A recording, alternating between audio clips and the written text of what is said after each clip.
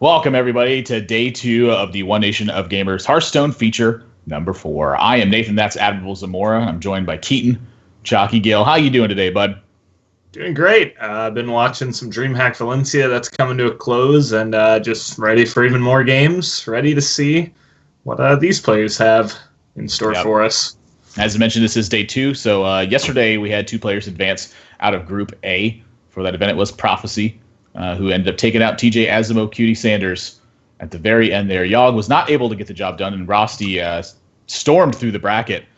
So there. But today, we're going to have day 2 playing off for their chance at that Sunday spot.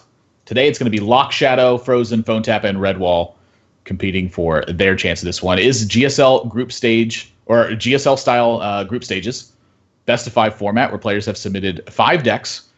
4 of them will be in play for this round, where it's a best of 5 with 1 ban. And on the third final day, it turns into a best of 7, where that 5th deck gets thrown into their lineup. We want to take a moment to thank the sponsors who make all of this possible. Geico, of course, being the title sponsor of this one. If you insure anything at all in your day-to-day life, there's a good chance Geico can save you a lot of money on it. And it doesn't take you a lot of time. You can head over to geico.onog.gg to get a quote there. And you can also sign up to win a CyberPower PC Gamer Extreme 1000. While you're there, you can also have your chance to compete at one of these feature events. There's still 2 opens left to take place in the ONOG circuit. There's been 10 opens that are going on total. We're heading into number 9 right now. These have a $1,000 prize pool. If you're a U.S. resident who is 18 or older, you're able to compete in those. Just an open sign-up. Go ahead and compete there. You can also earn Geico points by competing in those tournaments, too, and that can help you qualify for those features if you get enough points.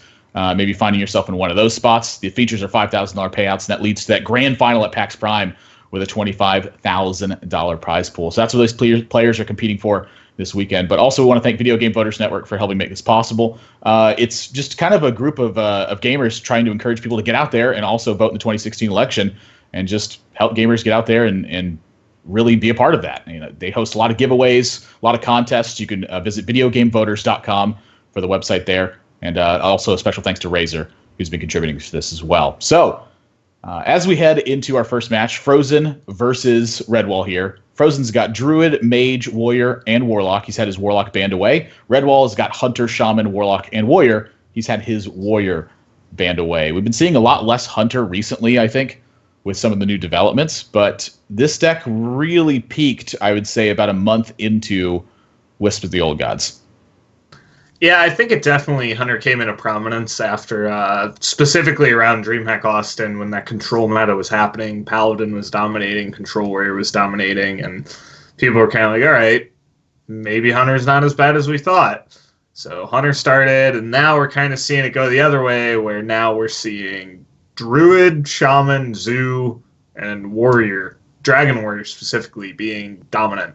And those decks tend to not be the greatest matchups for Hunter, so it's kind of swinging back where it's like, all right, maybe we overreacted, maybe Hunter's not that great. But in 5-deck format, I think we're seeing it a lot more than 4-deck, because it does kind of fit into that slot of the 5th deck. I'm interested to see Redwall bringing it in his main 4, though.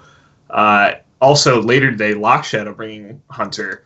So definitely seeing a little bit more variety today than yesterday. We saw more traditional decks yesterday, but everyone today kind of has a non-standard deck. We've got Frozen has Mage, Redwall has Hunter, Lock Shadow has Hunter, and Phone Tap has Mage. Other than that, you know, you're kind of back to the trifecta of Warlock, Warrior, Shaman, some Druid thrown in there, but that extra deck is really going to be a focal point in a Conquest series of how well-teched is it against the meta you expect to see. Can you get the win with it? You know, who knows? So I think the big story of this match might be the Mage versus the Hunter and which one's better suited in the lineups. Yeah, I'm in total agreement with that, too. I mean, it's a really interesting point to make for Conquest, because oftentimes the fault of a player's series is having a weak point in their lineup that deck doesn't perform in that particular series. And to me, that's kind of what makes the 4 and 5 deck formats for Conquest interesting.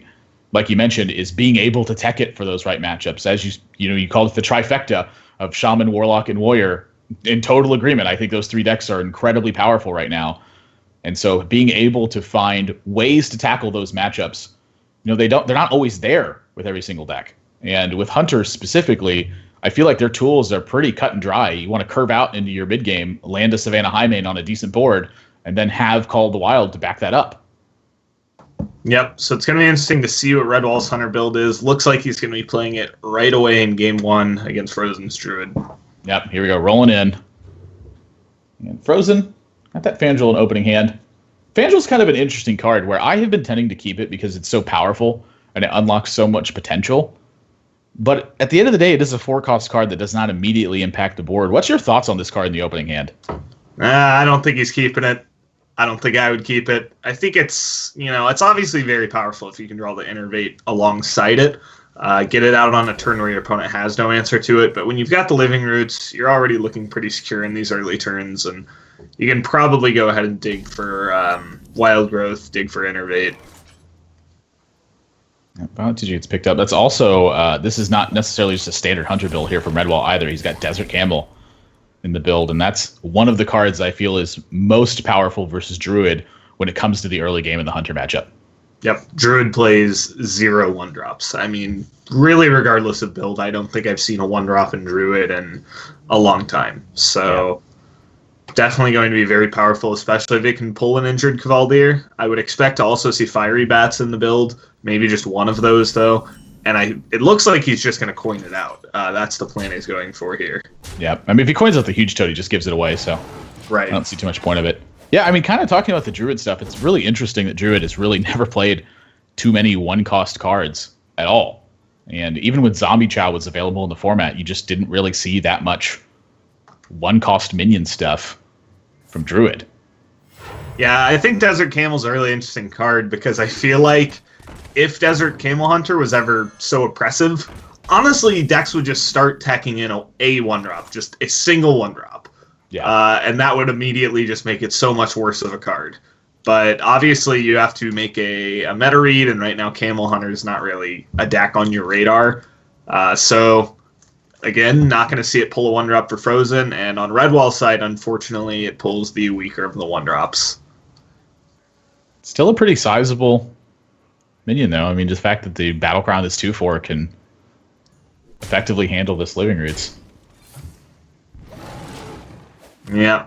Well, some of the time it doesn't, but pretty likely. And okay, it does get one of those pickups. The turn 3 is looking a little bit weak for Redwall at this point. I mean, this is kind of the downside of having this Huge Toad in your hand with the coin, is that his turns just got a little bit ugly to start. So Huge Toad and then trade off the Camel. Yeah, I mean, as long as he doesn't brick absolutely, I think he's in a fine position. He's got a curve going forward. He's got removal options. I mean, if he can ever land a deadly shot onto an Ancient War, that's obviously almost game-ending. Yeah. And looking at how the turns are going to pan out, I feel like that's something that could happen. I'd expect to see probably Kill Command this turn, and then Deadly Shot could just kind of seal the game. Does King Zealot ever entice you to Quick Shot here instead sometimes? Yeah, I definitely think it does. That's certainly an option. It's a little more mana efficient, but what I'm looking at here is the odds you have to use a 3-mana spell next turn, and then you want a 2-mana card to pair with that.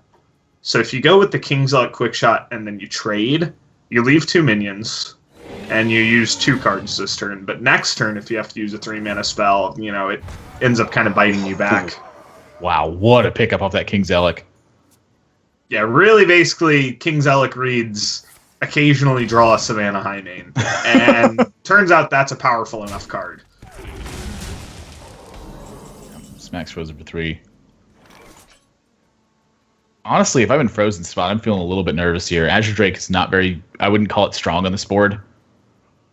Yeah, so from Frozen's point of view, ignoring any possibility of a deadly shot, there's one guarantee he knows, and that's a Savannah Highmane is there on 6. So it's really up to him how he wants to navigate the game to somehow beat that. And I think with the Nourish ramp, he's looking at it and saying, okay, I'm going to stick an Ancient War next turn maybe, and I'm probably going to have to win off Yogg. Yeah, that's... Do you want to finish that thought? It's not a great plan, but knowing your opponent has such a power play on 6, not to mention it's a free card, he doesn't even have, like, he drew the Savannah High main in addition to playing the 3-2. So you're already behind on cards, you're behind on board, you're always behind on life against Hunter. And it's a deck that players will tell you, if Hunter reaches turn 8, chances are you probably lost. So Frozen's playing from behind here, and how he chooses to kind of go about that is he has to be very optimistic. So I wouldn't be surprised to see him slam Ancient War and just think, well, hopefully it sticks.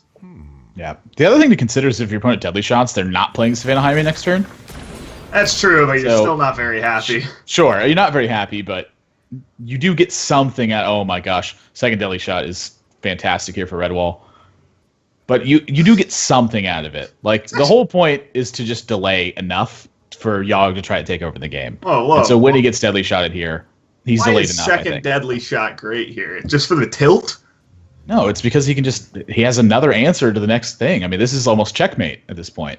Yeah, I mean, it basically is checkmate, but I think that was one of the worst draws in his deck, considering he already had the one. Usually there's only one Ancient War in this build of Druid. But, yeah, I mean, this is, like you said, essentially checkmate. Your opponent's at 12. It's got to be integrate Yogg. Like, how ridiculous is that? I don't even know how many spells he's played, but it can't be many. No, it's really not. So, first game of the day. And first Yogg of the day. How are you feeling about this Yogg here? It's true One Nation of Gamers fashion. It's just the theme of the weekend is Yogg-Saron. Here's the deal, though. This Yogg-Saron is going to set the pace for Frozen right here. If this is a good Yogg-Saron, he's going to good Yogg-Saron the rest of the day. If it's a bad Yogg-Saron, he's going to follow in TJ's footsteps down that dark and not so delightful path. Well, not a bad one to start with. Oh, jeez. Okay. Yogg, slow down, bud. Well, what was that, like a 4 spell Yogg? That's about as good as he could have really hoped for, besides the 7/5 sticking. Yep. And I still feel like it's not even close to good enough. It's not quite lethal here from Redwall, but I'd honestly just probably set him to 2. And it seems good. I mean, you have a kill command in hand. You have the hero power next turn. I mean, Frozen has to heal up, contest the board, and get something down to really do anything this game. I mean, you've already seen the Yogg at this point. Yeah, I think there might be merit to his hero power, because you still have the lethal set up. He still needs to Feral Rage. But you're getting the damage while you can now with the hero power, just in case he somehow finds a way to Feral Rage and stay alive. So if you're gonna do that, though, I might have even just preferred the Savannah. I think you still set up the lethal. Yeah, I think that Redwall almost could have just closed his eyes and clicked buttons and probably won this one. He just got into such a big bleed. Yeah. And then kind of going back to it, this is a big win. This is... I'm not sure you could say it's his weakest deck, looking at the context of the lineups, but you know, the fact that there could be a Freeze Mage there for Frozen means it might be a little better than we expect, but Hunter is traditionally not in those top 3 classes that both players are bringing. Yeah. So locking up a win with it here is a big deal. I can totally agree with that. Redwall, so an easy game number 1, alongside that Desert Camel, which didn't do too shabby. Helped him generate some board position. Utilize the quick shot in his hand, save those kill commands for the rainy day. Honestly, I would tend to say that prior to the addition of the Deadly Shots into Hunter, that Druid was pretty favorite in that matchup. And since Deadly Shots have really found their way in, it's become almost... It feels horrible from the Druid side, where you're like, well, if this gets Deadly Shotted, I'm just not going to win. And that was a card that really was not in the metagame due to the Haunted Creeper Nerubian Egg format that we had seen before, where it was muster for battles and stuff that when it died, your opponent got another minion out of, like Piloted Shredder. Deadly Shotting a Piloted Shredder just wasn't that strong of an answer. But now there's almost nothing that sticks around. Yeah. Just kind of looking at the new kind of Vicious Syndicate data report where they have the average data on the matchups, it seems to be about a 50-50 matchup. But I think once you add in the double Deadly Shot against an Ancient War build, you add in Desert Camels against a deck that plays no 1-drops, like, I don't know if you can really do much more to make it an insane matchup, so I'd probably lean towards like 60-ish, maybe even higher for the Hunter side. Yeah. Shaman versus Warrior. It's going to be this game. Redwall's got a fantastic opening start, one of the ones you always want to see. Frozen, meanwhile, he's missing some of those key Warrior cards. And Alex draws his champion. If that's in his deck, it's not going to be a good draw here. He is playing Patron Warrior, so we're not going to see the dragon style of this game. And the hand continues to get better for Redwall. Well, I don't know if second Rockbiter was really the draw he was thinking of, but certainly seeing no Coin Fiery War Axe is a relief, and still, oh, well, there it is. A little bit late, but still a good draw. Yeah, I mean, I would say if he didn't pick up Fiery War Axe this turn, things are really dicey. This was certainly a great turn to draw it. Yeah, I mean, things would have been looking miserable if he didn't draw this Fiery War Axe. That is pretty much the card you want when you're playing Warrior. Eats the Tunnel Trog, set up for the trade on the Totem Golem next turn. See if Redwall can put a taunt in the way. It's a lot of damage from hand. Yeah, but you're against a class that is a little harder to burn out than most. Yep. So I would say this turn is like an okay turn to brick. You know, it's okay to just totem, but he's going to need to pick up a playable card next turn. That's the worst totem, too. Yep. Ravaging Gold Fiery War Axe Frozen takes the lead. And Redwall, again, 16 on a hand, but that armor up can pad that life total. Suddenly the hand became very bad. Well, I don't want to say very bad, because it's still scary, but he needed a minion here. He's a Doomhammer away from winning. Like, let's just throw that out there. But when you look at the Shaman list, this is 19 points of burn. A little more if you can roll a spell power in there, but it's not like it used to be with Crackle, where you could just burn out your opponent pretty reliably. That's really kind of off the menu now. This is all of the burn in his deck minus one Lightning Bolt. Yeah. This is, now the Bloodhoof Brave is down. Oh, yeah, now you show up, Tuskar Totemic. Thanks a lot, man. Yeah, and I mean, we look at Frozen's hand, and he has the exact perfect Patron wave on 5 with the coin. This is what I feel like every single time I'm playing against Patron. Is that this is what happens. Now, is Frozen ever thinking about Lightning Storms here? I mean, he's really seen almost nothing from Redwall so far except removal. Now, the Lava Burst is very telling, though. The Lightning Storm has found its way into the Aggro Shaman build, and a Kor'kron here essentially literally just signifies, I don't want to lose to Lightning Storm. So, you know, a little bit of respect shown there. We've even seen, you were just talking to me about it right before the broadcast, Deathlord, who went 9-0 in DreamHack Valencia Swiss, was running 2 copies of Lightning Storm and Aggro Shaman. So it's becoming a huge deal with Zoo and Shaman being so prevalent. So I like the respect a little bit, but it is just going to cost him, you know, 1 patron to this Tuskar Totemic, but I don't think that's a huge deal. Now, Whirlwind going to once again sweep out the totem here. Redwall.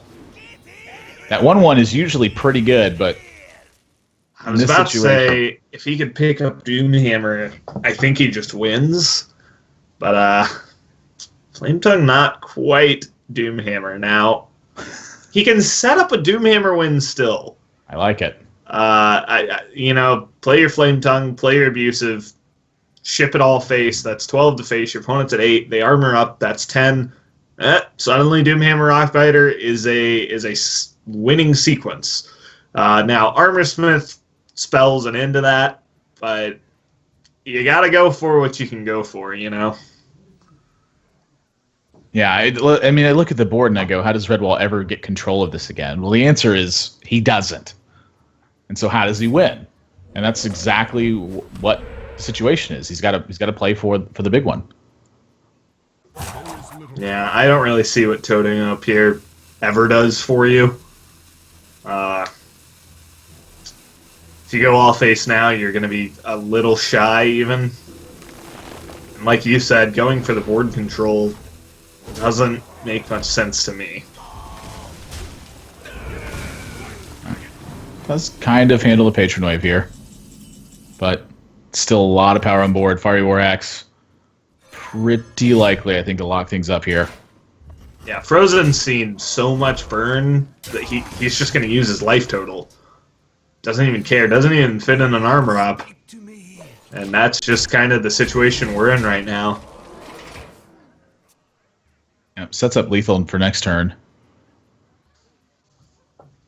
And Redwall would not have drawn the Doomhammer, so...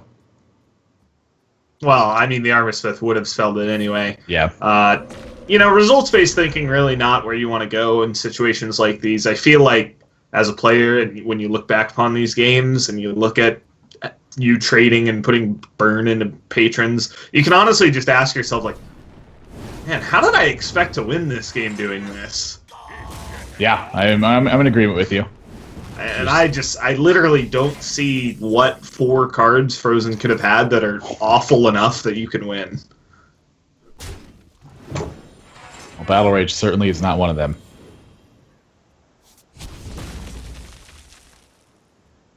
Just going for the right. It's like, why not? At 17, he is perfectly safe from all combinations in Redwall's deck. This is, once again, checkmate. Frozen is going to take a pretty decisive game number 2 here with his Patron Warrior. Kind of the one that we don't mention anymore when we talk about Warrior decks. Well, I think the more people forget about it, the better it becomes. If you kind of look at the matchup stats for Patron, it definitely has a better Zoo matchup than all the other Warrior builds. Just extra Whirlwinds in there and extra annoyance for Zoo if you ever stick a Patron. I mean, usually, even if they can remove them, that's them sinking Power Overwhelming, sinking Doom Guards right into your board, and then you just get to play the same style Tempo Warrior does from there. It's really not so different from Tempo Warrior. It's just got the Patrons in there, it's got 2 Whirlwinds in there, and it's got 2 Inner Rages. That's really the differences. So, definitely a really powerful build that's been kind of overlooked. It's got much better aggro matchups while not sporting the greatest matchups against control as the other Warrior builds. Yeah. That seems to be like a very common theme for Frozen 2, is playing the decks that everyone seems to be forgetting about. I don't really see him play a lot of super standard builds at the time. He's kind of going like back to decks that just, again, were very good and that people have forgotten about, so their decks just aren't teched for the matchup. Yeah, and I mean, even with this Yogg Druid build, he brought it to DreamHack Summer, and he was really one of the first people to kind of view it as more than just a joke deck, you know. Take it to a major land, and he almost won with it, got second place there, so. Living Roots, of course, a fantastic answer for those Flame Imps. I love having it, and I hate seeing it on either side of this board. Dark Peddler for no help. I'm taking the Reliquary Seeker here. Yeah, I think it's that or the Blood Imp. I think Tournament Attendee is obviously like the worst one here. It's just a matter of if you see your hand and your pan out as ever being able to make 6 minions. Reliquary Seeker doesn't play very well with Forbidden Ritual unless you have the coin. And he is going to disagree and go with the Tournament Attendee. So potentially it is the most powerful of the options, but it's also just the weakest board-wise. Trade Raven Idol for Innervate. Thank you very much. Yep. I'm curious if this is ramping or if he's... I mean, I'm imagining it's ramping. It's ramp, yeah. I mean, with this hand, you have to ramp every time. Can't rely on just top decking a play next turn. Yep. So suddenly the Councilman is a little challenged on this turn. I think Redwall was hoping to stick a Councilman before anything else. He's going to go with Teddy Direwolf trade. Instead, that does also make the 5-drop a little bit worse for Frozen, but I think he's fine seeing his board traded into over and over again at this stage. Yep, now it is important to mention the Tournament Attendee pick lets him clear this fan roll on board. So ended up kind of working out, I would say, with the ways the draws went. Yeah, I mean, I can't imagine him not clearing the Fandral. That's like one of the scariest things your opponent can do. Yep. Let's play the Fandral here. Nice little Sen'jin Shield Master there for Frozen. Wow, Power of the Wild is a nice pickup as well. I feel like Frozen's in a really good spot this game. It's not necessarily, all said and done quite yet. He's probably going to need to pick up more answers. But when you're at 30, 5 turns in, you've already ramped. You're sticking a big threat each turn, and the zoo is trading for you. You probably feel pretty good. Yeah, I'd definitely say so. I mean, this is a spot I look at it and I go, how does Redwall actually win this game? Azure Drake is always threatening the swipe. And so I'm feeling like that may even just have to be ignored. And if you Forbidden Ritual and trade, you don't actually cut swipe as an out. You kind of just become more vulnerable to it. Well, it looks like he's dumping his hand. I agree with you that this doesn't really play around swipe any more than just ritualing for 5, but my read on this is he's dumping his hand knowing that he's going to be Doomguarding pretty soon. So he wants, kind of the most he can get out of every card, but this does develop the same amount of power as just 5 Icky Tentacles, but it has better scaling due to the Darkshire Councilman's ability, so... Yeah, I mean, something that's important to note is that when your opponent does not have does not have swipe here, your Darkshire Councilmans can really clock your opponent very quickly after that. Yeah, and I mean, in the Dream World, they just end up having to hero power the 4/1 Councilman. That leaves you with the other Councilman, and get to just go wild. I get it. Wait, that wasn't a joke. Nah, it's a druid. It's going wild. It's the way you beat Druid. You go wild on the Druid, right? Pay attention, class. Oh, Teacher Wrath. So the Spy Teacher, I think, pretty likely to bite the dust here for this Defender of Argus. That's not a card I'm in the business of leaving around. Well, I think Possessed Villager might be enough to pass up this Defender of Argus. Pitching away an Argus feels bad because, it's a really good card. It's 4 or 5 of stats. I think you just play the Defender of Argus and play Doomguard next turn. I'm in favor of that, personally, but when you stare down at a turn where Doomguard is on curve, only discards 1, certainly tempting. I'm actually interested in how he's going to play this because I don't really feel like I have a read on the way that Redwall is playing just yet. He's kind of just playing normally. He's going to go taunt up the Icky Tentacles here.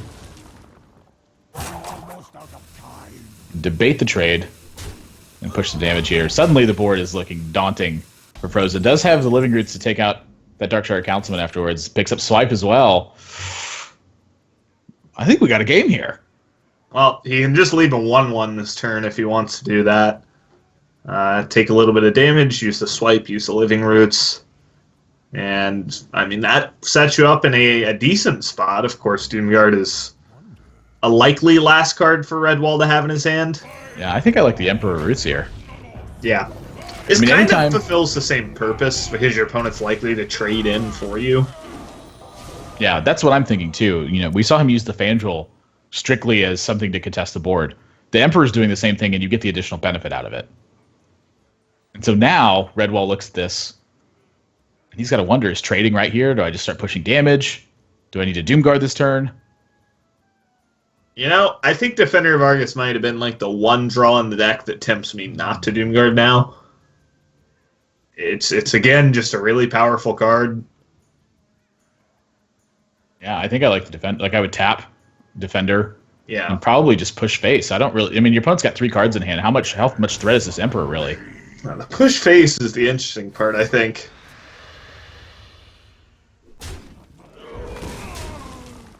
So he's gonna respect it. And I feel like his read on the situation is that there probably isn't a swipe. And even then, how powerful is it really? Oh, it's still pretty good. Yeah, of course. I mean... Turns out it's pretty good. Make a nice little panther here. I think I hold it. You gotta juice up Yogg. That's fair. I can get behind that. I think he's just trying to get rid of as many resources. Like, if your opponent uses an abusive buff on your 3-2, that means they don't have it for your 5-10 taunt. Yeah. So I think that's what he's trying to kind of feel out here, is get rid of the buffs. Yeah, I can definitely see the getting rid of buffs playing here too. I mean, if that Ancient War sticks, that's like the card that ends up beating Zoo right now. It's when they can't push through a 5-10 taunt very effectively. So no matter how Redwall cuts this, it's going to be a 50-50 at optimal damage. Yeah, I mean, he's just abusive the 1/1. He's going to hedge his bets most likely and just abusive the 1/1. I'd be pretty shocked if he chose not to abusive the 1/1. Wow. He does abusive the 1/1, just So not kind of in the way I thought. Yeah, so this is the safe but still maximize damage play. And, I mean, I'll eat my words. That's 2 Ancient Wars in Frozen's build. That is not something I've seen in his list before. Yeah. I know that personally he's a pretty big fan of this card. He kind of opened my eyes to it seasons ago when I spoke to him a little bit about Druid, and he just said if you ever back-to-back Ancient War the aggro decks and they don't handle them very effectively, they just die. Well, this is a pretty effective answer if he can hit a single juggle on it.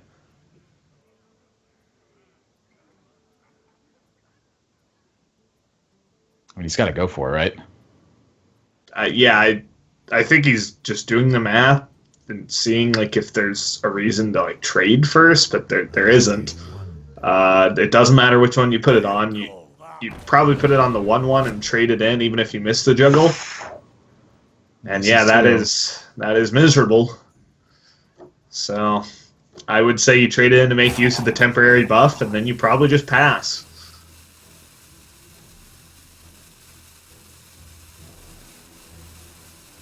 I'm curious if there's a reason to PO here. I don't think there is. Maybe if you like draw and tap and exactly have to use 8 mana next turn. I would agree with you though. There's not really a reason to PO. This is an interesting turn for Frozen. I think the Violet Teacher actually represents some pretty real merit here. Yeah, but you're leaving up a Knife Juggler with a bunch when you're spawning your 1/1s. I'm okay with any of these plays other than Wild Growth first. It's the only one I'm not okay with. I wonder if there's any merit to just Wild Growthing, but not using the excess mana. It saves you the 1 mana next turn, and you can still combo it with the Teacher. So what he's doing is he's just holding it all together, which spawns an extra 1/1. But I think I would have liked him to kind of utilize that 1 mana now. I'm not sure on average how relevant that ends up being, but We need something big. The second Ancient War is a problem. More juggles to face. Honestly, he just keeps going face. I mean, maybe he's got a way to win. Just pick up a Forbidden Ritual. Let's go. Ritual, yeah. Well, I think you PO the Dwarf here. Honestly, I think that's probably the win condition. PO the Dwarf, take out the 5/6. Hope to draw Forbidden Ritual. I really think that's probably his best bet. Wow. That is a sad state of the game. But I don't disagree with you. Looks like he doesn't either, unless he goes for the 5/9. Yeah, I think you isolate the 5/9. Yeah, your opponent showed you they didn't really have a way to kill your juggler last turn. Everyone just shakes his head. Oh, he's found the right position to be in from this board state. And I want to see if my excess mana play would have worked. So right now he'd be at 6 mana instead of 5. Of course, he'd have 1 less 1/1. Well, you get 5 minutes instead of 4 now. But it mattered. That's really funny. Oh, got him! Now that being said, all the options are pretty good here. I think Jockey with the sickest read. Back at it again. Nailed it for exactly excess mana into Raven Idol into Starfall. Jeez, what are you doing, Frozen? I'm ready to Yeah, man. Okay, now we'd have 3 mana instead of 2. learn. On 3 mana card. Dang it. Yogg is hiding behind the. Well, I tell little you bit what, of- that Forbidden Ritual needs to come in hot. And he's imping. That's still okay. That's still okay. Oh, And- no. Nope. No. Well, we do have 4 juggles. He's not dead yet, but he's gonna be.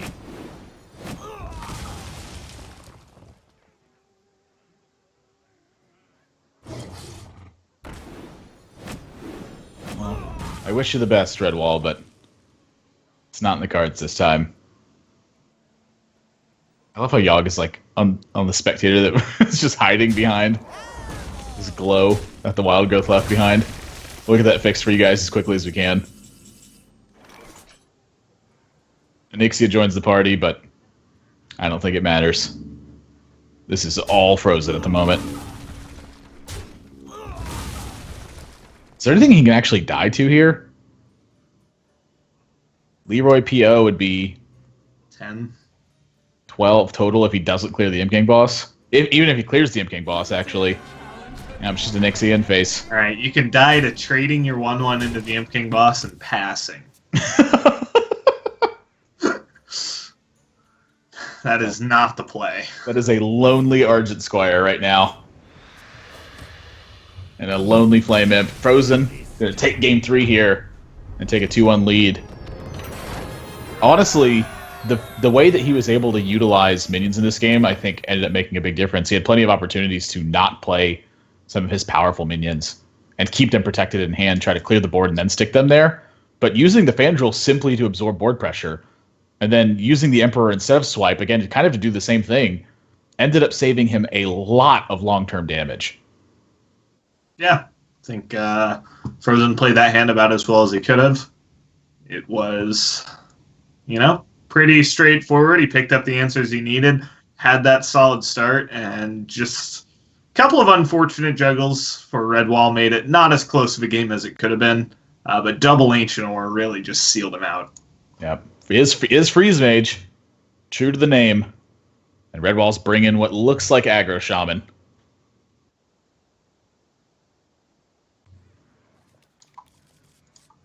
I'm curious to see how he ends up mulliganing this hand. I'm always kind of stuck on Shaman mulligans. Yeah, it's interesting. He doesn't necessarily know what mage it is yet. Not sure if he really knows what Frozen's been playing as of late, now that Tempo Mage is a real thing. The 7/7 is not bad against Freeze Mage, but it's not very good against Tempo Mage. So it's kind of a hedge there, I think. And also, even against Freeze Mage, you really are just kind of digging for Doomhammer, and he does pick it up pretty early. So now the interesting thing is kind of how you sequence the early turns with the coin, if you're really concerned about coining a Doomhammer out. The light protects me. Yeah, I'm kind of interested in that as well. I think I would tend to save the coin here as well. Mm-hmm. It's going to prompt immediately a Doomsayer, it looks like. At least that's what Frozen's hovering, but I think he realizes that, okay, I don't have a Frost Nova. I'm not going to rely on drawing one. If I pass, my opponent can easily just coin out some extra power, and then just a simple buff like Abusive Sergeant will let him kill a Doomsayer. So even though this isn't a very powerful Doomsayer, it's kind of just taking whatever you can get. Yeah, the reason I like the Doomsayer here, like kind of seeing it from the Shaman's perspective, I'm not really unhappy that they do this, but it does delay me a lot. And when they give me an opportunity to play another minion, and then have an opportunity to possibly kill Doomsayer, I always feel like I'm in a better spot than I am when I choose to just strictly go for, or when my opponent strictly goes for the Doomsayer outright.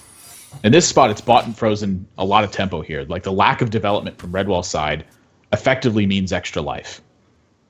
And so all he needs is time to find his big combo damage. So I think the Doomsayer on the Argent Squire is just a fantastic answer.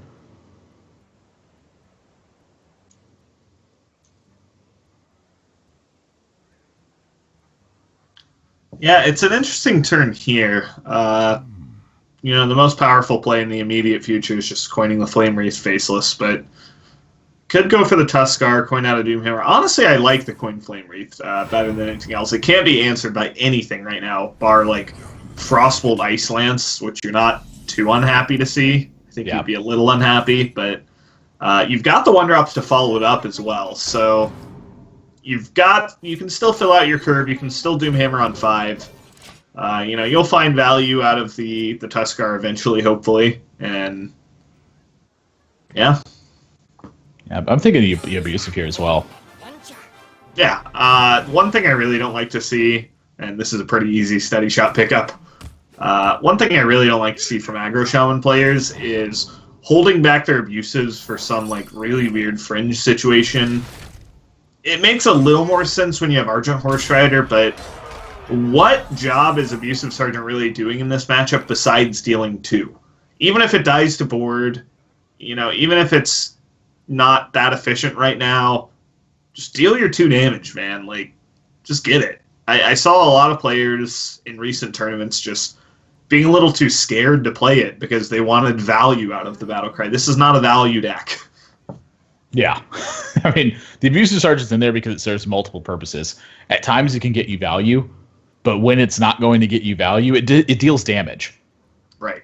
It's a 2 mana, or it's a 1 mana 2 damage charge, essentially, if you stick anything. And that is extremely efficient. The only card that really rivaled that in the past was Leopardome before the nerf. And with that being gone, Abusive Sergeant kind of is the king of efficient damage. And I remember back in the day when we played Arcane Shots in the Face Hunter builds. And you and I were practicing one day, and I just started laughing. I went, what? And I went, I don't think I'm going to have time to do this later. And I just Arcane Shot you on turn 1. Yeah, I think that is my dream of where Hearthstone goes in the future. When it's just correct to use your mana as efficiently as possible to smork people. So that was a long roped out decision from Frozen. He ends up just freezing, getting a little bit of damage. I think this signals to Red Wall, but Frozen has some board clears, and that's obviously going to start with Blizzard.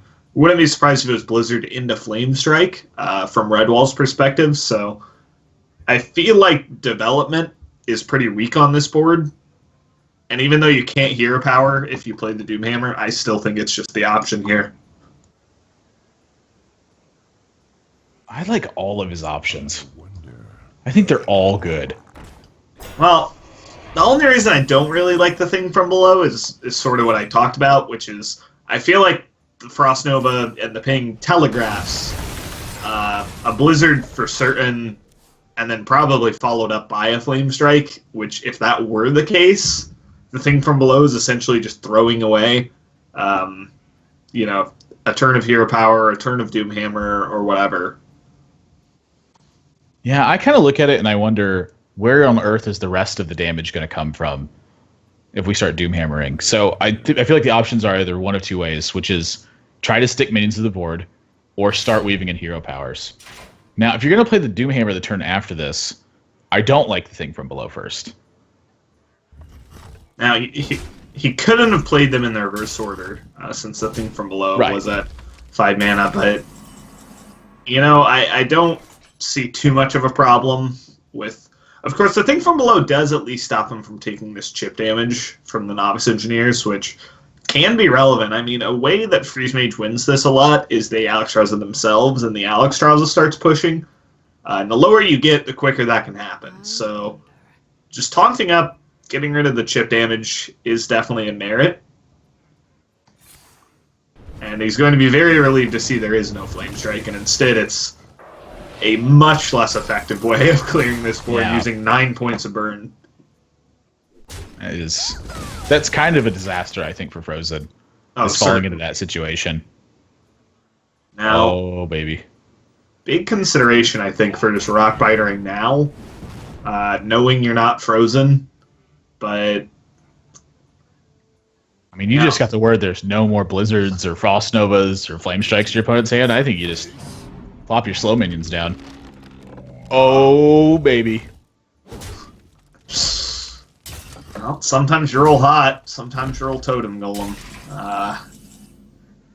It's going to be 17 points of damage out of Redwall next turn from hand with the Doomhammer and the hero power. So if any minion can attack, and there's no secret, it's game, of course. Wait, Frozen just drew a Yogg-Saron. That is a card in his hand. In Freeze Mage.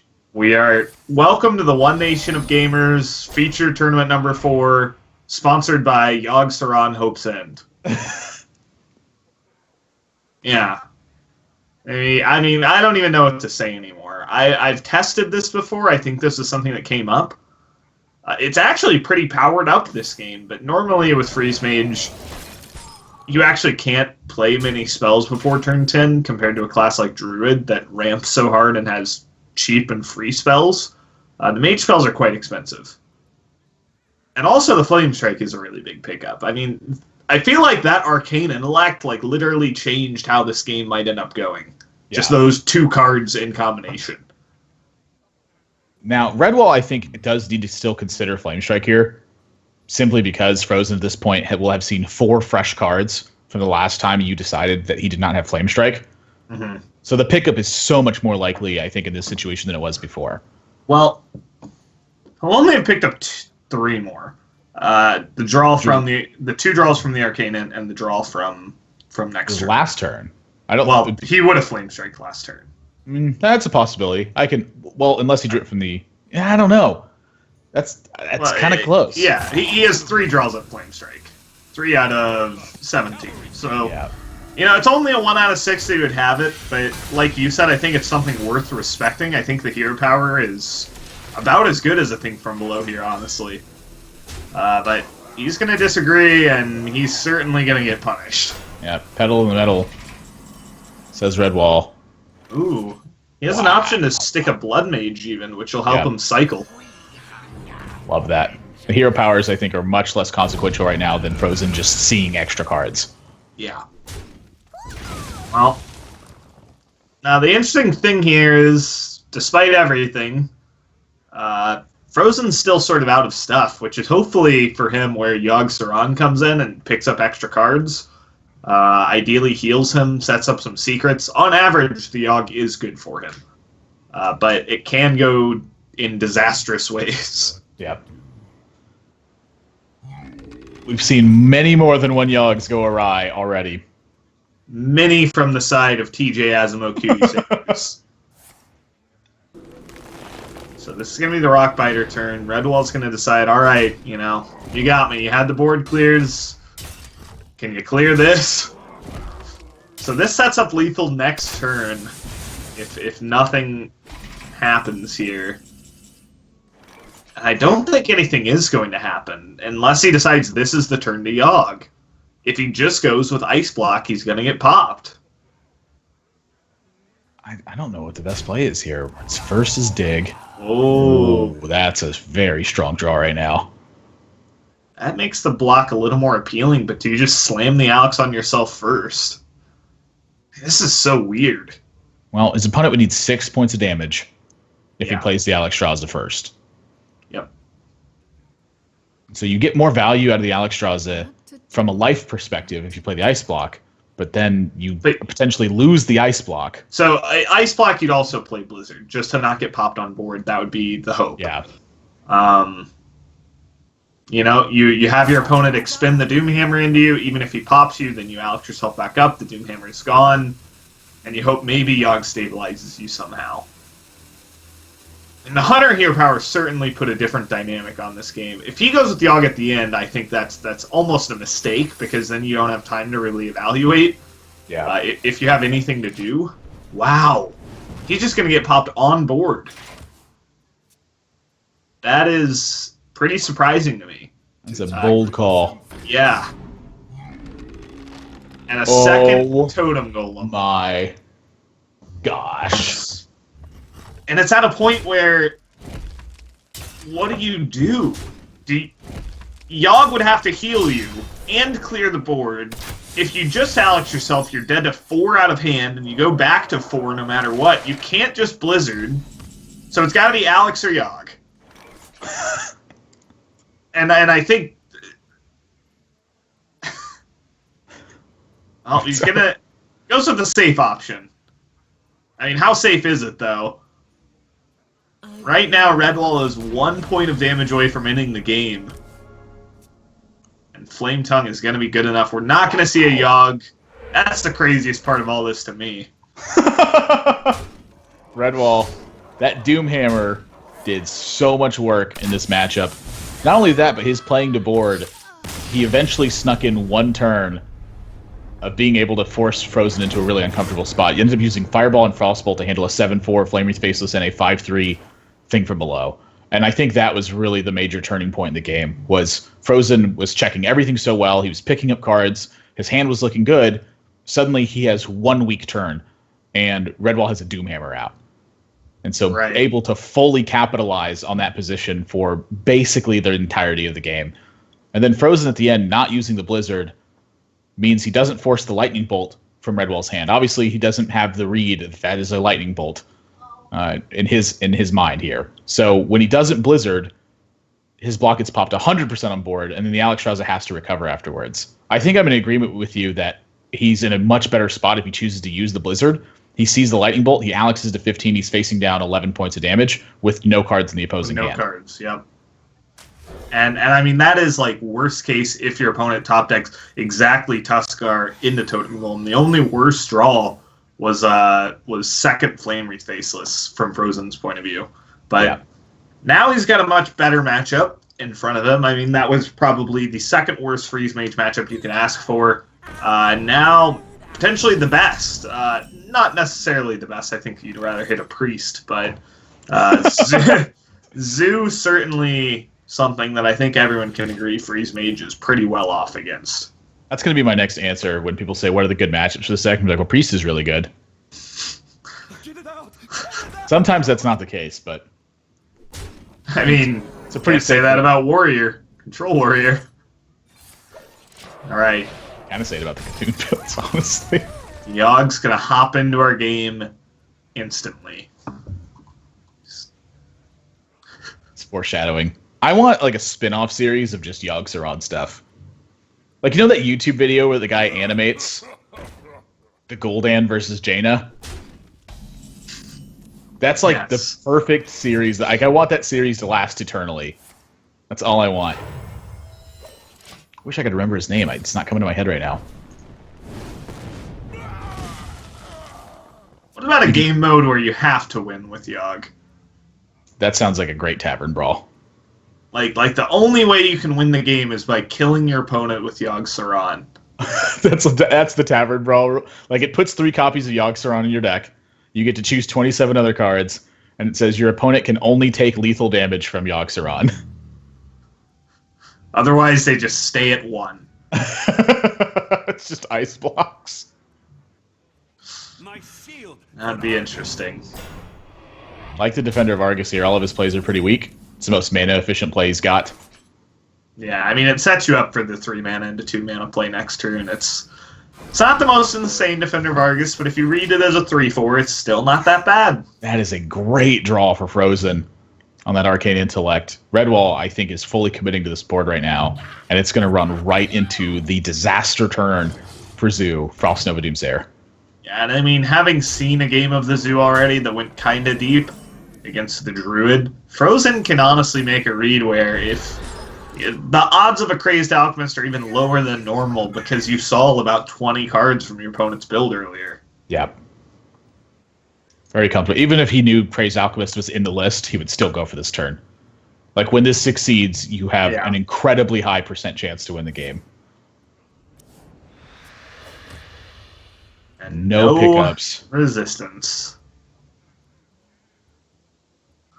Yeah, I mean, it's not quite game over, but it's pretty close. Yeah, I mean, we were looking at Loot Hoarder, Novice Engineer, ping off the 1/1 for Frozen on next turn, and he's got Ice Block and Arcane Intellect. Fireball to handle a potential big threat. I mean, how often does Freeze Mage take initiative? It's pretty darn rare. When they draw Doomsayer Frostnova, I suppose. And it goes off. Do you draw this combo a lot? I mean, I think after testing certain matchups and decks, you know, if you ever find yourself having to draw 2 specific cards to win a matchup, no, you are not favored in that matchup. It's going to go for Emperor Thorazon here. I don't know if I like the Emperor as much. It does die to Power Overwhelming. That's the second Dark Iron Dwarf for Redwall, too. That's really interesting. This is a heavier zoo build. We're talking Doom Guards, 2 Defender Vargas, 2 Dark Iron Dwarf, and 2 Darkshire Councilmen. Yeah, I mean, I would venture to say probably no Sea Giant in this build, if that's the case.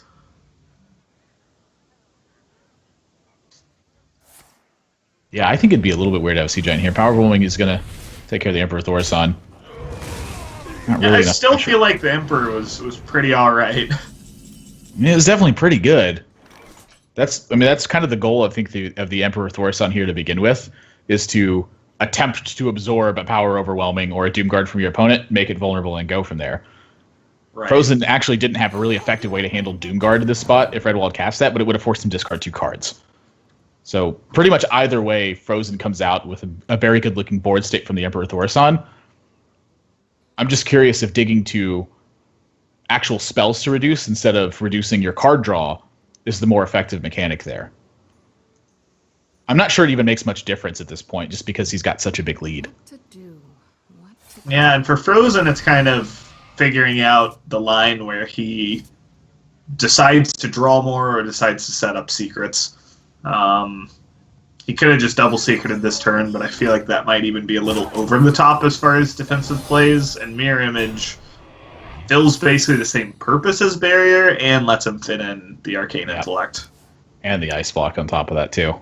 Yeah, and I mean, that's pretty much going to seal it up. He draws the board clears he needs. It's almost a matter of just Frozen drawing into the burn spells to win. Or just Yogg-Saron. Yogg-Saron is like the only way you lose, I think. Yeah, no, I agree with you. Like, everything has gone Frozen's way this game. Just jams it on 9. This is kind of the reason that you play Freeze Mage in a tournament mode, or even on ladder for that matter, is to run into the zoo matchups and just devastate them. Yeah, This is gonna get ugly. For Argus. If he had nailed both juggles, he might have had a way to push and damage this game. Archmage and Yogg-Saron. Yep, you gotta start wondering what's being cut. I mean, We someone's haven't got seen Ice Torch. Barrier and Mirror Image, so could be Torch, could be Pyro not in the deck. I think if you're running Yogg and Archmage, you have no room for Pyro. Yeah, it's just too mana wise, just too clunky at that point. But it'll be interesting. I would imagine we'll probably see more of this Freeze Mage build later in the winners match, because it looks like this one is all but sealed up for Frozen. Yeah, but I don't see a way that Redwall climbs out of this. I mean, we're talking Eater Secrets off the top isn't going to be enough right now. Like, being able to defeat the Ice Block without having to deal him lethal damage is not enough right now. Yeah, Frozen's got a wealth of options to just freeze the board over and over. I'd expect to just see, like, Ice Barrier, Blizzard, Archmage, Frostnova next turn. Just, how do you ever just even get close to getting popped? Your opponent just can't touch you. This is why we need TJ here. TJ with a Snap Yogg. He's got to have a good one eventually, right? TJ just staring down at, like, the best Freeze Mage hand in the game. He just throws up the prayer hands anyway and yogs. That's the Hearthstone I want to see. That is not the Hearthstone I want to see. I think it'd be hilarious. You're the one who suggested the Tavern Brawl mode. Hey. Well, Shifter Xeris is... Wait, whoa! No, don't wait, whoa. There's no single card... You even said yourself, gosh. Eater of Secrets doesn't do anything. What if he gets his own Yogg? Oh.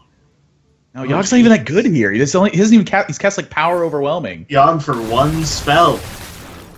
Wow. I didn't think of that one. That's admirable. Shadow steps the Yogg, draws more spells in a row. He just casts Yogg, and all it does is go Shadow Nefarian. Step. You gotta go with Nefarian, right? No, you don't have to. Dude, you can pick up Pyroblast and Fireball. And then what? Wait, Fairy into Kabbalist Tome. You Kabbalist Tome into Ice Block and Kabbalist Tome, and go Infinite. I wonder. Oh, I That's like the that. win condition. That's the I win like that. Yeah, you're winning on fatigue. That's Admirable has found a win condition for Redwall in this match. I told you to hold on to the Shifter's Arrows. Is he going to spot it? You said it to me one time. You could, in a game where stuff morphs into random things, players almost always have a chance. Like, it's often like minuscule. Go Infinite. Well, there it is. Pick up the tome, please. No! Not Arcade Nefarian! And then he just died. I don't think Nefarian understands this matchup. Yeah, well, he gets a little punished by, dying immediately after. Come on, Nefarian. Oh well, Dream is dead. Redwall went for his out, though. I respect him going for it. Do you think he knew the out? Yes, I do. You think he thought about it and came to the same conclusion? I don't know if he was necessarily thinking Kabbalist Tome for Infinite, but he's like, maybe if I get an Ice Block here, I can do something. Maybe. Sure. Either way, then I think the Nefarian is the play that turn. Again, an illustration of why the Freeze Mage is powerful in that particular matchup. One of the reasons you play it is for the Zoo matchup. Frozen going to move on to the advance in the winners bracket, 3-2 here. Redwall's not out of it just yet. Drops down to the losers bracket, so still have a chance for him, but he's got to win out from this point. Warlock ban from Redwall. Do you think this was the right call in hindsight for him? I think it's definitely how he's built his lineup. I mean, looking at Camel Hunters, Zoo is certainly a weakness. The Camels might as well, just not be in your deck. You're probably never even going to be able to play them. Looking at his other classes, I mean, Aggro Shaman doesn't have the greatest Zoo matchup. I feel like he came in with a strategy of banning Zoo in the first place. Maybe Frozen's lineup wasn't the greatest for him to face. He started off great, but then it kind of just... Series got to a point where he did have to win Zoo against Freeze Mage. If they face again, I feel like maybe that doesn't end up being the case every time, but it's definitely a circumstance where he came in hoping to ban Zoo. I mean, you saw a Zoo build with no Sea Giants, you saw Aggro Shaman, and you saw Camel Hunter. These decks all are just awful against Zoo. Yeah. So that was, I would say, rather than a match decision, that was a deck building decision. Yep. And now he has to stick to that, whether it's going to work out or not. I feel like it was still overall the strongest ban for him. Matchups didn't really go his way past, game one. And yeah, that was just Frozen with powerful decks, powerful draws, and sequencing him out. Yep. 4 more matches left up today.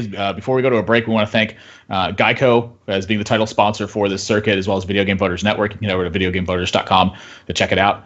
If you want to get a free Geico quote or enter to win a Cyberpower Gamer Extreme 1000, you can head over to geico.onog.gg and sign up there, as well as sign up for the next opens that are taking place. We have 2 more left in the circuit so far. I believe July 29th is open number 9. So if you're a U.S. resident and you're 18 or older, you can sign up for that one there. It is a $1,000 prize pool for the open event, which can lead into the $5,000 future events like the one we're hosting here, which can lead you into that PAX Prime final for $25,000 and for Razor for hopping on board as well. We're going to go to a quick break, and when we come back, our second match of the day is coming up. Don't go anywhere, guys. 4 more matches of Hearthstone right after this.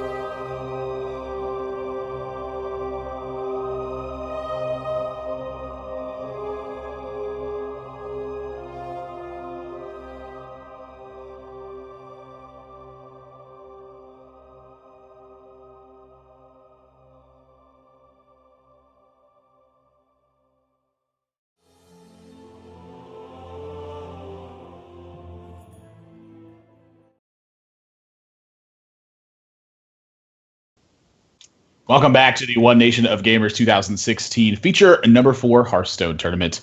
I am Nathan, that's Admiral Zamora, joined by Keaton, Chonky Gill. We just saw Frozen take down his first series 3-2 with that handy-dandy Freeze Mage. And now we're moving on to Lock Shadow versus Phone Tap. Lock Shadow, one of the invites for this event, and Phone Tap won the last open event that took place to earn his invite here. And it looks like Lock Shadow's bringing Hunter, Rogue, Warlock, and Warrior. He's had his Warrior banned away.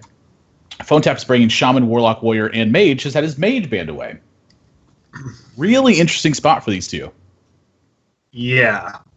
I think it's pretty bold to come into a Conquest tournament right now and not only be playing one, but two of the kind of non-meta classes. He's got Hunter and Rogue in there. So it's going to be interesting to see if he has any like specific kind of deck or strategy he's trying to target. That tends to be a kind of thing in Conquest where if you can lock out one of your opponent's decks, they just can't win the series, really. So maybe seeing from like Frozen's lineup, he did really well against Zoo. We'll have to see if there's any similar thing Lock Shadow's going for, but it's going to be interesting seeing how those two classes can perform, whereas Phone Tap kind of has the big three. He's got Shaman, Warlock, and Warrior, and he has Mage, which got banned out. Pretty surprising, honestly. Yeah, I wonder what that says about Lock Shadow's decks here. I mean, to me, that spells out Zoo and Miracle Rogue, which, again, Freeze Mage just performing so well versus those two classes in particular. I look at this and wonder, is this really where the ban was, just because that matchup is so bad for you? That's because, honestly, I feel like all of them could be potentially bad for you. I mean, the Hunter, I think, can match it pretty well versus the Warrior builds, but the Rogue... Yeah. I'm not so sure about the Rogue here. The Rogue looks like it's in a really rough spot. Well, I also wonder, I really hate to have a Mage ban because there are two different archetypes, and if you respect Freeze Mage, there's always a chance your opponent's just Tempo Mage, and you really threw away a huge opportunity. Tempo Mage did not do very well yesterday, just flat out. We saw TJ bring it, and I think he was the only one to bring it. Rossi opted for Freeze Mage, which on the flip side did do pretty well. So I would expect Phone Tap to have Freeze Mage, and maybe Lock Shadow was able to do research. I haven't really taken a look at what these players prefer to bring, but banning Mage, certainly when you're in this unknown situation, you run into a risk that you're just banning out one of your good matchups in the first place. Yeah, I think it's, like you said, I think it's a bold call to bring two of the non-meta classes. With Hunter being so reliant on curving out, I feel like a lot of times the decision to bring this deck is a lot about, can I really get an edge over my opponent as far as tech choices are concerned? Do I need to just try to curve out and kill my opponent? Like, that's where the Hunter really sits to me. You know, outside of Desert Camel, it's not really too many techs you can add into the build. And Rogue is, I always feel like it's personal preference. The people who like Rogue will bring Rogue kind of regardless of the state of the metagame. They'll just continue to play it over and over again. And we saw that strategy kind of be effective yesterday with Prophecy. He did go 2-0 with his Rogue build, but granted, he got two Druid matchups when that happened as well. And so I think if your opponents are liable to bring a lot of Druid, that the Rogue makes a little bit more sense. But with Hunter in the build, I mean, again, I really hate to call this out, but I feel like that's a really weak spot. I mean, you were foregoing one of the most powerful decks in the game right now with Shaman. It is not really debatable that Shaman is incredibly powerful. Yeah, I mean, to put it very bluntly, if you show me the 4 deck lineups, you don't mention player names at all, you don't mention skill level at all, you show me these 4 class lineups, I rate Lock Shadows as the weakest, just flat out. So it's interesting. I want to see, what his idea was. Maybe these are just decks he's more comfortable on. But he's going to lead out with Zoo, so we're going to start with a little more of the familiar side of things before delving into whether or not he can get the wins with Rogue and Hunter. Yep. Phone Tap bringing Shaman here. This is not really the matchup he wants to see, of course. Yeah, I got to wonder, with the way players are teching Shaman more and more with the Lightning Storms sometimes, I mean, does the matchup become positive then? As crazy as it sounds, I mean, I think more and more we've seen people shift towards this opinion that, yeah, Zoo's favored, but how favored is it really? Quoting from old matchup percentages where people thought it was vastly favored, to now you're kind of just looking at it like, it might not be pretty when Shaman wins. It might be an ugly top deck at the end of the game, but a win is a win. And if Shaman's winning close to 50% of these matchups, it's probably not that bad. Yeah, I mean, that's really an interesting point you bring up. Now, Lock Shadow does pick up a Mortal Coil and an Acidic Swamp Ooze right off the bat, too. Mm-hmm. So his build is even weaker to Freeze Mage than it was before. Well, The Zoo deck. at that point, you kind of get into semantics of sure, what? Wait a minute. Hold up. Was this just like an insane opening with Reno? Where he kind of drew everything? I think so. Yeah, I think like the first like 5 cards we saw were all Zoo cards. And now we're looking at it and thinking, yeah, this is probably Reno. And I think Reno is probably where I would have put Lock Shadow on pre-tournament, like if I had to guess. The things I know about him in recent history, he's really like Control Warrior in the past. That was kind of his go-to deck, and he played some weird stuff in it. He had like a very highly rated guide for like Reno Control Warrior at one point. Recently, he played like hybrid N'Zoth Paladin with huge toads and loot hoarders and a bunch of mid-range stuff. He likes to play some outside of the park stuff. So seeing a Reno lock build from him, I would tend to think, there's not too many places you can go with Reno lock. It's usually either the Death Rattle package or the Leroy package. But who really knows with Lock Shadow? This guy, I think, is a big question mark when it comes to how his decks are going to be built in the first place. Yeah, that's a really good point you bring up. Sort of the X factor. Yeah, so when you look at the lineup and you think, yeah, this probably isn't the strongest lineup, you can think that, but at the same time, you come into these tournaments prepared to beat up on Zoo, Shaman, Dragon Warrior, Druid. And when you run into someone playing none of those, is that a good thing or is it a bad thing? Sure, they might be weaker on paper, but are your decks good against them? Yeah, but I think the Shadow Flame does 100% confirm the Reno here. Oh, yeah. It's a really interesting turn from Phone Tap. Chose to go with Abusive Sergeant over the Totem Golem here. This allows him to coin the Flame Wreath Faceless on the following turn and maybe buff the Tunnel Trog, but he gets massively punished by that Flame Juggler. And I'm curious if Phone Tap knows anything about this list just yet. He's going to go ahead and coin the Flame Wreath Faces anyway, which I totally agree with. This allows him to play the Flame Juggler on turn 2 and then roll into Doomhammer. But I don't think he knows that this is a Reno deck yet. I mean, looking at the cards that have been drawn, Flame Juggler, Defender of Argus, like, this is pretty much confirming my exact thoughts. Lock Shadow runs unorthodox builds of everything.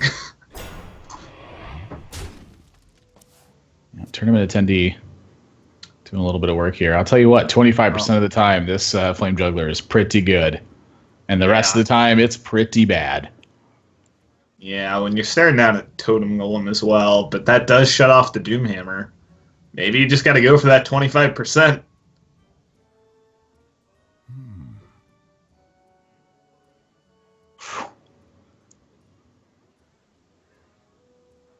It's a bold call.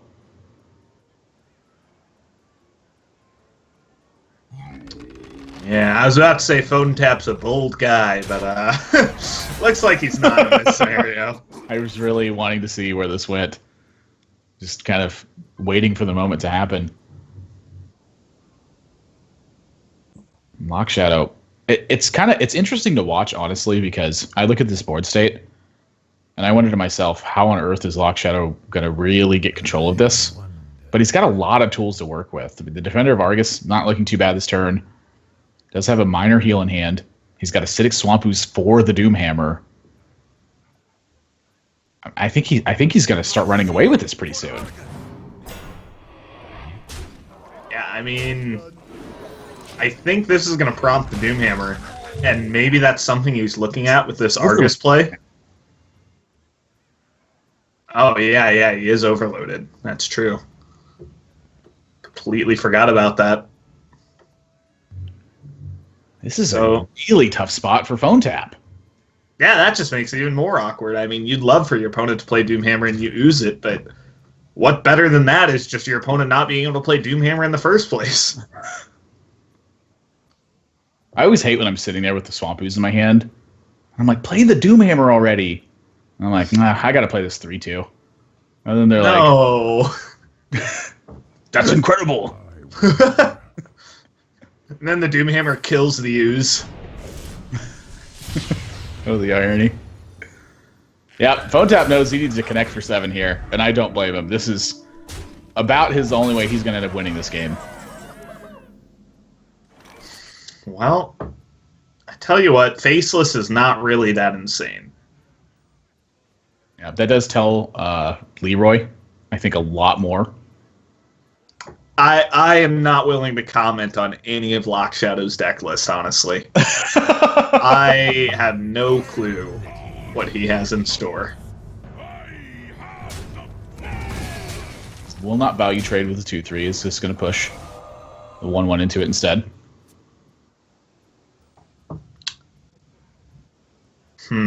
Well, for phone tap, I don't think board control is really attainable for him ever in this game again. And honestly, this turn was a huge, like, red flag to him because, like you said, before this turn, this looked like the zoo.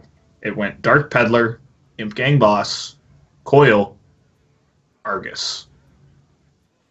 And Emperor Thorson is not a zoo card. You got to reduce those power overwhelmings and those sea giants. Like, that was a weird turn from phone tap's perspective. Yep.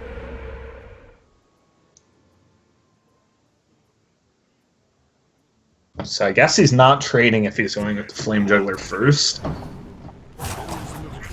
Ooh. A little bit of a nice hit there. Connects for 7. Well, this looks like a pretty good Hellfire to me. Honestly, it's not even that bad of a Shadow Flame either. Like, he can play Refreshment Vendor and then Shadow Flame the Refreshment Vendor away, trading the Defender of Argus, connect for 5, Yeah. and still have the Emperor around. It's a matter of which card he'd like to hold back, Hellfire or Shadow Flame, and if he values that 3 life in the immediate future. Yeah, I'm seeing the 3 life as being relevant here because I think from this stage, one of the only ways you lose is to a big Doomhammer turn. Yeah, but you go to 17, like, you end up still net gaining health, you develop threats. The other thing is you just stick a 3-5. Yeah, that's true too. That's kind of a big deal, I think. There's more discounts available. Faceless Manipulator would be a lot better if it was 3 mana, I'll tell you what. I don't think phone tap's got a way to win this. I think he has to. Well, I think it starts with Doomhammer, and that's just going to meet the 0 mana Acidic Swamp Ooze. Do you think there's a chance he Flame Wreaths instead? Like, Flame Wreath Totem isn't bad. If you roll a Taunt Totem here, I mean, you're playing against Reno and they have 3 cards in hand. If that Flame Wreath connects, you are in a much better spot. okay. Here's what you can do: is you can roll that totem first. I think I like your play if you get the Taunt Totem. If you miss that Taunt Totem, I'm Doomhammering every time. Yeah, but I think I agree with that too. look, if you hit the Taunt Totem and stick a Flame Wreath, there's a chance you win with the Doomhammer top deck, which makes me like that play more because, you know, there are. Well, he hits the Taunt Totem and still goes for the Doomhammer, but don't. He's fearing the Emperor at this point, but again, Lock Shadow's gotten enough value off the Emperor. 2 Argus. Whoa. That is really... I told you, dude. Weird stuff in this guy's list. Like, so I guess he's just gonna taunt up, tank up. Just make a couple Druid of the Claws. That seems fine to me. We're just transitioning into a Druid deck. Jeez. Well, now you wonder if Reno's even in here. Well, I don't think it is. Again, I refuse to make any comments. I'm going to be wrong every time I talk about what is in Lock Shadow's decks. I'm gonna take a page out of Chalky's book here and start assuming the same. That's the second Imp Gang. Now I'd say you can pretty likely guess there's no Reno. I don't know if I like the tap there. Yeah, I mean, Like, suddenly... at this point, the only time he dies. Lava versus Volt. Yeah, it's the only way you die now. Yeah, when do you ever lose this game if you don't tap?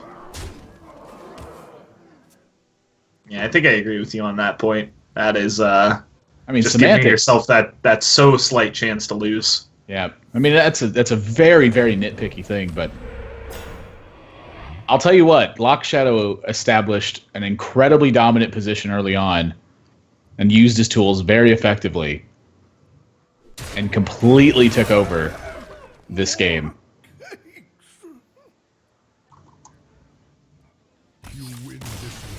Yeah, phone tap, checkmated, scoops it up. Lock Shadow putting a win on the board. With like, mid-range Warlock. I was going to say mid-range Warlock. You know, it's funny because I don't think that I think mid-range strategies are sort of like the really untapped potential of a lot of decks right now.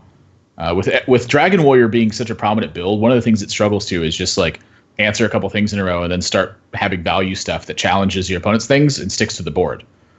And a lot of the ways you beat the aggro decks is kind of in the same vein. You pick off a couple of early game things and then start scaling into bigger threats. Yeah, I'm wondering. Mid-range is just sort of a dying breed, and that again kind of makes it strong. The fact that no one's really respecting it. If you look at every deck in the meta, you got Zoo, you've got Aggro Shaman, both very aggressive strategies. Druid's a token-based strategy. Warrior is usually, I mean, Dragon Warrior is the closest you really get to a true mid-range deck, and the other Warrior builds are usually pretty controlling. So, you know, just sticking mid-sized threats and taunting them up in the mid game, like Lock Shadow did that game, ended up being pretty powerful. It was really powerful. Gosh, I've never seen Refreshment Vendor do so much work. Who knew a guy that sold funnel cakes could brawl like that? Don't mess with those guys in the stadiums that are walking around with peanuts. Hey man, have you seen the funnel cake fan theories on Reddit? Oh, all too many of them. The same people that think that Seal's Kiss from a Rose is about something other than a woman he loves. Well, so far out of Lock Shadow's Hunter, we haven't seen anything too crazy. These are all viable Hunter cards that I have seen in Hunter decks before. Maybe it's just a regular Hunter deck. See, that's where he throws you for the loop. He's got like one wacky and crazy deck that everyone knows that he's known for. And he's like, yeah, I'll just play some standard builds afterwards. This is where the tracking shows like Nefarian, Finley, Justicar. If tracking showed Nefarian, Finley, Justicar, I think I'd just quit. I think the odds of that are low enough that I would be okay just quitting if that happened. All right. It's out there in the world. Like this specific tracking. Yeah, this specific one. Next turn he just rips Nefarian, and I'm like, whew, dodged a bullet.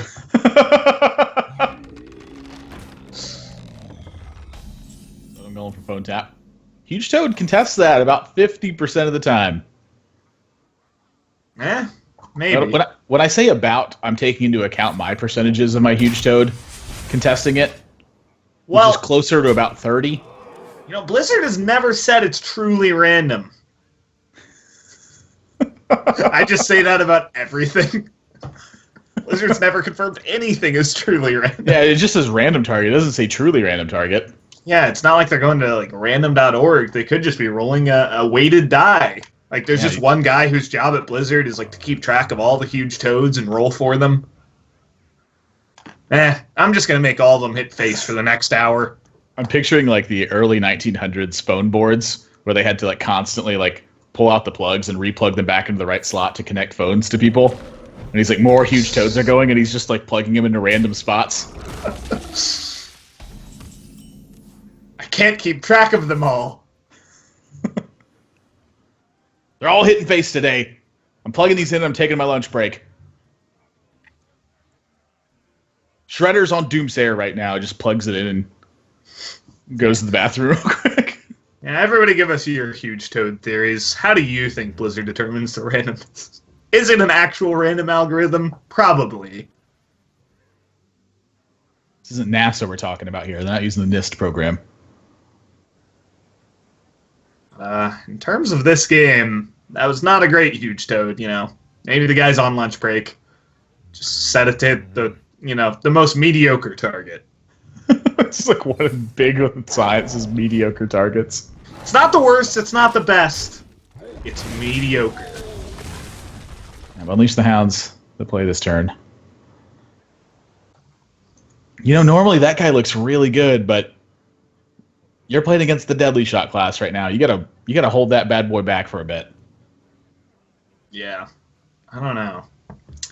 It's you did see.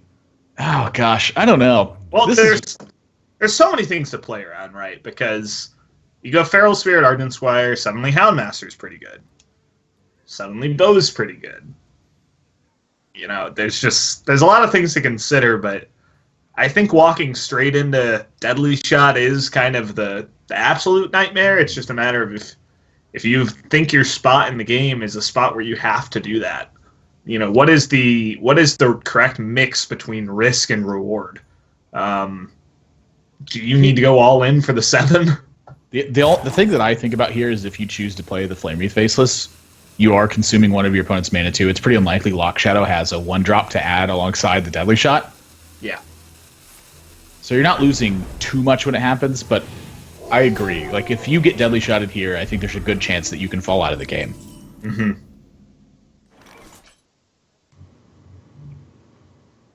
And luckily for Phone Tap, there isn't a great answer to Feral Spirits here. I think this is build board tension. I think Infested Wolves. Unless he feels like he wants a tracking for Eaglehorn Bow or Animal Companion, maybe. Yep. Here we go. Flame Tongue Totem. Gonna begin to rain terror.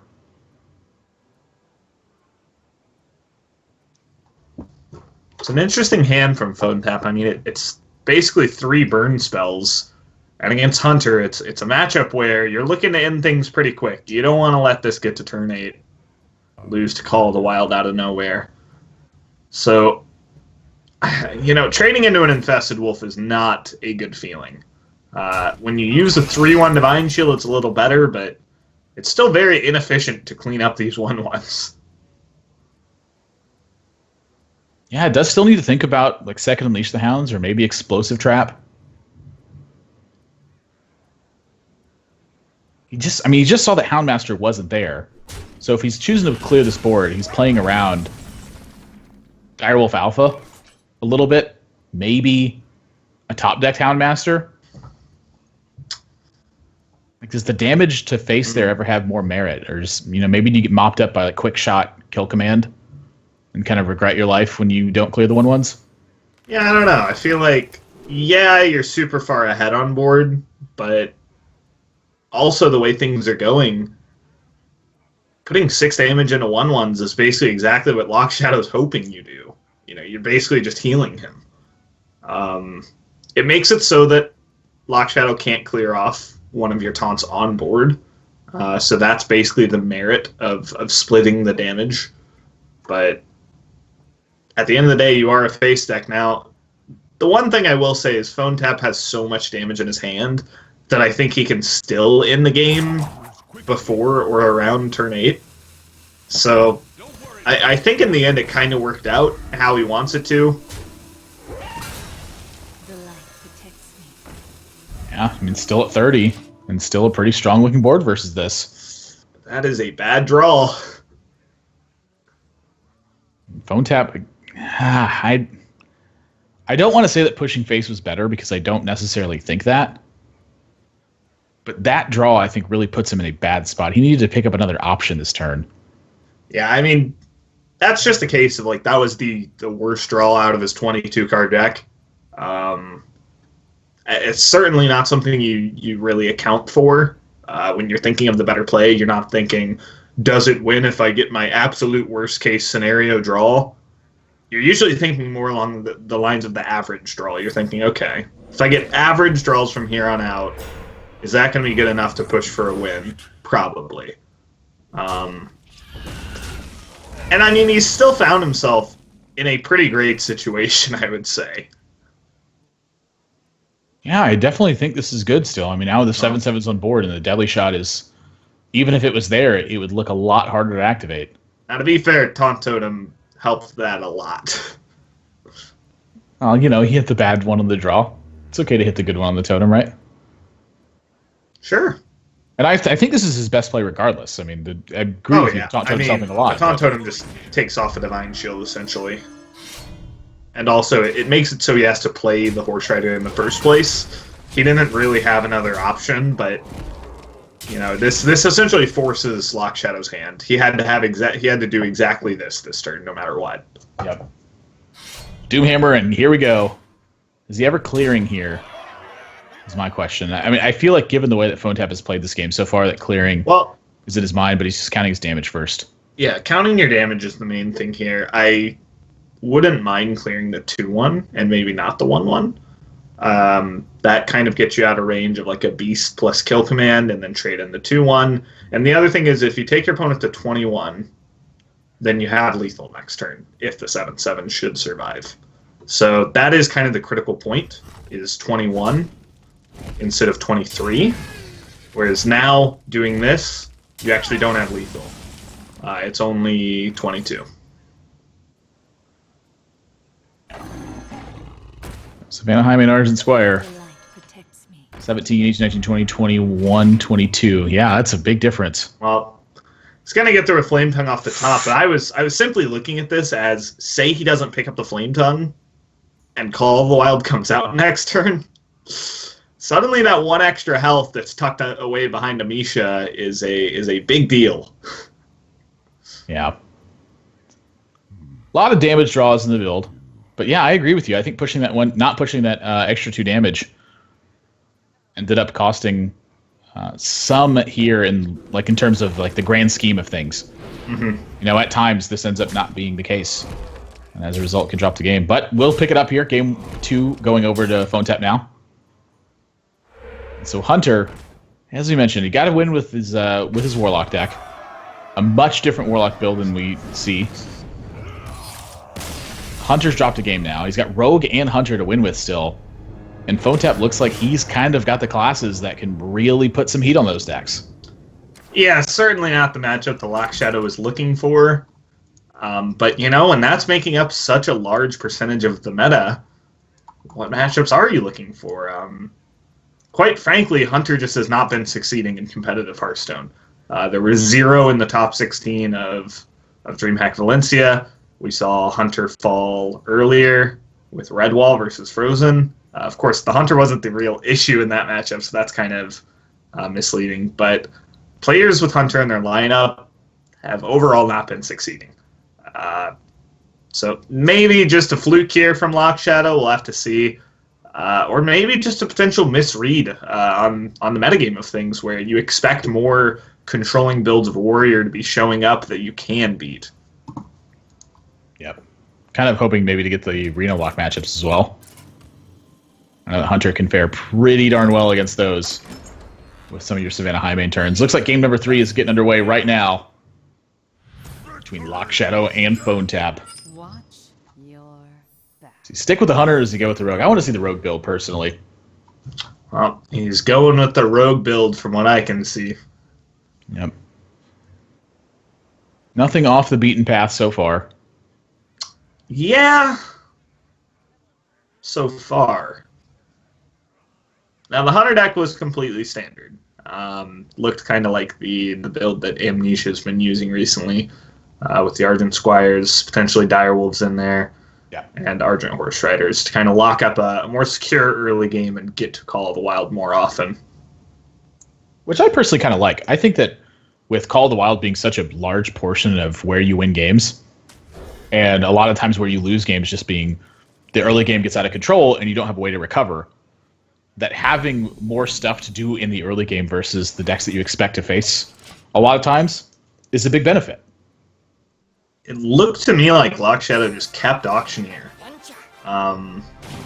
Not sure if he mulliganed it away and just got his second Auctioneer in place of it, but pretty sure that was a keep.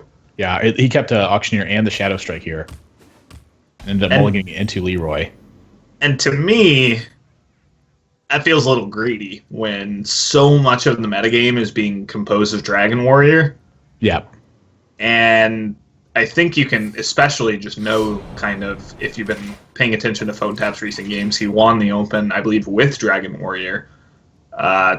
This is just a deck he's been favoring. Yeah. And not only that, but if you just know PhoneTap in general, he tends to just favor the very aggressive meta decks that are out there. He knows that they're extremely powerful and that early powerful starts that go unchecked will win you a lot of games.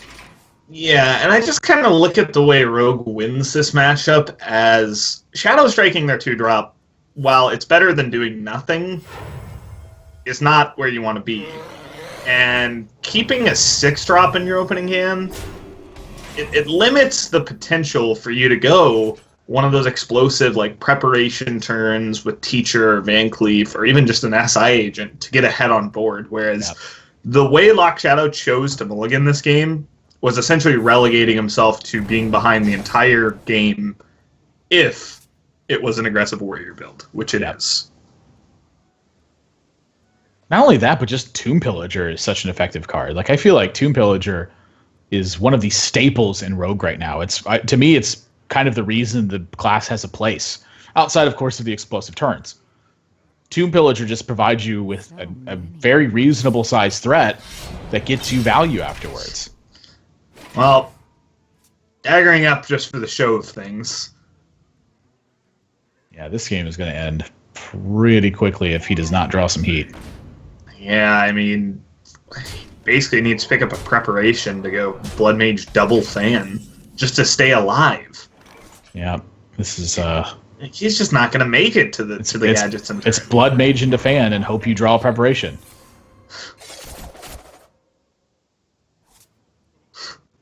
He's taking a lot of damage. 4, 5, 6, 7, 8, 9, 10, 11, 12, 13. Not quite lethal, but I mean, with the Fiery War Axe, you can just push damage to face and kind of end this. I'm kind of curious if you maybe go Inner Rage your Twilight Guardian.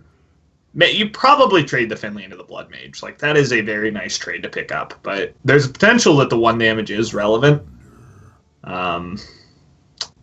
Well, he could put him to 5 this turn, even if he trades the Finley.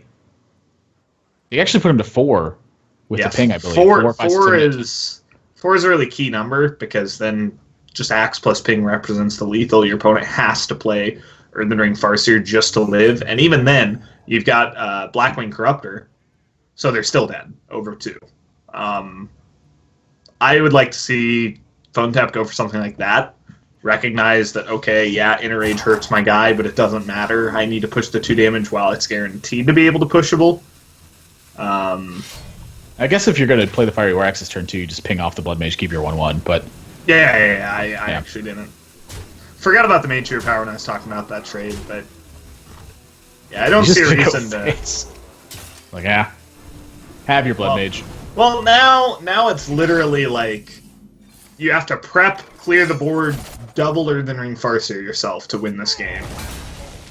Like, to stay alive, not to win the game, to just live. Yeah. Like, have your spell power. Dragon Warrior is a force to be reckoned with. And these aggressive builds that can present a lot of damage incrementally. I mean, honestly, Dragon Warrior in that matchup feels kind of like the old Face Hunter matchups, where you played a 1-drop, then you played a hero power sometimes, or just more 2-drops, and then you rolled into Wolf Rider and started attacking them. This deck's just got Wolf Riders for 2 mana in the form of Fiery War Axe and Alex Strauss' champion. I don't see Rogue beating that matchup, personally. Like, I think that's probably just one of the worst matchups for Rogue that's out there right now.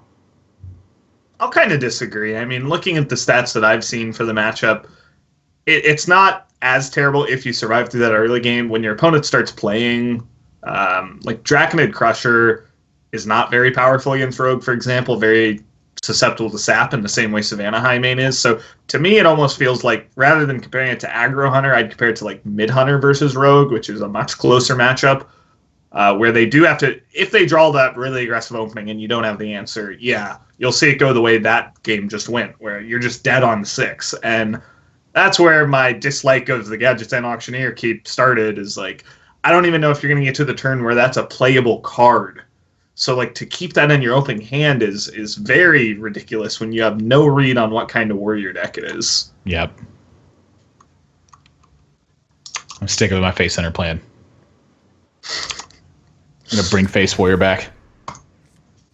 So, different strategy this time. Lock Shadow's thinking, okay, no Gadgetzan keep this time. It's Zoo. I probably should focus on staying alive first. Yep. And very yes, he should. This is sort of the newer Zoo builds we've been seeing float around too, with Wrathguard, Young Priestess, sometimes even Arch at Commander in this build. But Phone Tap, honestly, the Wrathguard seems really good in this matchup. Like, if this does not get backstabbed, you are in fantastic shape. Yeah, even when it does get backstabbed, having not only a 3 health 2-drop, but a powerful 2-drop, like, this is about where you want to be with your 2-drop. Like, what better 2-drop is there against Rogue? Sure, it got answered, but, Knife Juggler would have gotten answered, Peddler would have gotten answered, just everything would have died all the same, so at least this one gets you 4 damage in. Now, this is a really interesting turn. Yeah. I'm kind of just looking at the Direwolf. I think, the double 1-drops is pretty weak, though it does force out the dagger usage, I suppose, onto the Young Priestess.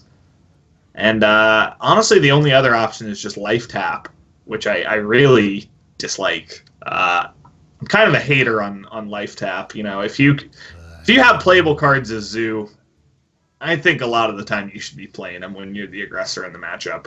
Yeah. It comes down to what your actual win condition is going to be. And for Phone Tap, it's just pushing damage. Like, there's Doomguards in here, there's Soulfires, plural, in this build. You need to be able to dump your hand, get the additional value from Soulfire by not having to discard stuff, find your Doomguards, the rest of your Soulfires, and kill your opponent. It's much different than a lot of the typical Zoo decks, which try to kind of synergize to one big minion, a la the Darkshire Councilman or the Sea Giant. They're simply trying to just find effective ways to funnel damage. And I mean, if this gets the Fan of Knives out, that is essentially, like, the best possible pan out for Phone Tap, besides literal nothing from Lock Shadow. Yep. So dagger gone. Second Fan of Knives joins the hand. This is going to be a spicy turn 4 from Phone Tap. Spicy. Well, looks like dagger pass to me. Respects the Imp Gang boss, though. I don't mind this. Players go a lot of different ways with the preparation usage. And there's some people that'll say you need to use them very aggressively. You need to save them for the Auctioneer sometimes. I don't mind this either, I think. I almost would have preferred Conceal, though. Or no, then he couldn't dagger down the 1/1. Never mind. Yeah. Pretty much had to use a preparation there. Because... Still a spicy turn from Phone Tap. That Lance Carrier. That's sticking around. Muy picante. This buffs the Squire, jeez. Oh my gosh. And second Conceal gets drawn for Lock Shadow. Well, I mean, yeah, he's gonna be able to stick Auctioneer for a long time. So it's pretty much a race now.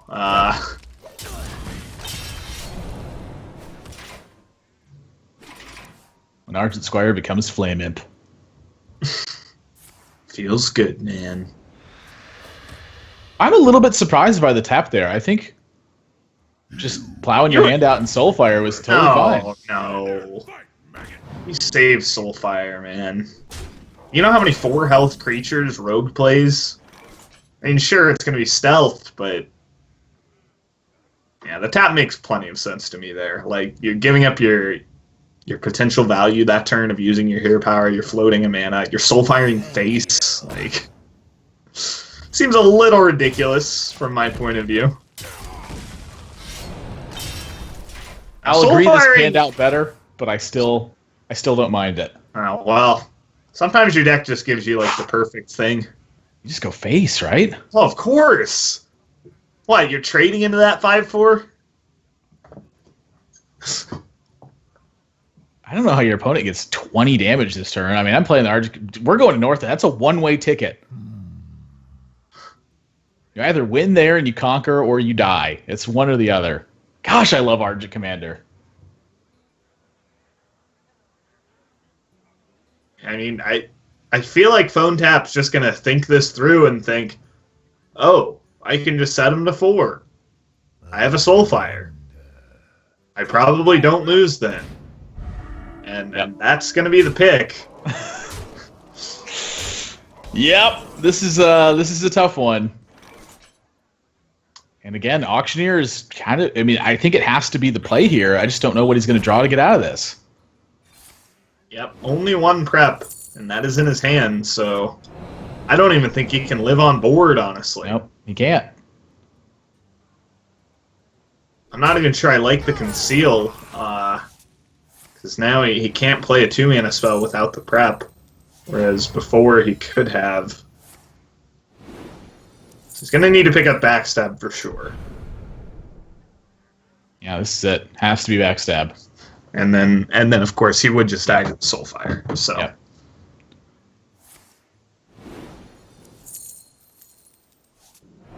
Yep, no good. Phone Tap is going to take this series 3-1. Lock Shadow cannot get it done with the Rogue build.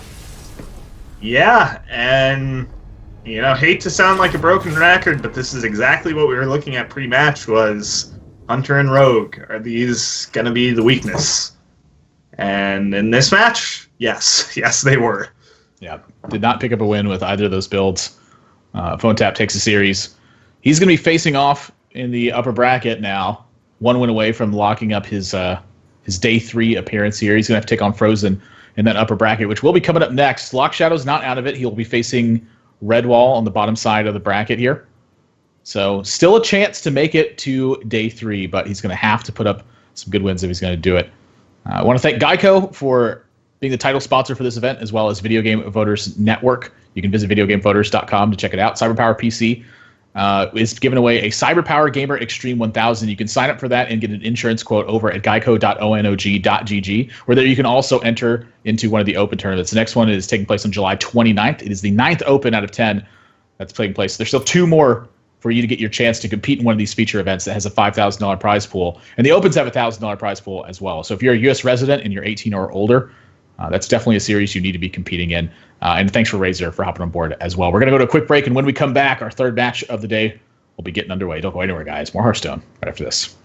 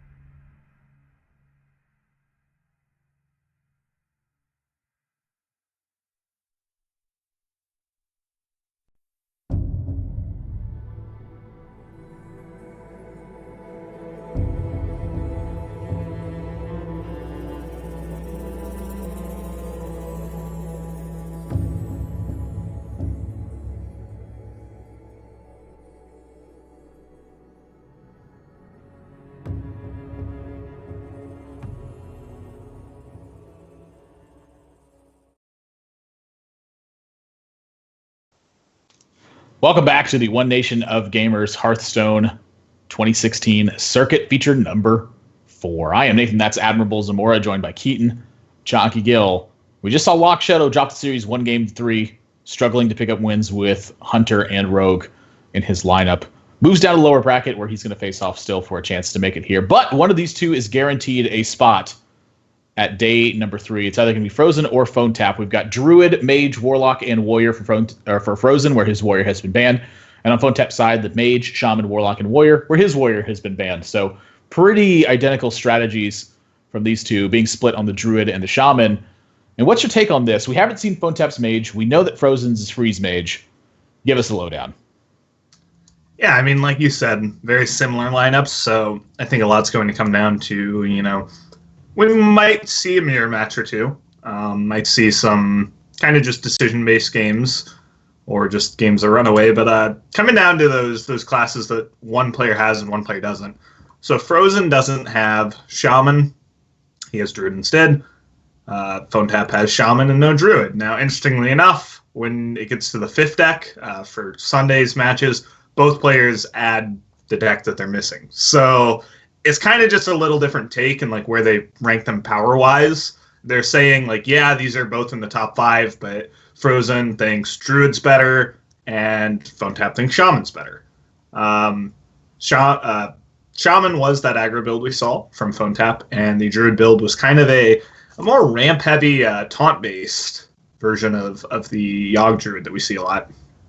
I think in a direct matchup, I would favor the Shaman, but overall, I'm really not sure which one comes out better looking at the rest of the context of the lineups. So, really, I think there's not much to say until we really see the specific matchups that both players kind of get into, depending on just how the dice roll. Yeah. We also don't know what kind of mage this is from Phone Tap. This could still be a tempo mage. I think that Freeze Mage is where his mindset is. Again, kind of drawing the similarities to the way that they approach their lineups to begin with. Phone Tap may be in that exact same thought process where he knows that Freeze Mage is just going to match up well versus some of the decks that are out there right now. I honestly, it looked pretty good in this tournament. On the rest of the tournament circuit I've been seeing, though, Freeze Mage has just not been performing. And that could have just been metagame spots for it. There hasn't really been too many opportunities. It's basically just been incredibly aggressive decks that have high burst potential from hand. And Freeze Mage can really struggle against some of those builds unless you have Frost Nova Doomsayer right on turn 5, or maybe just even an early Doomsayer to offset the tempo. So we'll like to see exactly how his Mage deck is built and what he's chosen to go for. But it sounds like we're going into game number 1. Phone Tap is going to be bringing that Shaman build, and Frozen, he's starting off with Zoo here. Yep. So, we've kind of talked about this matchup a lot and how it's been trending towards more of an even line than a very defined Zoo-favored matchup. Still haven't seen any tech like a Lightning Storm come out of Phone Tap's builds, so not sure how much Frozen's going to respect that. I mean, it tends to usually be a card you just say, if they have it, they have it. Frozen's got a pretty solid hand. In fact, he's just going to 3-keep. The only thing he really lacks is like a buff, like an Abusive Sergeant, to make combat trading really effective. I am a little bit curious by the 3-keep here, because he wants to support the potential Voidwalker on turn 2. And if that's going to happen, keeping the Imp King boss, especially when you have Darkshire Councilman in your deck, is going to mean that you draw that extra 1-drop on turn 2 a little bit less. And so I think if he's going to keep both the 1-drops, I would have liked to see him pitch away this Imp King boss and search for one of those, like Abusive Sergeant, Possessed Villager, Argent Squire, kind of you name it at this point. Yeah. I'd be interested to, find out the calculations of like how much of that reduces your odds of hitting it, because you can still hit a 2-drop, you can hit a 1-drop. You're still really likely to do it by keeping the Imp Gang, but I guess maybe he just respects Imp Gang as a super powerful card in the matchup, but I'm not sure how true that is if you're just behind in the first place, which is what's happening this game. Yeah, but this is going to get mega punished by this Abusive Sergeant here. So the Imp King boss will do a pretty decent job of fighting back on board. But the problem with this is he's got to fight back on board. And like you mentioned, this isn't a matchup where you're necessarily wanting to play from behind. You want to take the lead. And so Frozen has said, I'm going to go behind early. It's not going to be that big of a deal. I'll be able to catch back up. But suddenly,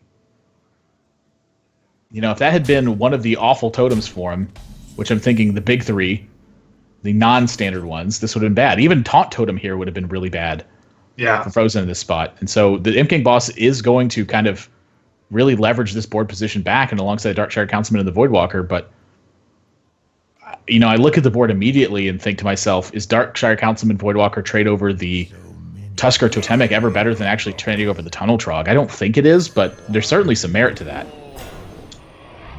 Yeah, then you at least force your opponent to have that Overload card to kill your Voidwalker, but I don't know. I think just accepting that that's going to happen is also fine.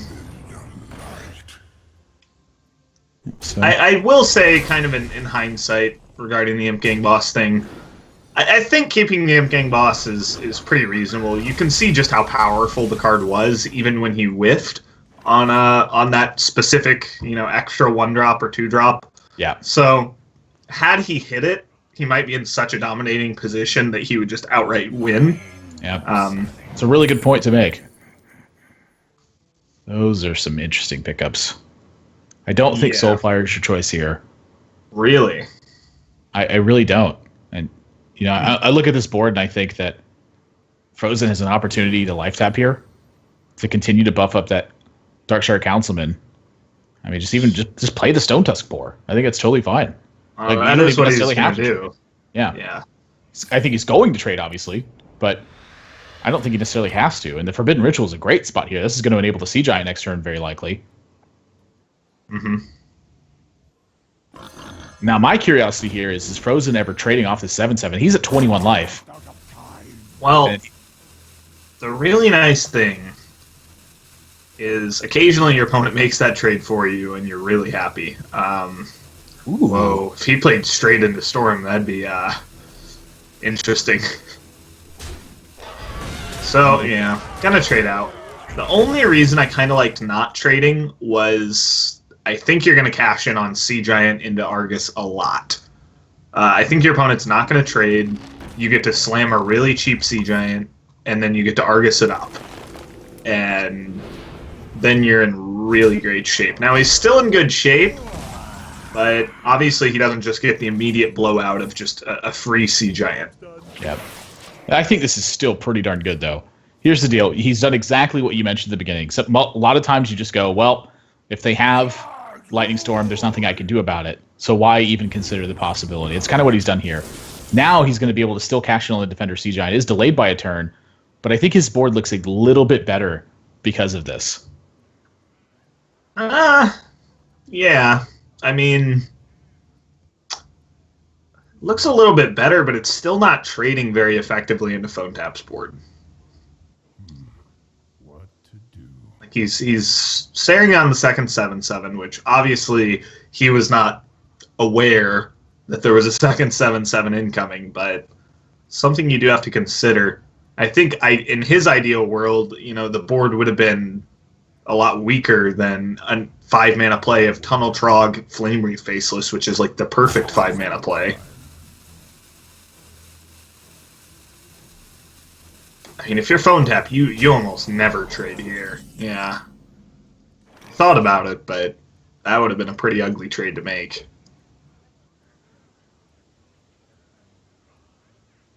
So I'm guessing he's taunting up the Sea Giant this turn. So I'm looking at Sea Giant, run 3 the 1/1s over the Tunnel Trog, Defender of Argus, maybe even just the Sea Giant. You could do it on the Villager as well. Yeah, I like that a lot. Villager into the Defender of Argus. I think that looks really good. Yeah, sets up a second taunt for you. Just so that even if your opponent had something like Spell Power, Lava Burst, trade in their Totem Golem, there's 7/7 still doesn't connect to your face. Yep. Got a Forbidden Ritual for reload. I think they're looking pretty good. I don't mind just taunting up one of the Icky Tentacles, because that does let you push that 1 extra damage. I'm not sure how relevant 1 extra damage is, but... Whoa. Wow. I actually don't mind this that much. Well, he has the reload, so... Yeah, I mean, this allows him to isolate the Flame Wreath into the 9/9, and then gives him the Forbidden Ritual in the backswing. This is actually really smart from Frozen. Yeah, I mean, your 9/9's never dying now. If your opponent's hand is just minions. Even if it's like Doomhammer, your opponent takes 9. Whereas otherwise they could have just traded into the Sea Giant. Yeah. And what would you be left to show for it? You'd have a couple 1/1s. This was really smart.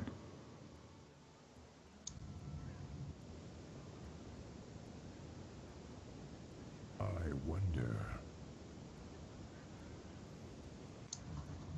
Gosh, Defender of Argus is so brutal. I don't. What does Phone Tap do? Just gonna feed a thing from below to it? Like, ugh, The light protects me. that feels bad. Oh my, that's not a very good combo though.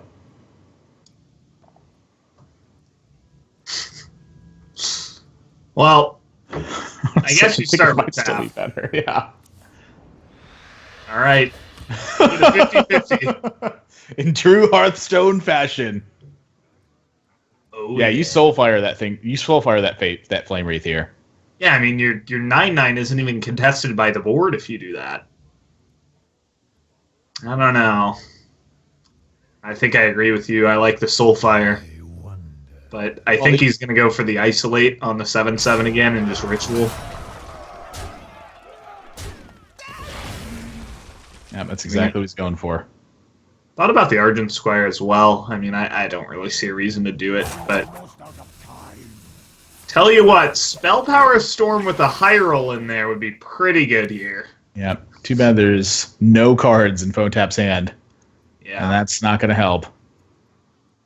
Well, How does Phone Tap win this game? So the 7/7's getting traded off. face.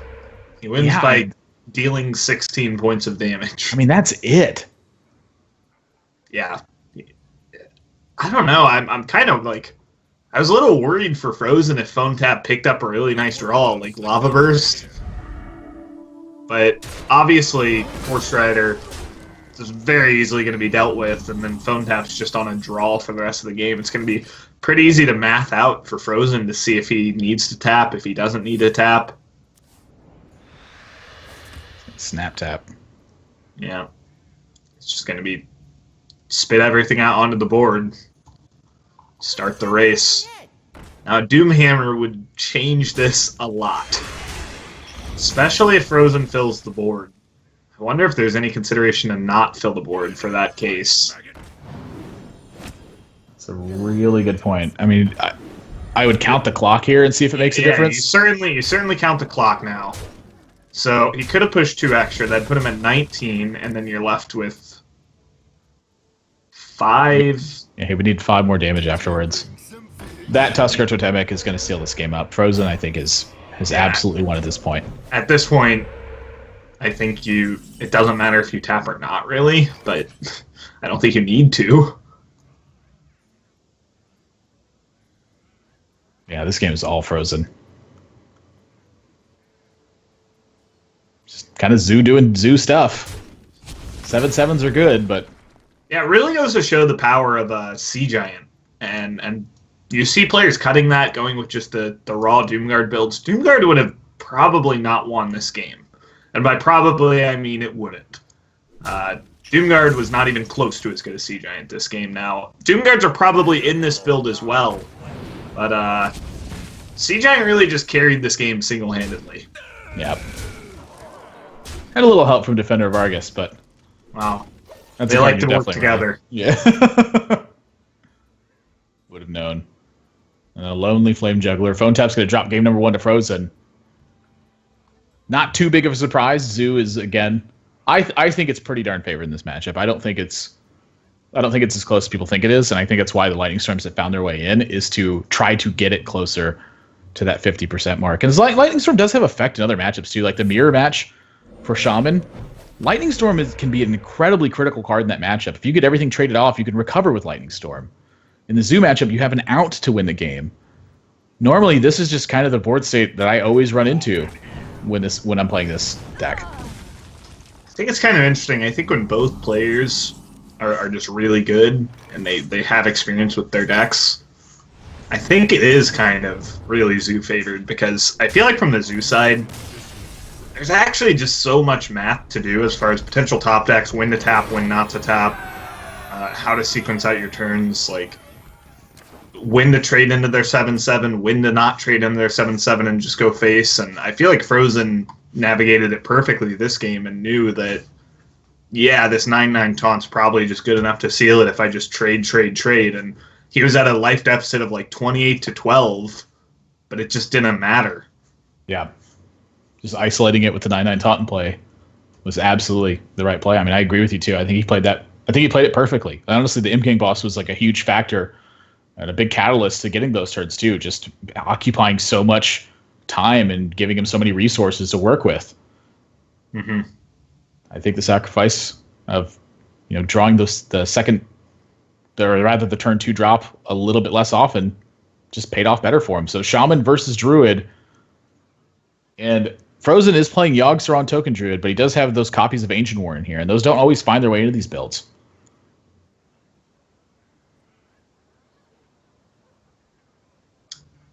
Yeah, definitely a much more defensive build of Druid, and I feel like against Aggro Shaman, that is a matchup where you're happy to have that kind of build. Oh, yeah.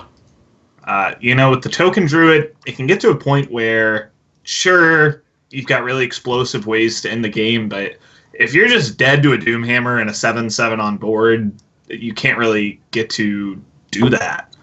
So with the double Ancient War, and again, I feel like this is kind of a tournament strategy more so than Frozen's normal build. I've never really seen him run both Ancient Wars.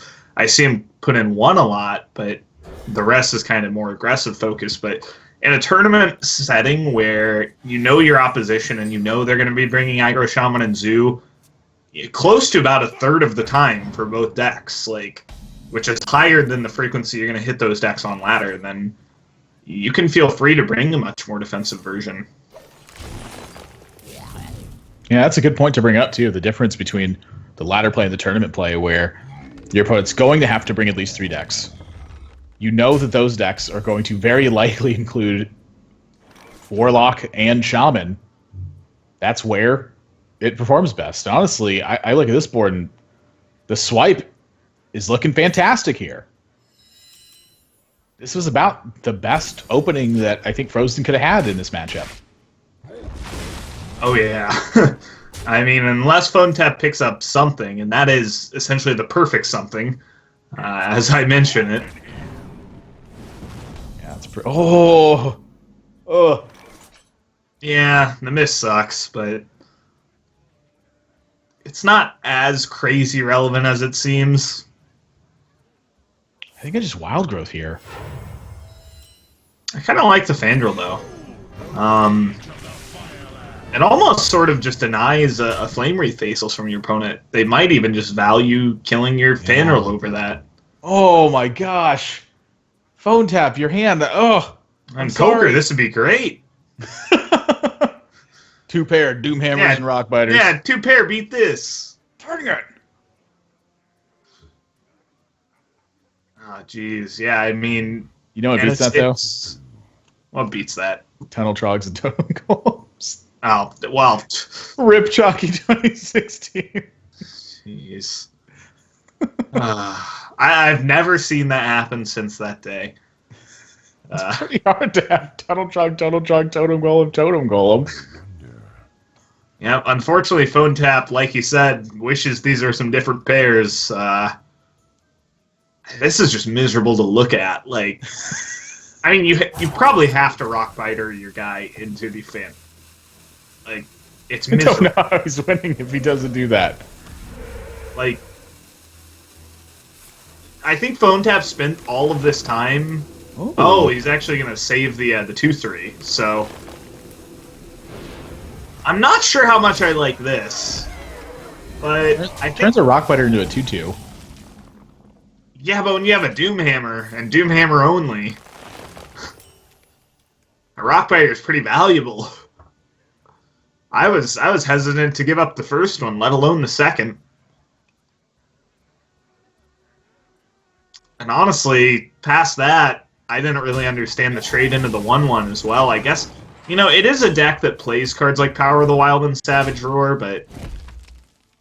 And when I'm in bad spots, I tend to look at it, and I just, what you want to do is just come up with some perfect scenario where somehow you end up winning, and try and make that perfect scenario as likely as possible. So, like, sure, you could say, okay, let's hope my opponent has 0 choose one cards and Fandral does nothing, and I'll just go face, keep both Rock Biters, and go face some more. But that's really unrealistic.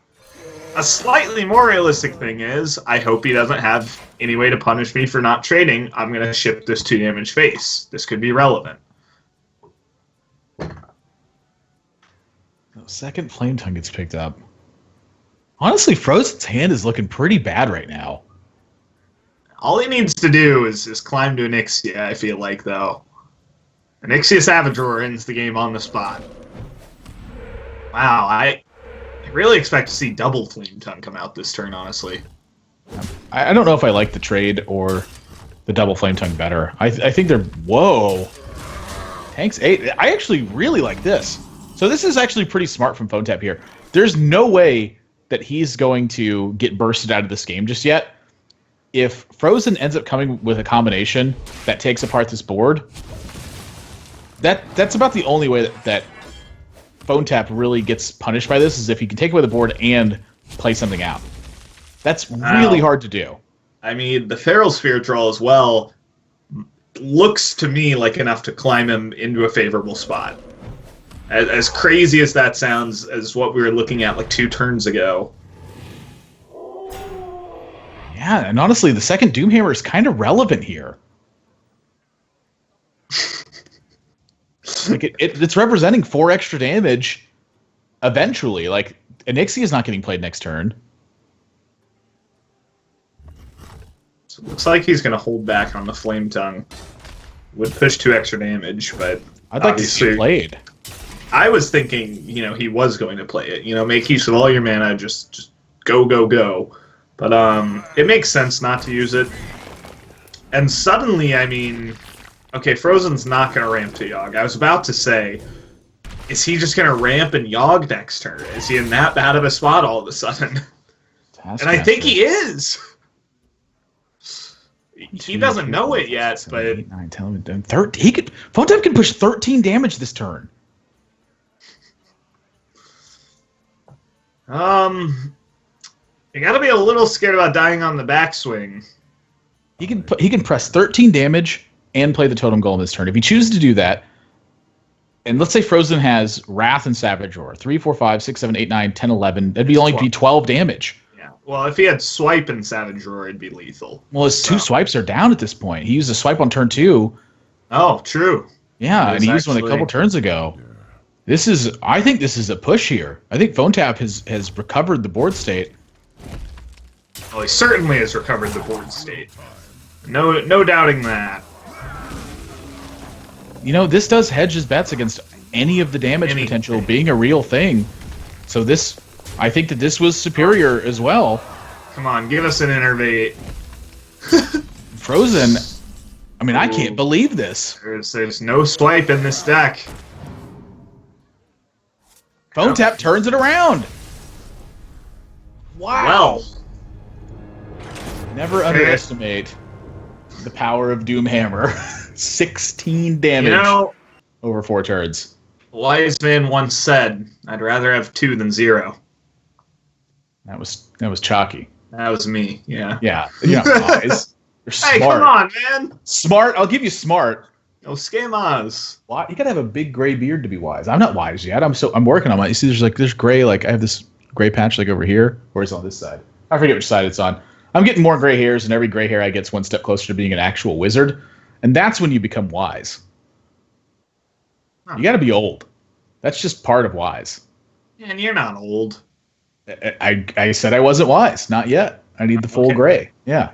Okay, fair enough. The full gray is what will determine that. I can't believe PhoneTap turned that back around. That's unreal. Like that. His hand was Rockbiter, Doomhammer, Doomhammer. He had almost no board presence, and he turned the game around. Which he then sunk 2 Rockbiters into a Fandral. And then took 8 damage to clear an Azure Drake. I like the Azure Drake clear. Yeah, that was a good play. Mm-hmm. Recognizing that Druid deck isn't really going to push that much damage to your face. They don't really have explosive potential until they get the Onyxia or Wisp of the Old Gods or whatever on it. Yeah, need board presence to unlock the Savage Roar. And so Zoo versus Frozen in the Tempo was- Yogg Druid. That was the fastest Raven Idol take I've ever seen. I saw a Mark of the Wild, and I didn't even see the third card. He just took Starfall. Oh, he knows. Well, it's interesting though. You know, do you ever really want to take it that fast? You kind of tell your opponent, "Yeah, this is a really good one." But how much does that matter? I don't know. I'm really surprised by the Innervate Mirekeeper here. Yeah, I mean, ramping out to Onyxia has been a way I've won this matchup a lot. So, going Wild Growth into Mirekeeper, I don't think that would quite set him up for the Onyxia the next turn. He gets the Starfall on turn Yeah. right before Onyxia then, too. I like how we don't even know what turn it is anymore because we're on Druid time. Would you look at the time? I love Khadgar. So, hold on. If he Wild Growth last turn, he'd be on 4 this turn, then he would ramp up to... Yeah, no, he still wouldn't be able to innervate it the next turn. Yeah. Okay. So I suppose it makes a little more sense in that regard, but... he did ditch the innervate for the more immediate board presence, which I don't disagree with. I feel like his hand is good enough. He's going to be able to make it to the Onyxia turn with the Starfall.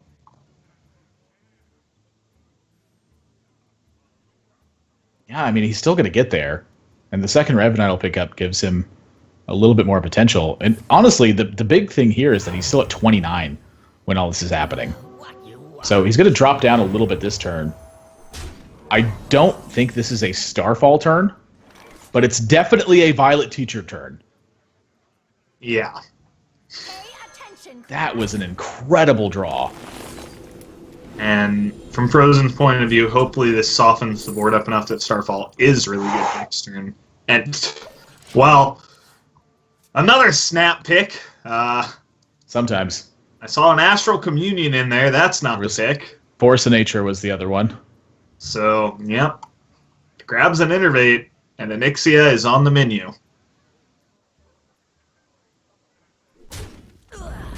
My shield for Argus.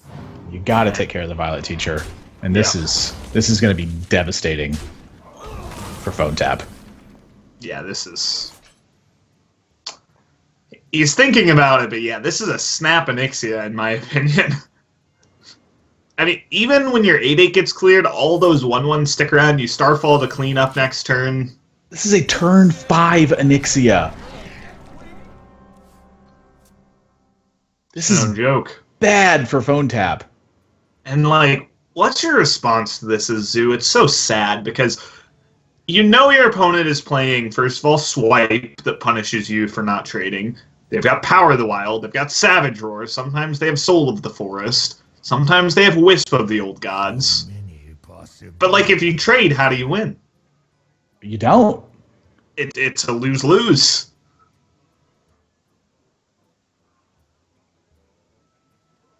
I mean, when you start throwing your minions into 1-1s, how sad is the game? He's got to go face. I think he has to. Yeah, ignore it. I think he has to go face as well. That is my conclusion. Again, if he trades, he's thinking about Power of the Wild, Savage Roar. I feel like There's a big range that you have to play around, and I don't think he can afford to. I think you're dead to those anyway. Well, it's a pretty clean clear on the Onyxia, at least from his point of view.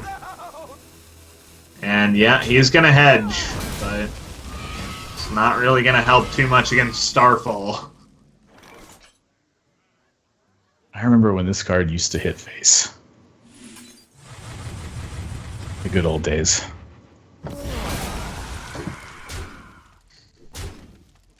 Yeah, very incredible turn from Frozen. The early ramp unlocks the massive potential that Onyxia has brought. There are many whelps, and Phone Tap needs to handle it. And I'd just like to point out, we had this conversation earlier, Admirable. Onyxia was way better than Cenarius here. Yep. Like, I didn't say Cenarius was better. I asked. Just the sheer amount of bodies it presents is just insane. You okay? Yeah. Phone Tap's not, but I am. He'll get over it. I love Druid. Why do I like Druid? It's just big dumb things. That's like the thing I don't like is big dumb things. Yeah. Yeah, you hate 4-mana 7/7s, but you love just big old dumb trees. I guess trees are cool. Okay, you hippie.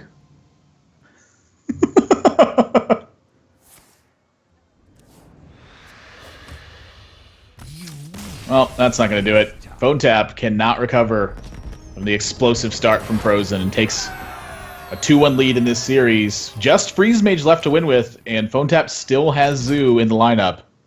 Yeah. This is a tough spot for Phone Tap. And kind of like you mentioned earlier, the importance of concealing, or rather yesterday, the importance of concealing information here. Phone Tap needs to play the Zoo in this spot and hope to pick up the win against Freeze Mage, and then show what his Mage deck actually is. If he shows his Mage deck right here, his opponent in the lower bracket will absolutely know what they're playing against. Yeah, and it's even more relevant because Lock Shadow banned Mage. So if he should lose and run into Lock Shadow later, or if he should win, well, I guess if he wins, he will have to reveal the Mage. But if he should lose and run into Lock Shadow later, Lock Shadow will still have that same problem presented to him, which is, do I ban it? I still don't know what it is. Okay, I guess I probably ban it. So looking to the future a little bit, but just going to go with the harder matchup first, I would presume. Yep, Doomsayer the play.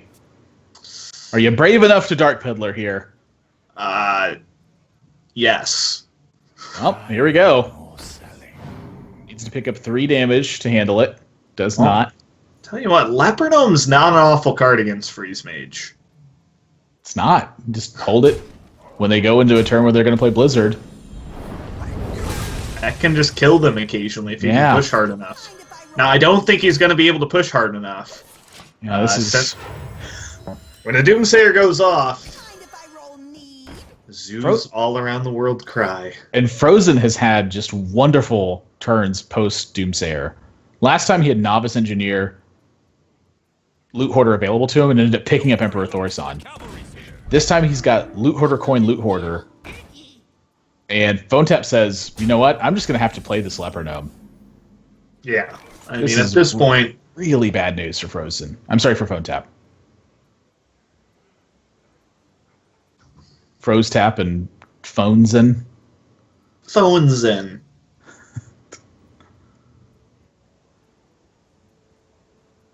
I don't know about that. I don't know about that Frostbolt. Well, he's certainly a little more eager to use it than TJ Asmo Cutie Sanders.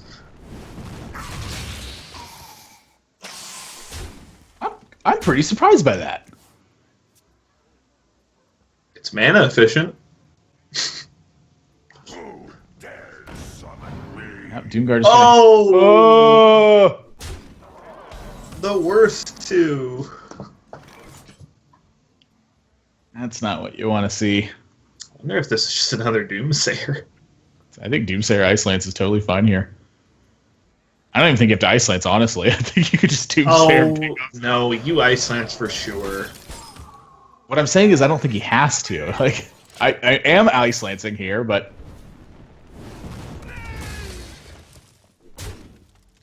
Rip Loot Hoarders. They pushed 8. Those Loot Hoarders almost Pyroblasted Phone Tap. And they're going to draw 2 cards.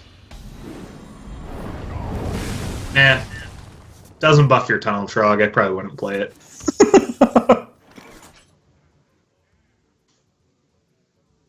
That Ice Barrier is pretty much lights out. And so is the Ice Block. Yeah, pick your poison.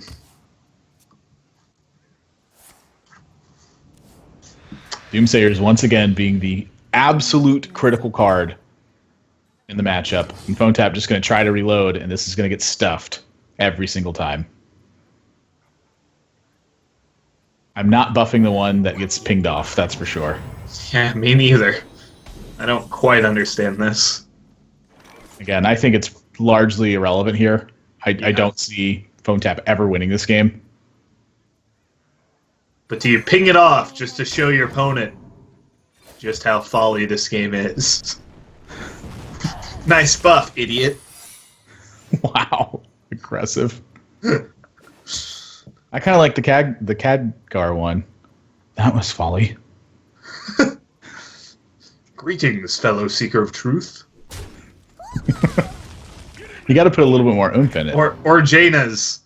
Hello. Greetings, fellow seeker of truth. It's got to have that oomph. Khadgar's pretty old, man. I'm not old. We've been over this already. I'm not wise. I'm not old. That Flame Strike, turns out it's pretty good. What if he blizzards? That's fine. I think either way, as long as he doesn't do nothing, I think he's got a pretty good chance to win.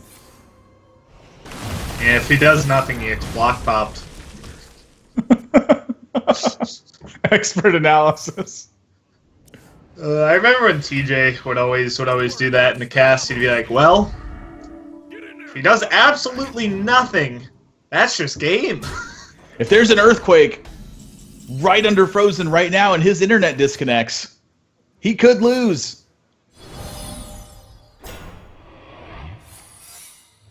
He's even just gonna push. See picking face. I think that'd be hilarious. Aww.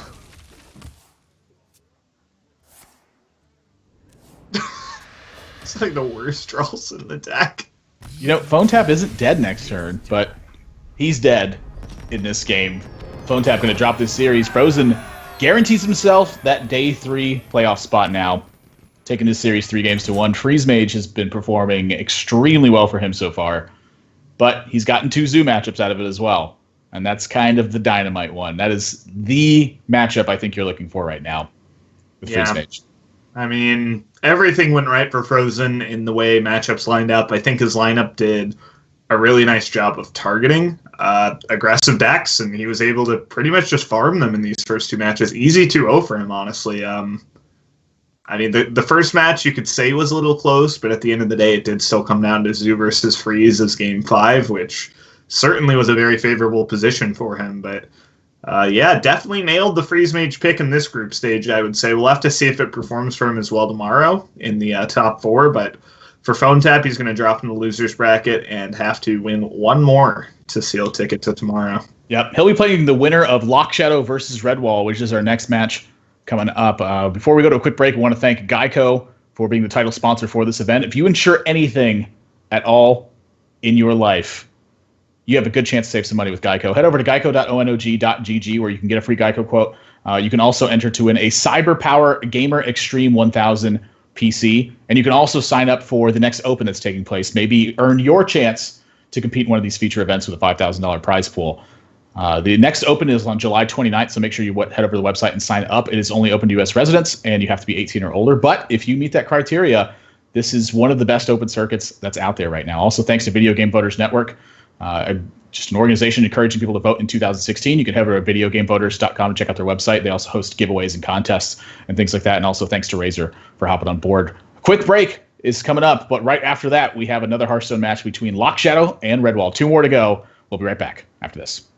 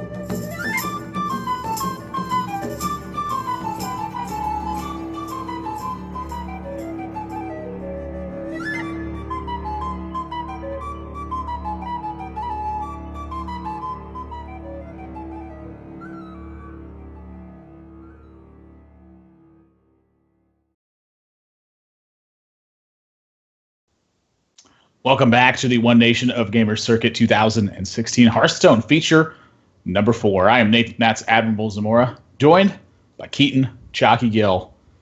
These two have yet to pick up a win on today, but they've only played one match, so second shot at it now. Lock Shadow has the Hunter, Rogue, Warlock, and Warrior. Redwall's got Hunter in there, but he has a Shaman instead of that Rogue. And we saw the Hunter and Rogue struggle in the last series for Lock Shadow. The Warlock deck looked really interesting, but the other two seemed fairly standard. What's Lock Shadow got to do to win this set? I'm not really too sure. The limited amount of practice I have with Rogue and Hunter has just shown me that they're not honestly very top tier decks. They're at least a small step below that definitive top 4.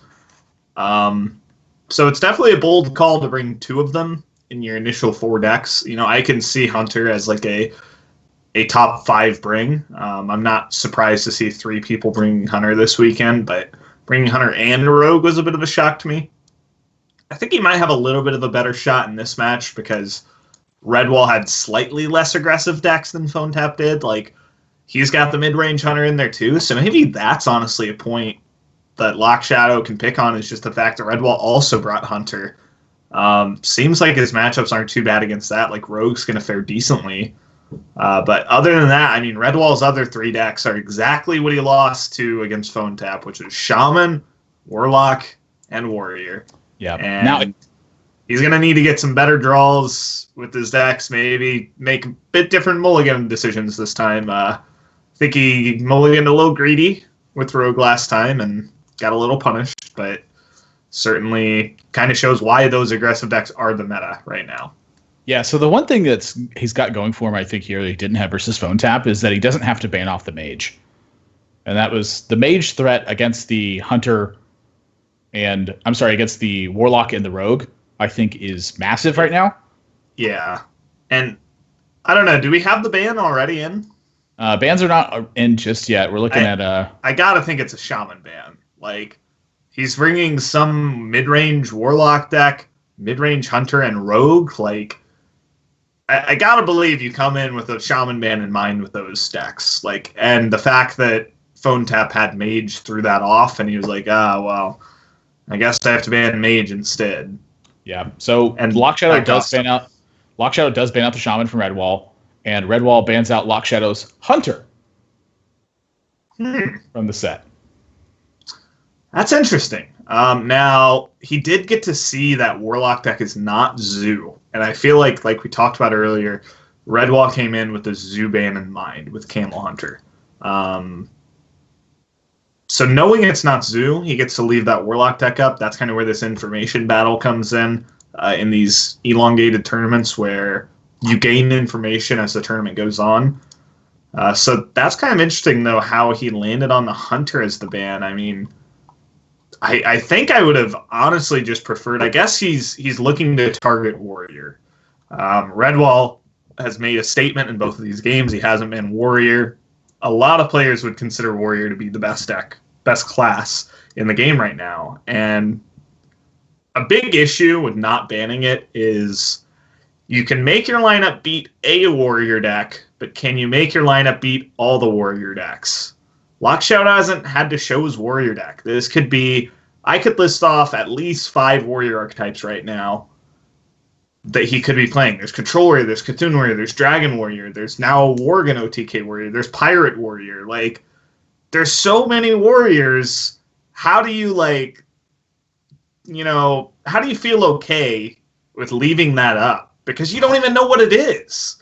But he's decided with his lineup strategy that his overall matchup percentage against Warrior is good enough. Which I think when you bring Camel Hunter, your matchup against Warrior goes up a lot versus any version. Hunter farms Warrior, quite simply, no matter what version it is. But besides that, it's still just kind of a risky thing not to ban. Warrior is probably going to get a win in the series. I agree with a lot of your analysis there. And I think that the real X factor in this one, with not banning the Warrior, is that it's Lock Shadow, who you mentioned prior to even seeing him play, that he liked to bring sort of against the meta decks. He's not sort of walking the beaten path. It's kind of to the beat of his own drum. We saw that in his Warlock build. Now, the Rogue and the Hunter, they're fairly standard builds, but bringing Rogue and Hunter is already kind of in line with exactly what you talked about, where he kind of, again, marches to the beat of his own drum. I think there's even more archetypes of this warrior in his range when you really consider that. And I don't necessarily mean that, like, there's another archetype in addition to control. What I'm saying is there are multiple different kinds of control that I think Lock Shadow could bring with that warrior build. Now, if I had to guess Lock Shadow's warrior build, the last warrior deck I think I saw him playing, now granted this was like a season or two ago, he was playing a Patron warrior build with the Worgen combo in it. Gosh, we forgot about Patron Warrior. We didn't even mention that's a sixth archetype you can add into that one, by the way. So he was playing Patron with the Worgen combo. Now, recently, some players, I believe this originated on the Asia server, but I'm not sure, started playing just a Worgen OTK deck, no Patrons at all. It looks like a Patron shell, but it's just a Worgen kill deck. Lock Shadow was playing something similar to that a while ago, but with the Patrons as well. Yeah, it's going to be rolling into game number 1. Lock Shadow's bringing his, what we kind of referred to as mid-range Warlock, with a lot of more medium-sized threats. He's going to face up against Redwall with the Camel Hunter build, and I think this is probably the one matchup that Redwall wanted to avoid with the Hunter build. Yeah, there's still 1-drops in this Warlock deck. You know, it's kind of Zoo-ish, but it's like it's just weird, man. It's like Zoo, and then you throw in Emperor. Like, there's a Faceless. Like, is this like combo mid range? Is there a Leroy and Powers? Who knows, man? There was a refreshment vendor in this deck. Like, I don't even know if you're happy or not to get this matchup, because I've never played against a Warlock deck even similar to he kept the Camel. And the Camel keep is really strange to me, knowing that there are going to be 1-drops in the Warlock deck. That's a mind control tech. I just don't get it. I don't know. So far, this deck is 1-0, Admirable. You know, the mind control tech certainly seems a little anti-synergistic when you're playing cards like Argent Squire and Abusive, which focus so heavily on getting ahead on board that you restrict your opponent's amount of minions. It's almost like an anti-synergy. If we were in any other broadcast, I wonder how many times we would be saying the word wacky right now. Wacky! Gosh, you had to throw it in there. I mean, I'm trying to fire shots, and you're here memeing. This is a wacky deck! It really is. I wonder if that Argent Squire is making like Redwall reconsider Camel. He's like, oh, geez, he does have 1-drop. So he's obviously looking to get that injured Cavaldier, and he misses again. That's 0 for 2 for Redwall with this Camel. You live and die by the Camel. You really do. I mean, when you put in the Cavaldiers and the Fiery Bats, you're really trying to have your cake and eat it too. You're trying to have the good 1-drop, and you're trying to have the Desert Camel pull. I don't disagree with it. I built Camel Hunter, and I had both of them, but... And like you said earlier, it's not the worst thing in the world pulling a Fiery Bat, but it's not the best either. It was quickly falling behind on board. Second Houndmaster. You know, I like the 2 Houndmasters if you're playing the Camel version as well, but they are not doing anything right now. Yep. It's going to take a while to stick those. You can most likely land one on the Savannah Highmane or the Stranglethorn Tiger later, but that's a while away. Now, the nice thing is, he knows the list somewhat of this Warlock deck. When your opponent's playing a Refreshment Vendor, you know their deck's not that aggressive, right? I play Refreshment Vendors in my Zoo decks. I played an Aggro Shaman. It's a heal for 4. You know how much damage you take with those Doomhammers?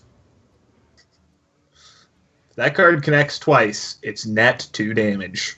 Think about it. You know, I actually really like Refreshment Vendor. I'm surprised they don't use that card more. I'm not.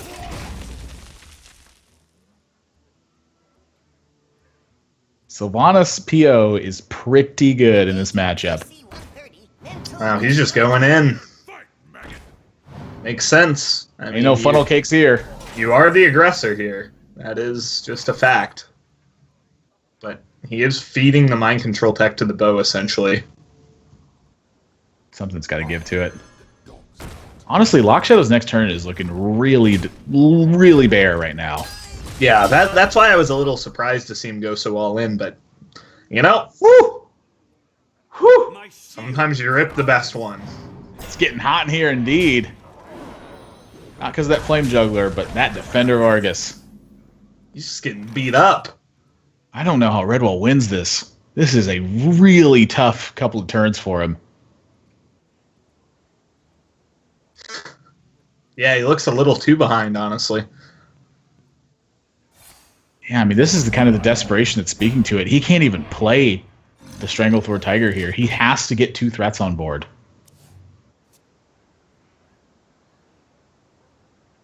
Wow.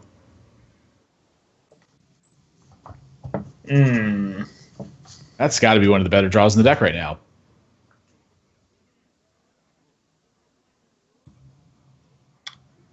Kind of like sticking the Sylve, though. I don't. I like going for the Sylve PO and lock again. What? There's a Jiraxis in here. This looks like the zoo deck that I built the other day. It's goofy stuff. Now, I'm not a fan of the power overwhelming here. I think if you're going to hold on to the Sylvanas, that you keep that PO in hand to try to take the big target next turn. He's mortal coiling his own Yeah, him. what is going on? He drew another PO. He's probably gonna win. I mean, I get that, but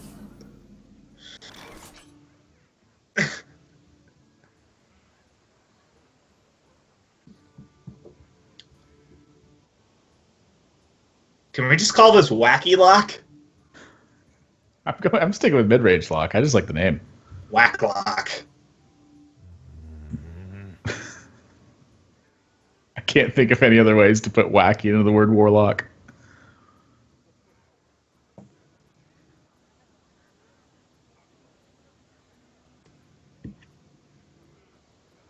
Yeah, I mean, Redwall's just dead. He's not winning. This helps, but... I honestly would like to see him just master up the Fiery Bat and go for the juggle on the Imp King boss. That's lethal. He's a goner. My shield for Argus. Yep, Lock Shadow is going to pick up a pretty easy game number 1 here with his mid-range Warlock. Some very timely draws on his part. I mean, this just looked like a bad zoo deck at the end. This was quite literally a matchup that he played out as a bad zoo deck. Yeah. Yeah, that's. Like, I mean, we know. I mean, you can say what you want about the deck if it's bad or good, but with the way the matchup panned out, obviously Lord Jiraxis was not a card he was happy to have in his hand. The way the game went, it was just a zoo deck with a couple of blanks, and he drew the right aggressive cards and was able to easily win. Yeah, Refreshment Vendor is in this deck as well as Ooze and Shadow Flame. But he has not had any trouble with that build so far. He has just squashed his opponents. 2-0 with the Wacky Lock. I'm loving it. So now with the 1-0 lead in the series, I mean, does that throw Redwall off a little bit? With that matchup, he kept the Camel in his hand. He played the Camel, and he just got beat up. I mean, this is one of the rare circumstances where I feel like a game could really affect someone's mindset, where you kind of saw what happened in the first series and you're scratching your head going, I don't understand. Should I have banned Bad Zoo? Bad Zoo. You're just dumping it weird names now. I want to know what Lock Shadow calls this. I've never seen a Warlock deck like this. All right, well, here's a deck I know is bad, and that's Rogue.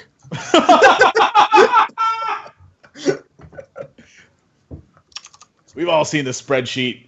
Oh, man. Jockey's all done right. math. Honestly, this is not one of its worst matchups, though. No, this is, I think, the better ones, honestly. Well, the Camels make it a little rougher because, obviously Camel is just going to be a huge swing for your opponent. Assuming there's no 1-drop. in this build of Rogue. Honestly, I don't think Arden Squire's that bad in Rogue right now. Yeah, I've actually seen that build kind of going around. I think Mr. Yagut was playing it, and Soddle was kind of toying around with the build with Squires and said, really, it opened his eyes to the power of it. Coupled with the dagger, it's just insane. Yeah. It's mostly a case of if you can honestly just find room for it. Well, he does have Cavaldiers, but they're hitting jousts and not desert camels. Redwall has just had nothing go his way so far. This guy's A bow into a 3/3 is pretty solid. Yeah, does have a decent reload behind this. We'll say that. Eaglehorn Bow into Infested Wolf picks up a Desert Camel here as well, so his turn 5 can be filled out. I mean, I'm bowing here 100%. Yeah, this is quite literally the best bow gets. Yeah, really nice turns coming up for Redwall, though. Maybe he can turn his luck around a bit here. Lock Shadow, meanwhile, I mean, it's either Dagger up or it's Blood Mage. Those are some bad turns. I think it's Dagger up. Yeah, I think it's Dagger up too. I think the Blood Mage actually ends up being a little better because it might force a bow hit out of Redwall. I wonder if that's something you consider. Like, do I scare my opponent enough with Blood Mage that they bow it a lot of the time? You know, it's Because funny, too. honestly, I would say Redwall's going to bow this.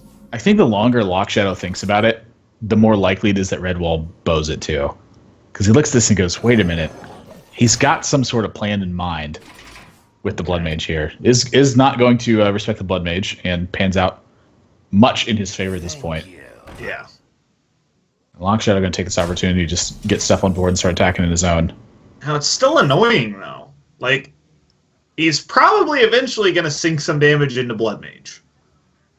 Whereas if he had just daggered, I mean, there's nothing you can do about a dagger up. That's just going to happen. Honestly, I don't mind the Deadly Shot here. Run over the Blood Mage Deadly Shot hero power, but you're foregoing a lot of development there. But something I've noticed when I play against Rogue is when they get to stick minions on board, that's when I start finding myself in trouble. Yeah. If you can kill their minions in succession, you end up in such good spots. There's the Cavaldier. He did it! Something happened in Redwall's favor. And clearing the Blood Mage actually super relevant here. Yeah.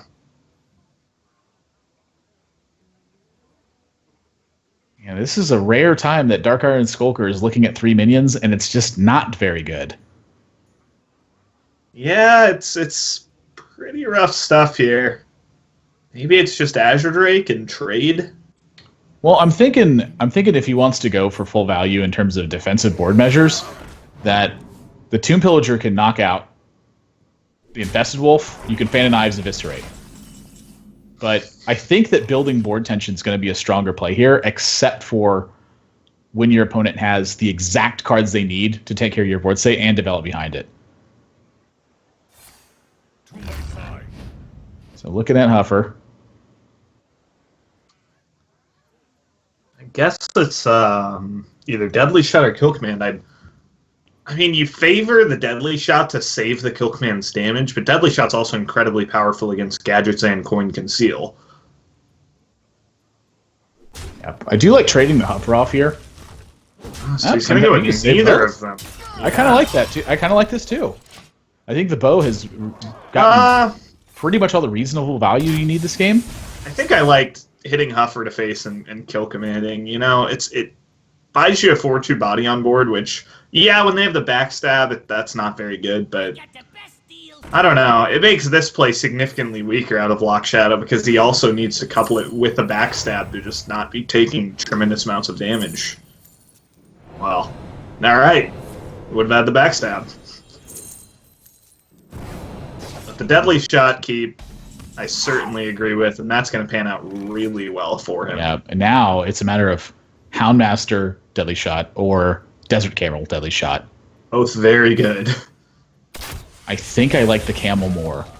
Me too. Second Cavaldier? Nope, Fiery Bat.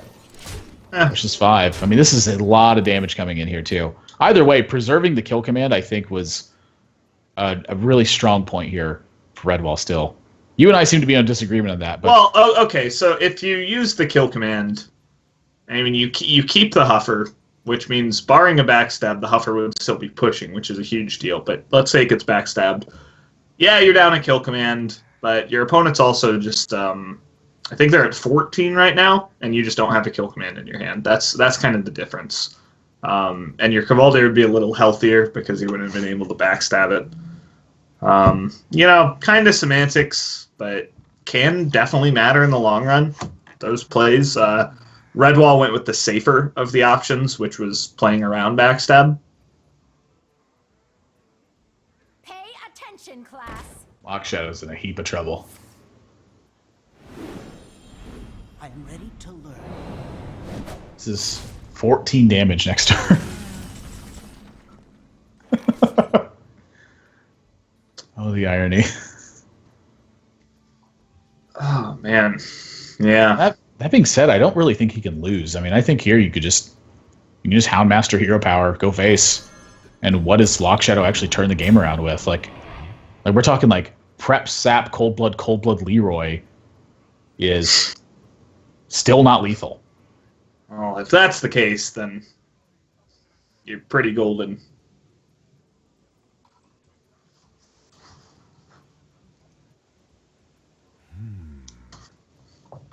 I don't think there's much reason to use the kill command this turn. I don't see Deadly Shot as being a reasonable option here, simply because your opponent, again, how do they kill you? Like, I don't know how you can lose here. It'd literally have to be like Prep Sap, Prep Eviscerate, Cold Blood Leroy, and hit you. Like, you'd have to have the absolute perfect nuts here. But I'm still not sure you can lose even if you don't do this.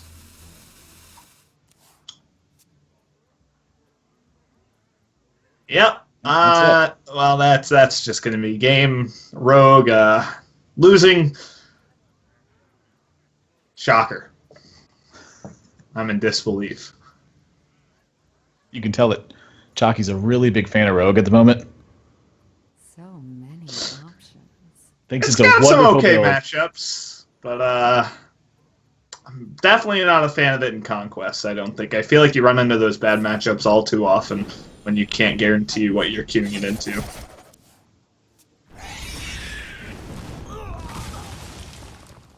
That poor Violet Apprentice. I thought it was Sorcerer's Apprentice.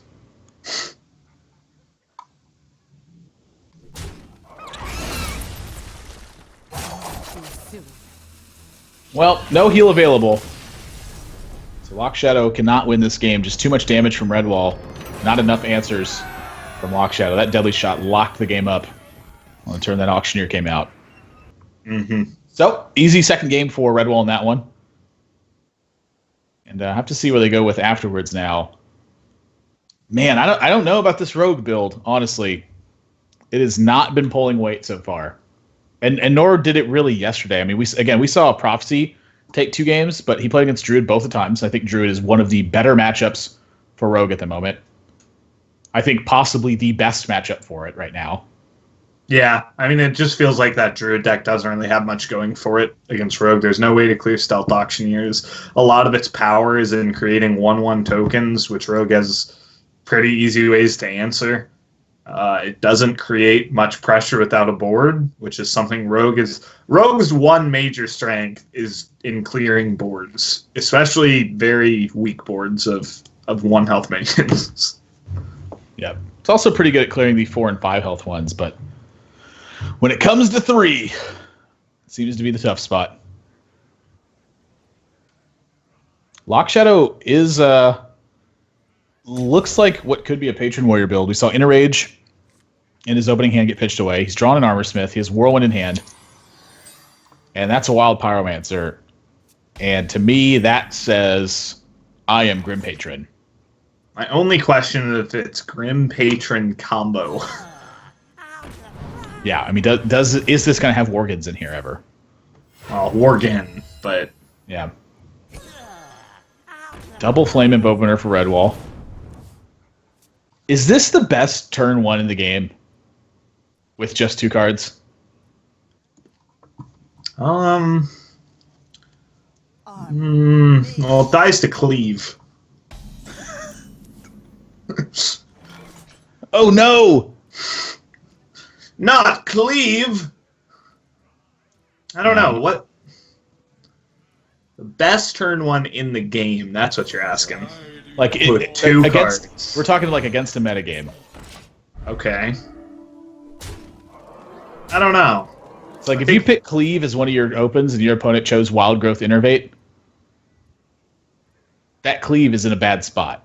I mean, if you get to pick two cards that you have every game, I'd say Wild Growth Innervate is up there. It's up there with Fiery War Axe and something, that's for sure. God, can you imagine that as a Tavern Brawl? You just pick two of your opening hand cards. But that's what that like choose two cards brawl basically was. Wait, they had the one where you got to pick your first 7 cards that you saw. No, that was a little different. It was you pick 7 cards, and you mulligan 4 of those cards. I don't know. That one was weird. And then you draw random cards from then on. But Whirlwind was really interesting. yeah, I mean, obviously he's setting up for that Wild Pyro, and I'd imagine Redwall's just gonna trade. Like, The light protects me. Well, after what I just saw, there's no way I'm not trading. Maybe that's what Lock Shadow wants him to do. yeah, I mean, you definitely want him to not trade, but Well, what I'm saying is, he still has a clear. So Yeah. it'd be better if your opponent went face, because then you'd have Armor Smiths. But this way, it's still pretty good. Like, all right, Emperor Thorson tells me this is certainly some form of Worgen build, whether it has Grim Patrons or not. Redwall is in a really tough spot after that clear. He needed a board to utilize. Instead, his options are Life Tap Evaluate or Dark Iron Dwarf Go. So many possibilities. I'm okay with either one of those, really. I mean, the fact that you have Doomguard leads you to life tap less, I'd say, but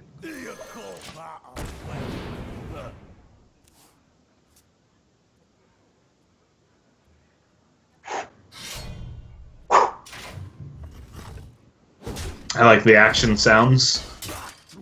That was a good draw. Turns out Fiery War Axe on turn 5 is still okay. That Forbidden Ritual looks miserable right now. Do it. You're just staring down a Wild Pyromancer. Do it. God, what a soul read it would be to just say, he doesn't have it, and just press Forbidden Ritual. Gosh, I really hope it happens. I really do. Honestly, like, I mean, now what does he do? kind of like the ritual.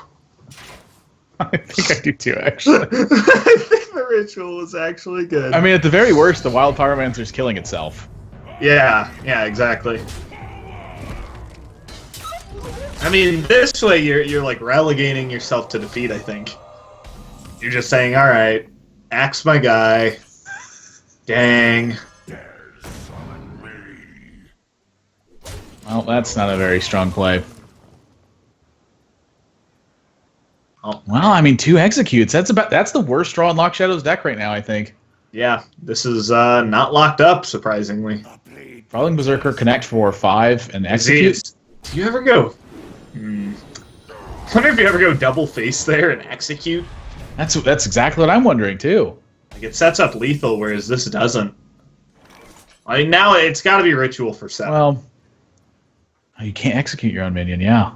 Yeah, you ritual for 7 and literally just pray. Like, I think he's going to tap for Doomguard. I just don't like that at all. I don't like it either. I just And think it's that's what not he's a gonna winning do. play at all. He could also... No, he can't do that. He can't Defender Vargas.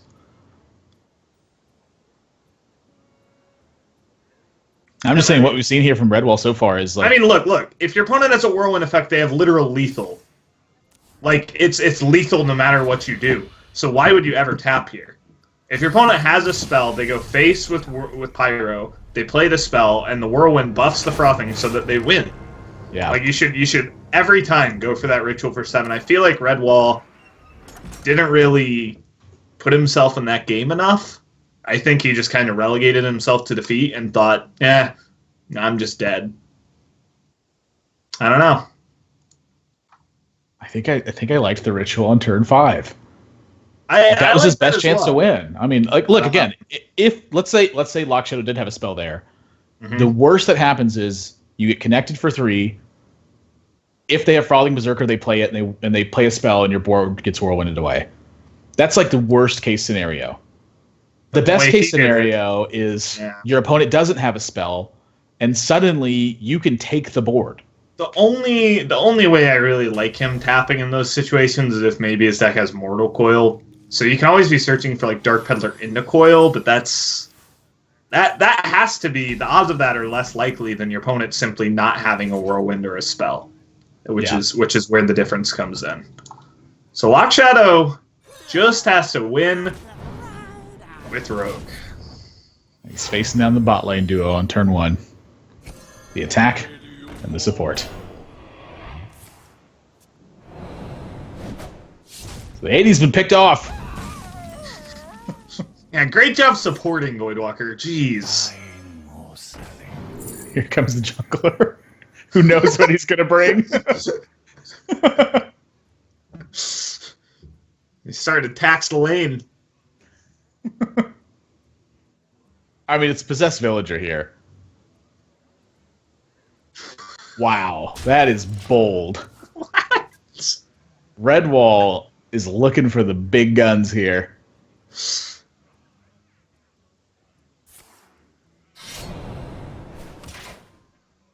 I mean, Lockshadow's gonna have to fan of knives next turn. All right, the ADC went AFK, so jungler's just taking over. The second jungler showed up. It's a double jungle game. He's got the combo. I mean, like, he's looking to end the game next turn. Next turn. See, here's what's funny to me is that this game he's going for like the really high risk, high reward play. Last game he didn't do that. Maybe that's something he like literally thought about in the transition from last game to this game, was like, man, why didn't I play that Forbidden Ritual? What if he just didn't have a spell? Lockshadow's just not attacking into this Voidwalker, which surprises me. Like, you've got... Oh, okay, never mind. He has a Dark Iron Skulk. I just didn't see that in his hand. I was like, why would he attack with the... Well, I was looking at the double Fan of Knives, and like the Dark Iron Skulker just hit himself between those. I don't see this card see much play, man. Just hiding in the bushes. Uh, A dwarf with a giant beard and a poisoned blade the size of his body. hey, there's a reason he's a rogue card, man. He's stealthy. He would have snuck up on me and dealt 2 damage. I would have thought I was A-okay. I think Redwall thinks he's A-okay right now. Like, maybe considering, like, Blood Mage fan. Nobody ever thinks about Dark Iron You Skulker. think I'm going to play around Dark Iron Skulker? No. I did it one time ever, and I immediately regret it the next turn when he just played an Azure Drake. I was like, oh, man. Words in the dance. Wow, that's a lot of damage. I'll tell you what, that card can turn some games around. Wow, he is prepping the fan. I like it. In hand, even. Yeah, I like it. It does let you stick on the board every time, which is... That's like an important facet to beating Zoo, is being able to actually get a damage boost. I mean, looking at how it's going to pan out, it was the correct play, which is a little unintuitive at first, I think, but just sticking a minion on the board just presents so many issues. Where, like, now Voidwalker is a lot worse. Now Darkshire Councilman is so much worse.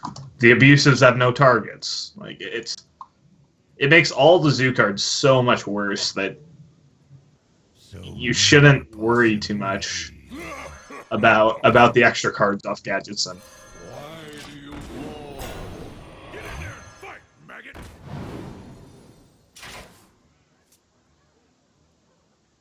All right, here we go. Sinister Strike. Clear the Voidwalker. Poke the Abusive Sergeant. Edwin Van Cleef. My How God, is Lock Shadow going to lose? win. How is Lock Shadow going to lose? Young Dragonhawk should have been the Possessed Villager. Yeah, didn't end up mattering, but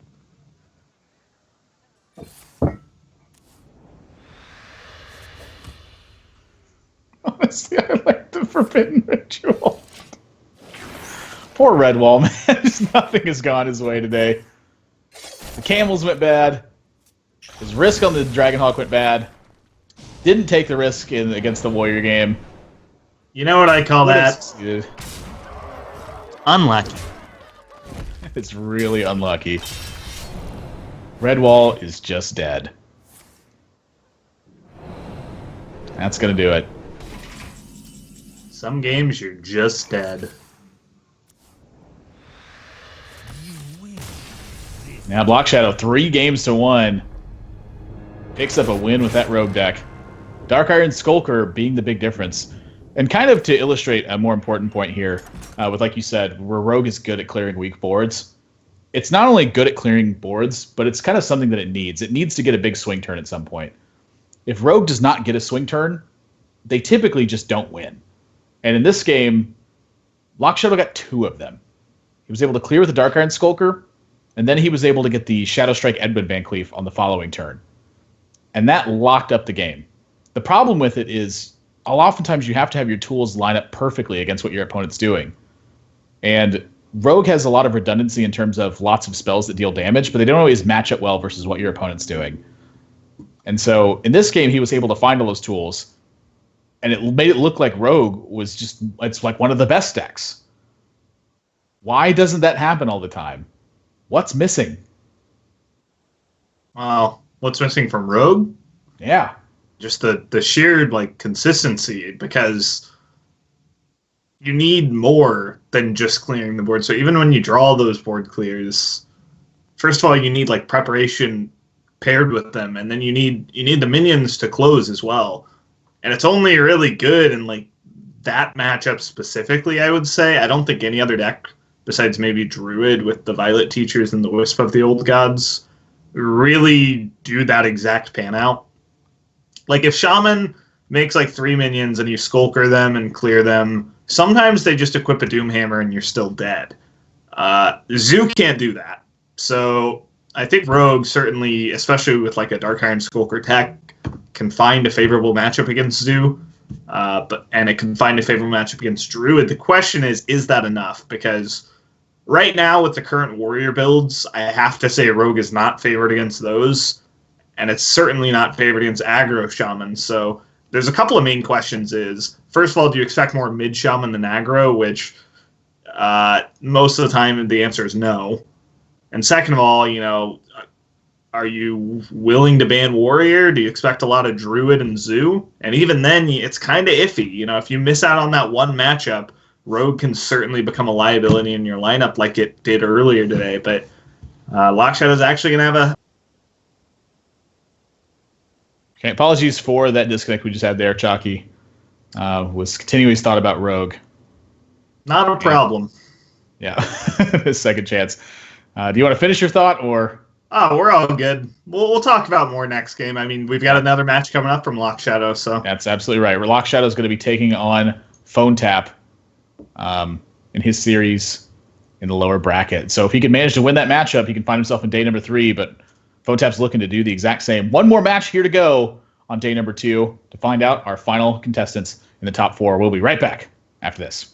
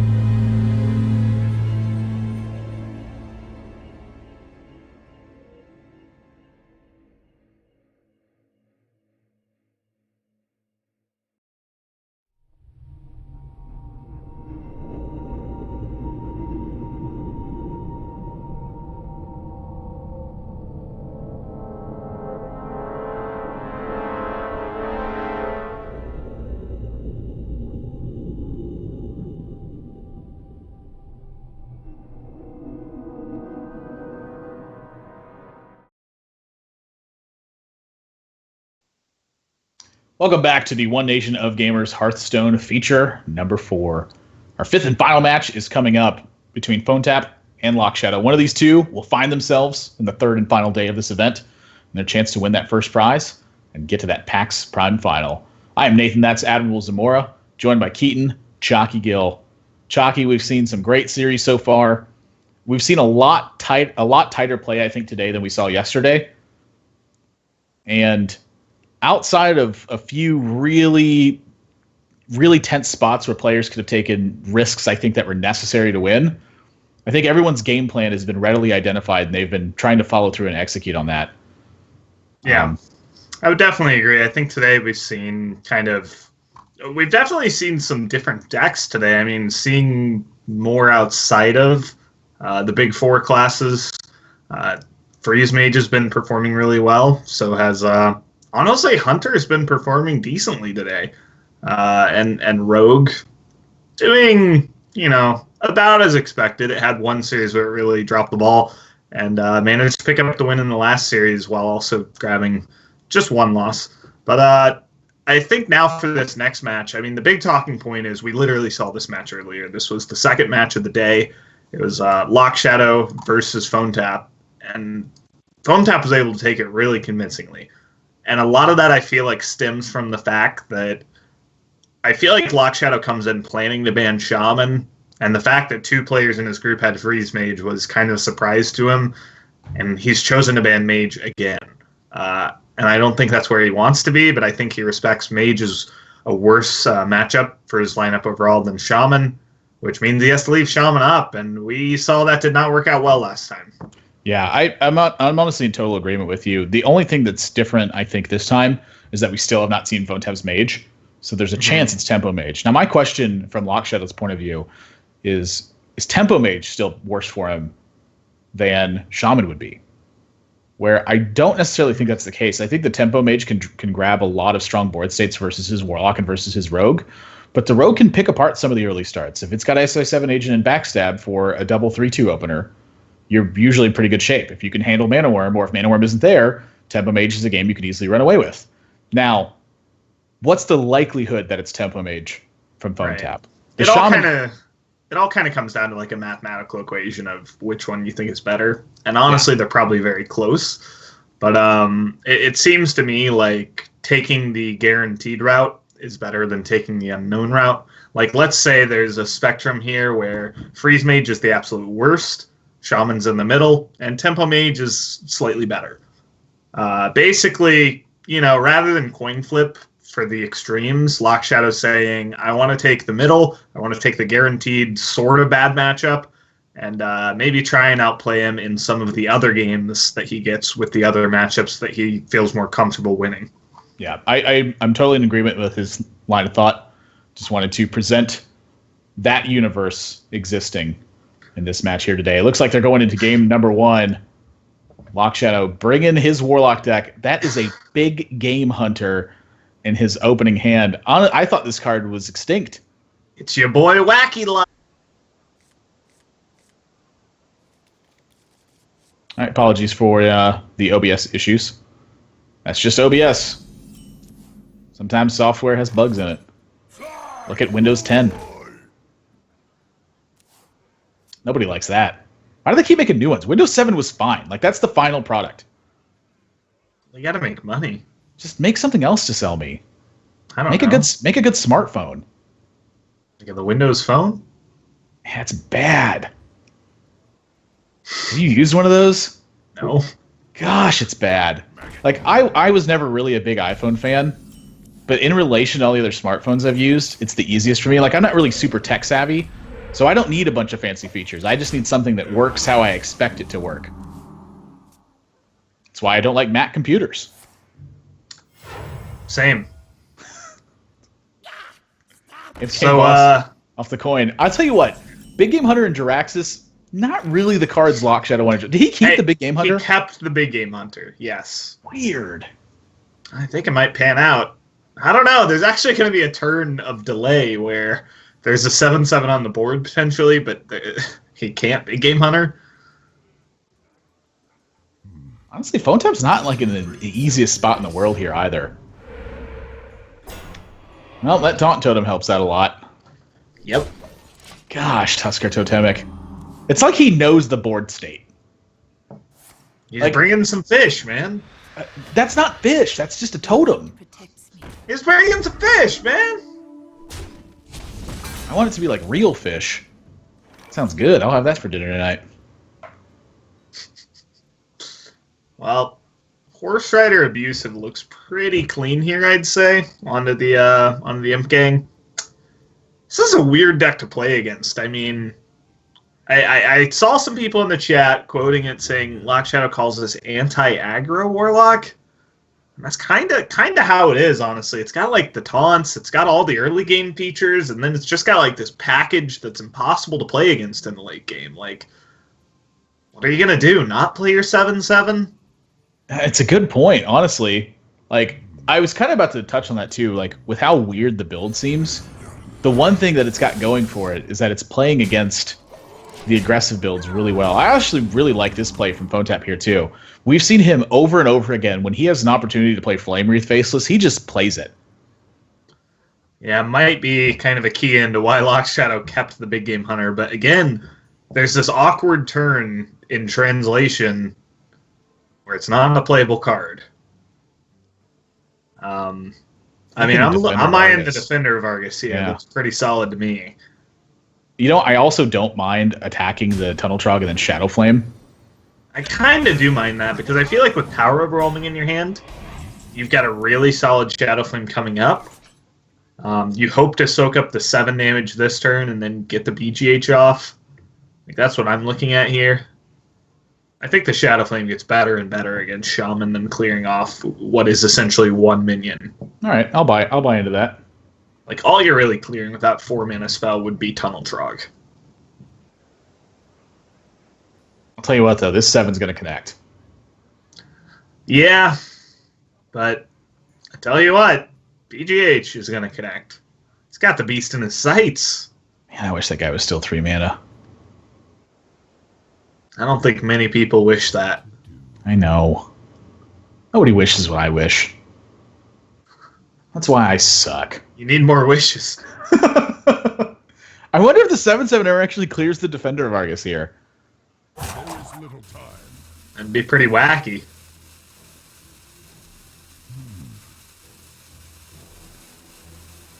Like Lightning Bolt Abusive Sergeant, maybe? There's a lot of different turns to go with here. I mean, this is the most obvious one, I think, is just... He can protect he can protect the Tunnel Trog here. Which I think represents more than 7 damage long term. Yeah, well, this is a pretty clean board for Lock Shadow. Yeah, I mean, that's not that you're anticipating Big Game Hunter here, No, not at all. but I don't know. I think I'd attack for 7. I really do. Because even when this happens, it's still not that bad. Like, you still take the board back. Whoa, baby. No answer to that, assuming that Abusive clears off this Big Game Hunter, which there's no way that doesn't happen. Maybe there's a world where Lightning Bolt happens. Maybe. Yeah, But the point is, Big Game Hunter's dying this turn. yes. I think I like the hero power from PhoneTap here. Continue building to Thing from Below.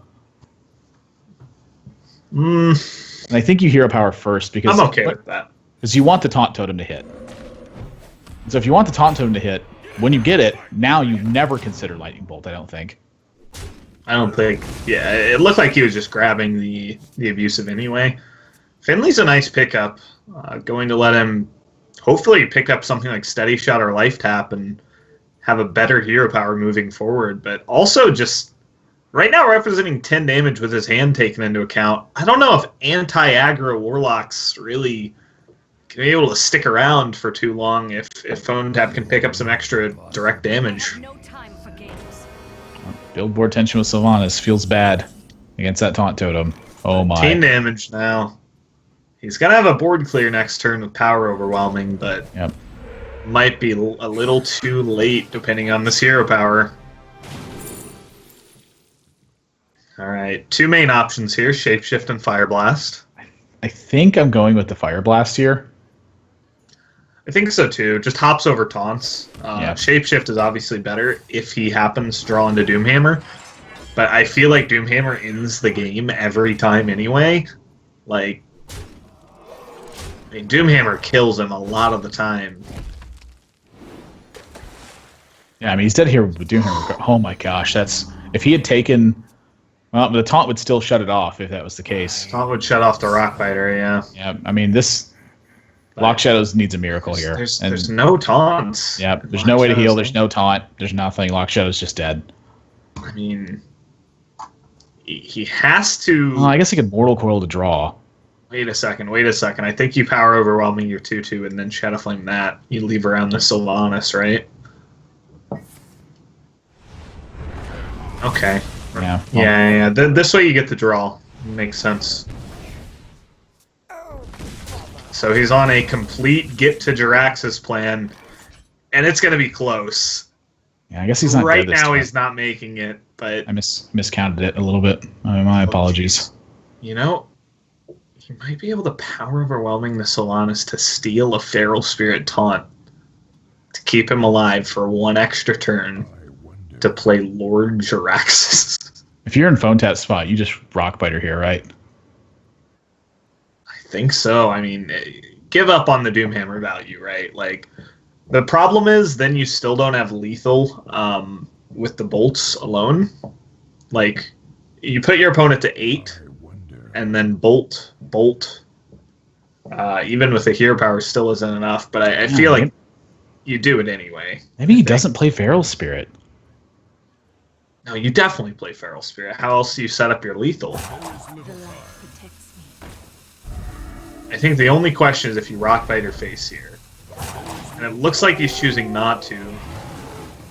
So that means that power overwhelming play is a possibility. It would be a 50-50 as it stands right now. Funnel cakes! I think you go for the PO. Oh, he's not going to. Little bit of burn separates Phone Tap and the win. 2 damage. That's going to do it. Jeez. 5, 6, 7, 8, 9, 10, 11, 12, 13. Wait a minute. Oh, yeah, he's got plenty of mana. Never mind. Had he gone for the power overwhelming and stolen the taunt, this would not be lethal. That's pretty absurd. And knowing you have the direct, the only turn you lose, I think, is this turn, unless your opponent has Doomhammer, and then it's. That's a tough call. I don't know. I don't know what I would do sitting in Lock Shadow's seat there. I mean, knowing who I am personally, I always take gigantic risks like that. It feels like. Yeah. I take risks too, but I feel like if anything, the players I watch a lot of the time go for that PO more often than not because they're just like scared. And I don't even think that was a case of being scared. I think power overwhelming's not very good, right?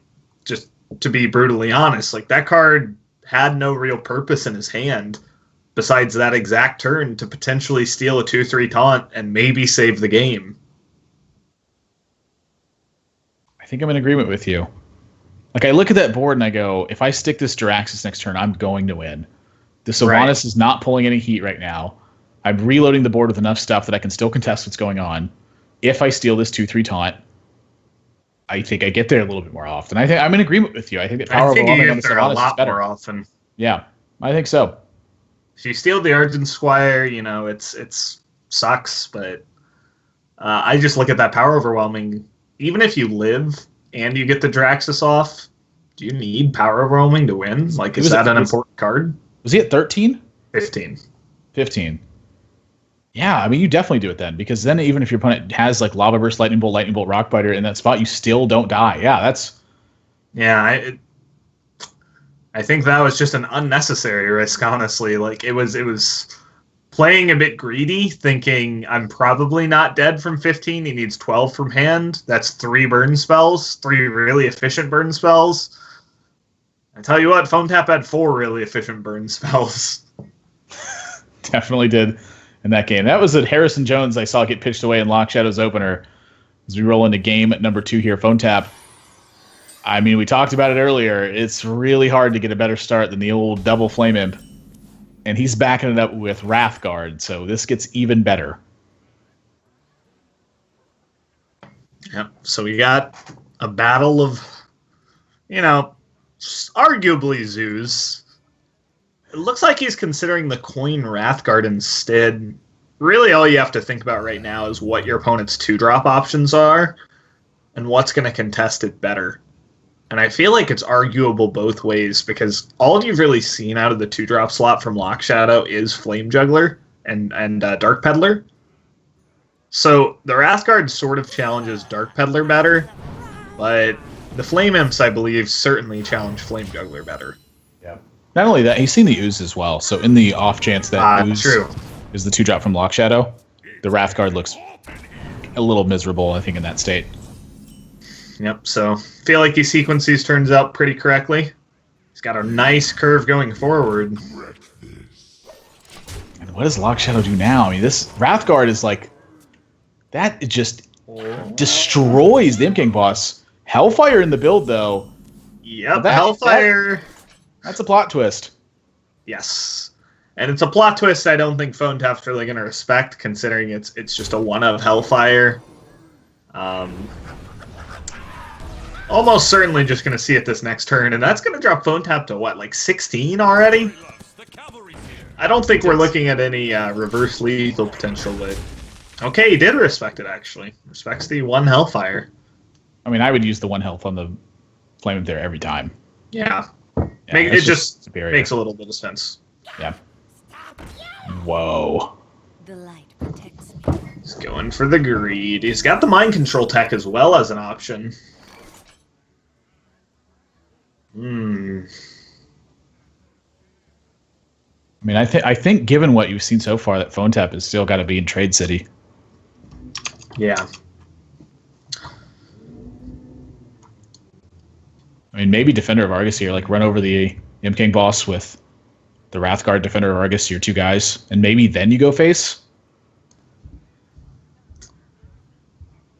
Maybe you trade off the Divine Shield then to protect both your guys.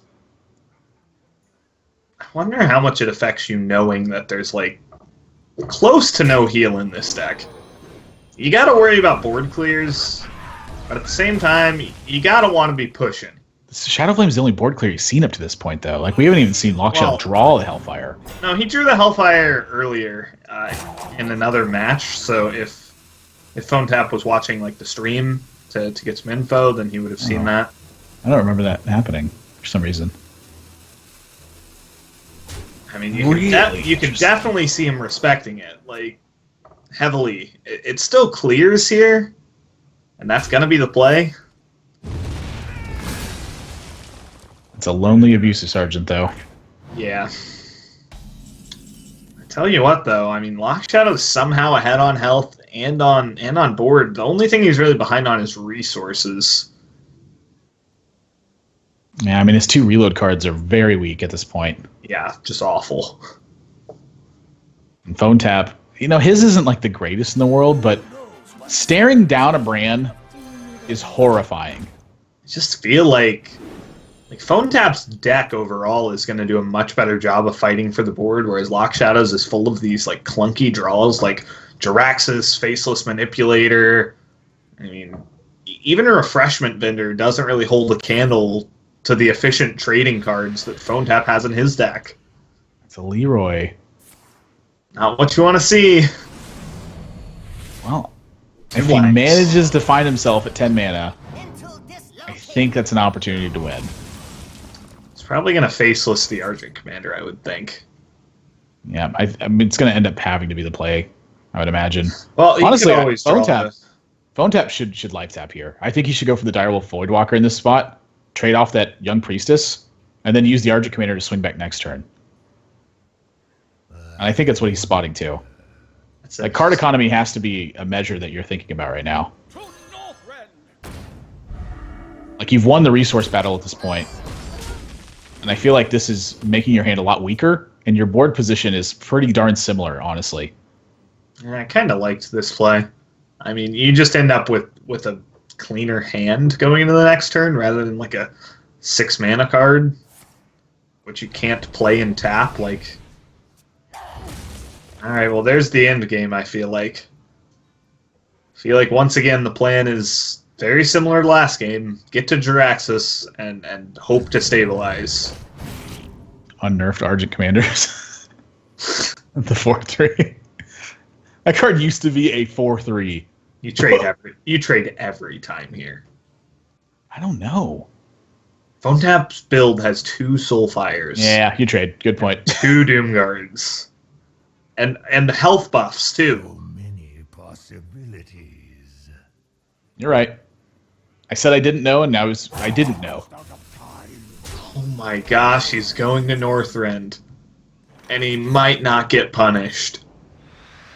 Well, that's a pretty big punish. I wonder if Phone Tap is going to respect Shadow Flame, though. That kind of is what this signals, honestly. I mean, I'd be shipping it. Like, you are not going to win the elongated game. Like, you're the aggressor. Argent Squire, stick around if a Shadow Flame happens. It's not even an awful thing to consider. You put your opponent to 10, you leave a 1/1, you actually have lethal outs. And you're still ahead on board, which is important. Like, I 100% want to see Phone Tap dome him for 5 and develop everything. That's a tough call to make. And it's very easy to make from our perspective, seeing these awful cards in Lock Shadow's hand, but I think, again, you just kind of have to respect your position in this game as, no, I'm not going to win if I just keep trading. You have to pick a turn eventually. The light protects me. So that's 7 damage on board. Still obviously going to set him up for lethal outs, knowing that there's no clear here. That's a bad draw. That's It's another also bad bad. draw. all right. So Doomguard ends it as of now. Yep. Yeah, Otherwise, Phone Tap- it's Phone Tap's got some real lethal outs here. yep. So didn't push the damage, which would essentially guarantee the win. I feel like with looking at the hands right now, but does still set himself up in a very respectable position. Is Lock Shadow going to Mortal Coil as Abusive Sergeant? Yes. I wonder. Get in there and fight!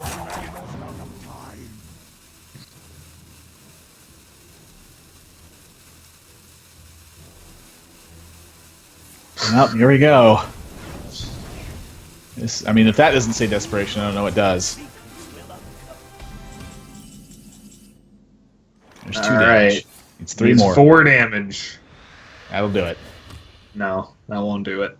That's 4 damage. Wait, 2, 4, He 6, needs 7, 4 8, 9, damage 10. Oh, in addition to the abusive. you're right. Okay.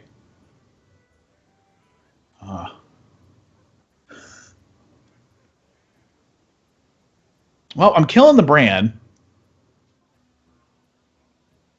I wonder. Why? How do you lose if you kill the brand? Look what just happened. I don't know how he loses anyway. I mean, certainly Lance Carrier, the Argent Squire. Yep. That is happening.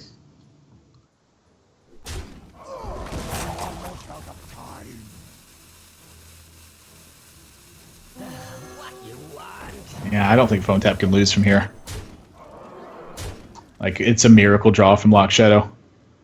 And that's about it. Second Hellfire. Well, Okay. that doesn't.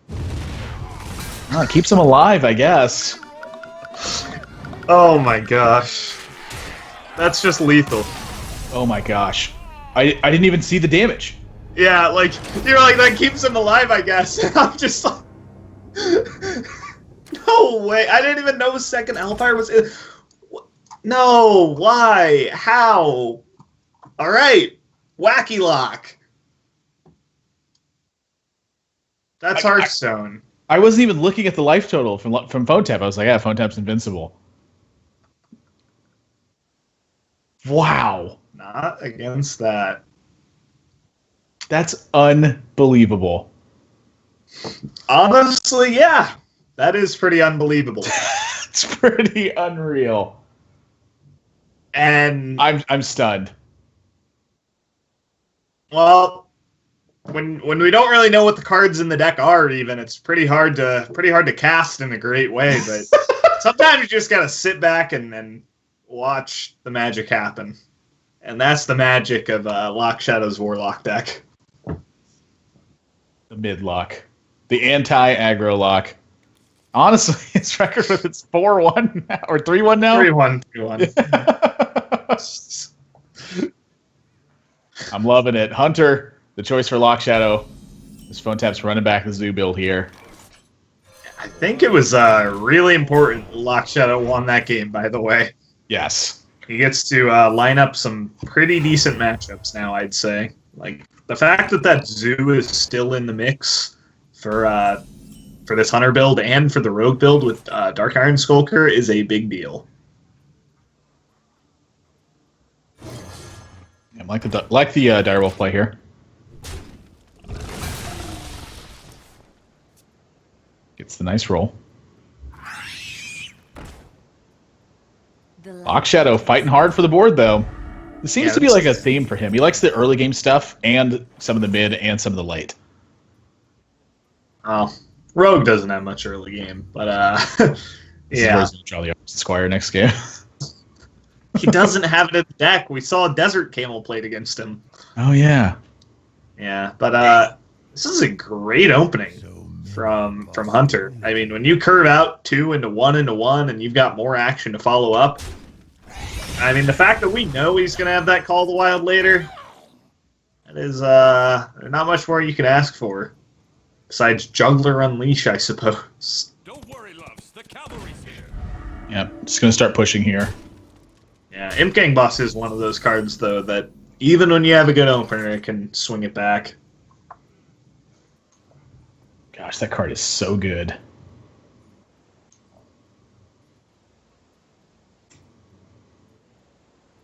I'm not sure the right order for this, though.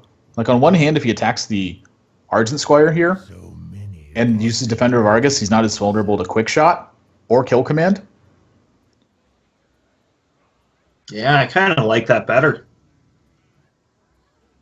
Yeah, I like that a lot because then it's just ridiculously tough to get through the Imp Gang. I mean, Abusive would be the one card that does it, and Lock Shadow happens to have it, but you're putting him on Abusive and Abusive only to crack the Imp Gang in an efficient way, and even then, you still get a bunch of 1/1s. You get the 1/1/1. Yeah, I think I like that a lot.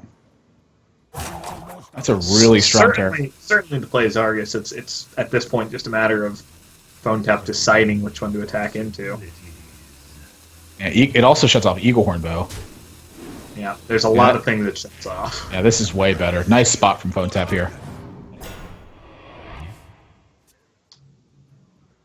Yeah, the fact that he has to Abusive, though, means he does not get to kill off the 2/2 very cleanly. Probably has to quick shot that one. Would you quick shot the 2/3 or the 2/2?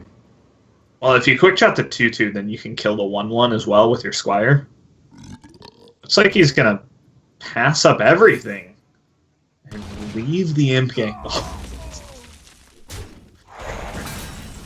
That's ambitious. That's a bold call. If your Huge Toad Juggle goes into the Imp Gang boss,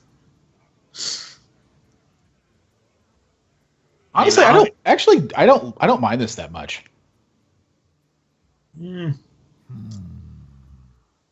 so the other play would leave you with a 2/1 and a 2/1 against a 2/3, which is it's at least a lot easier to look at compared to this board state, in which this board state has a lot of random variables and a lot of different attack orders that can happen. I won. Yeah, I don't know. It's We're just gonna giddy up. I mean, I think Horse Rider's really good this turn. Yeah. Well, I just mean, like, is he gonna keep clearing No. or is he gonna keep pushing? He's gonna clear. He's gonna clear. Okay, so Toads gets cleared off. Oh wow. Yeah, I mean, you certainly clear minion at this point. Yeah. Well, I would say, I mean, with the perfect juggle, it certainly went about as well as it could have for Lock Shadow here. Get in there and fight, maggot.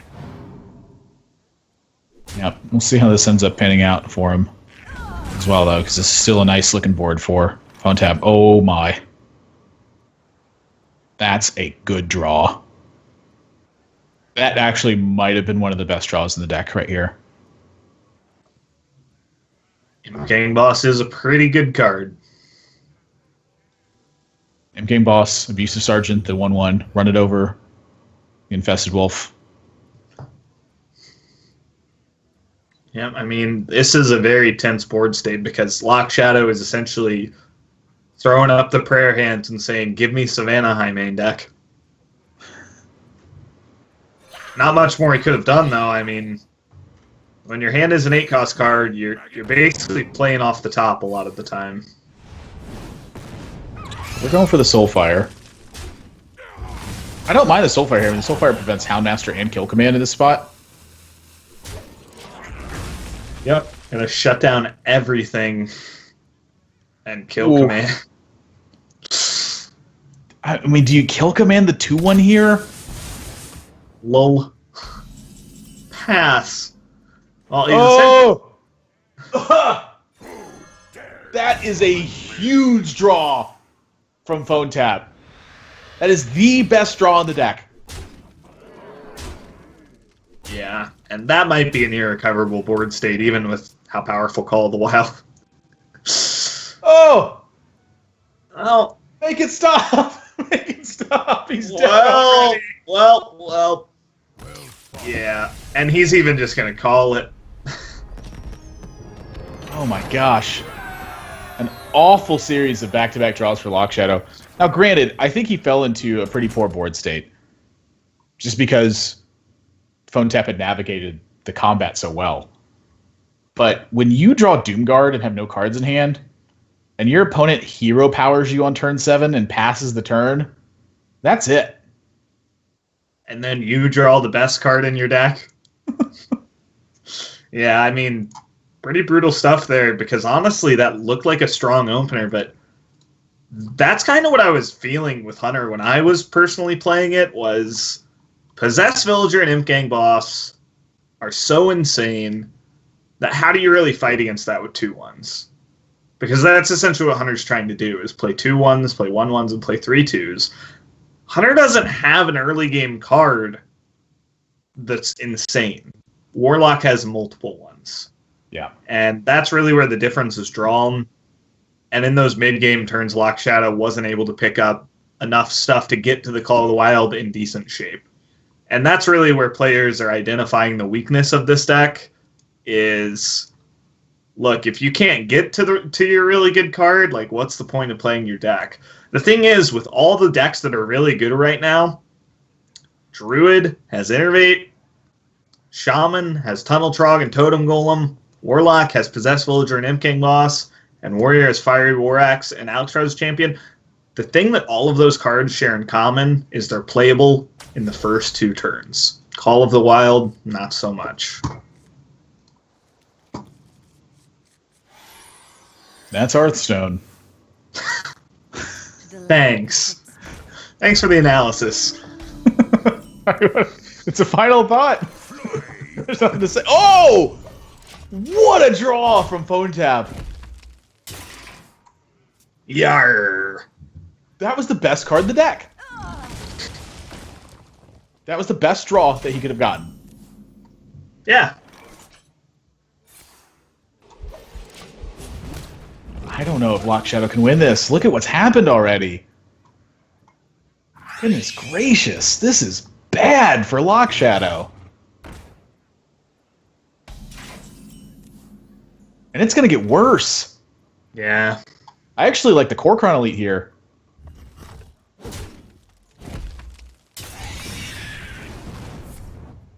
This will contest Animal Companion.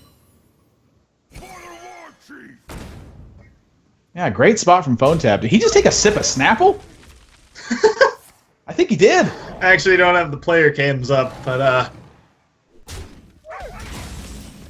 hey man, great drink of choice if so. Twilight Guardian. And Phone Tap's going, yep. If you got quick shot, I don't even care. I got so much back behind this. It's unreal. Animal Companion. Leok, not going to cut it. This is going to be very quickly snowballing in Phone Tap's favor.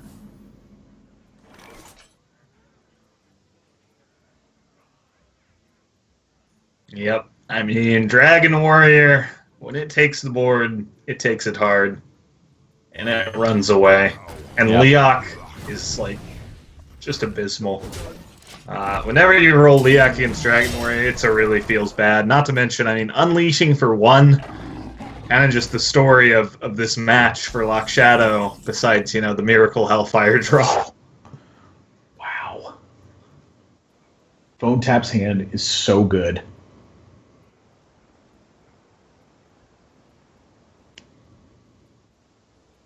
I don't even know if you clear here.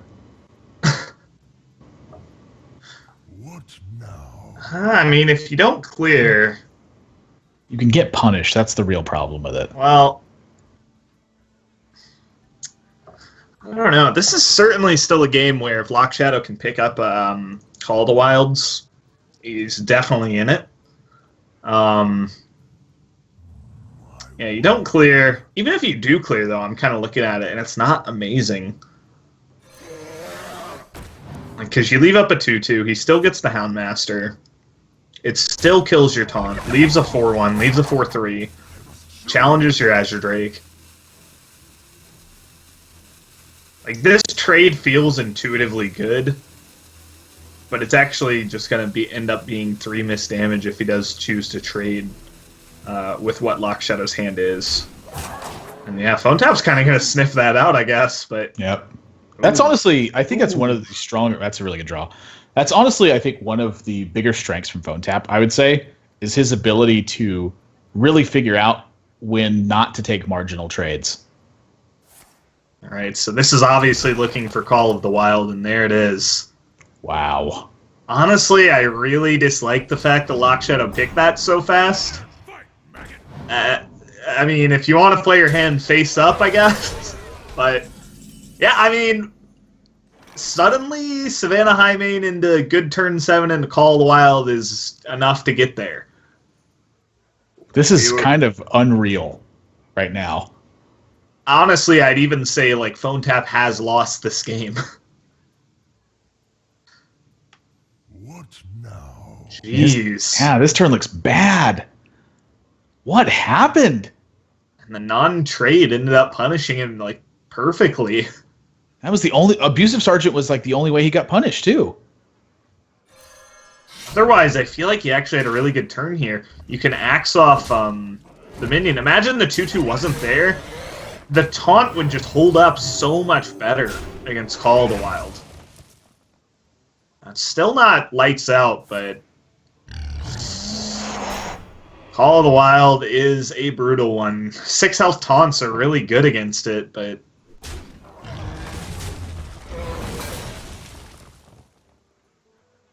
think in its face here. Well, I Sure, don't think your it's... Misha dies, but I don't think it's trade with Azure Drake, that's for sure. at this point, you're an aggro deck. Well, Well, that's a nice draw. yeah, it really is. I wonder... Jeez. So what I'm seeing is Azure Drake hit the Misha. The double champions take out the Leok. You drop to 5. You go back to 7 with armor up. You have 2 3/1s versus 1 card and a hero power.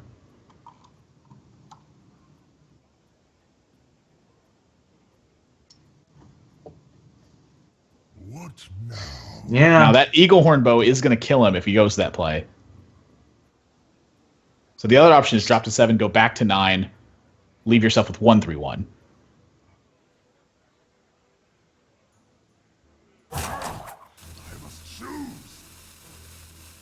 For the life binder.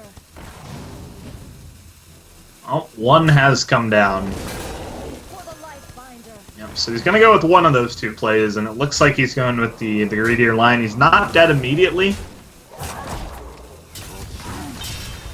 Nice. He is dead over 2, though. If And with both Twilight Guardians used up, I don't think there's anything that's left. it. I mean, he'd literally have to have Alex Straza in the build to make this happen. I mean, this deck does not run Armor Smiths. Doesn't run shield blocks. Yeah, that's it. Wow, Lock Shadow turns this game around, forces game number 5. Gosh, all of Lock Shadow's games are just like so like come from behind, barely get there. Oh man. Whew. Yep, not enough. Phone tap. I mean, I can't believe it. That's the second one in this series that he's had this way. Well, we're heading to Game 5, and it's going to be the matchup we saw last time, and honestly, maybe a little bit of learning there for Lock Shadow. Keeping Gadgetzan against Dragon Warrior did not pan out. I would expect him to go for a much more defensive mulligan this time. Dragon Warrior versus Rogue is going to decide this series, and I think it's a pretty close matchup, honestly. I know you think it's very Dragon Warrior favored, but yeah. I'd say only slightly. Yeah, I definitely disagree with that. I think that the start potential for Dragon Warrior heavily outmatches the start potential for Rogue, and I think the Rogue has to kind of have everything go its way to pull the early game victory. Where the more, sort of the difference that I make, I mean, I don't think that Zoo has a negative matchup versus Rogue, and the reason that I don't think that is because you can ask pretty much any question you want, regardless of which question you ask, the Rogue's got to have the answer for it. Their answers are much more limited and much more situational than your questions are. Now, if there's the kind of opening hand that Phone Tap could really struggle with, I think it's the double 8-drop opener.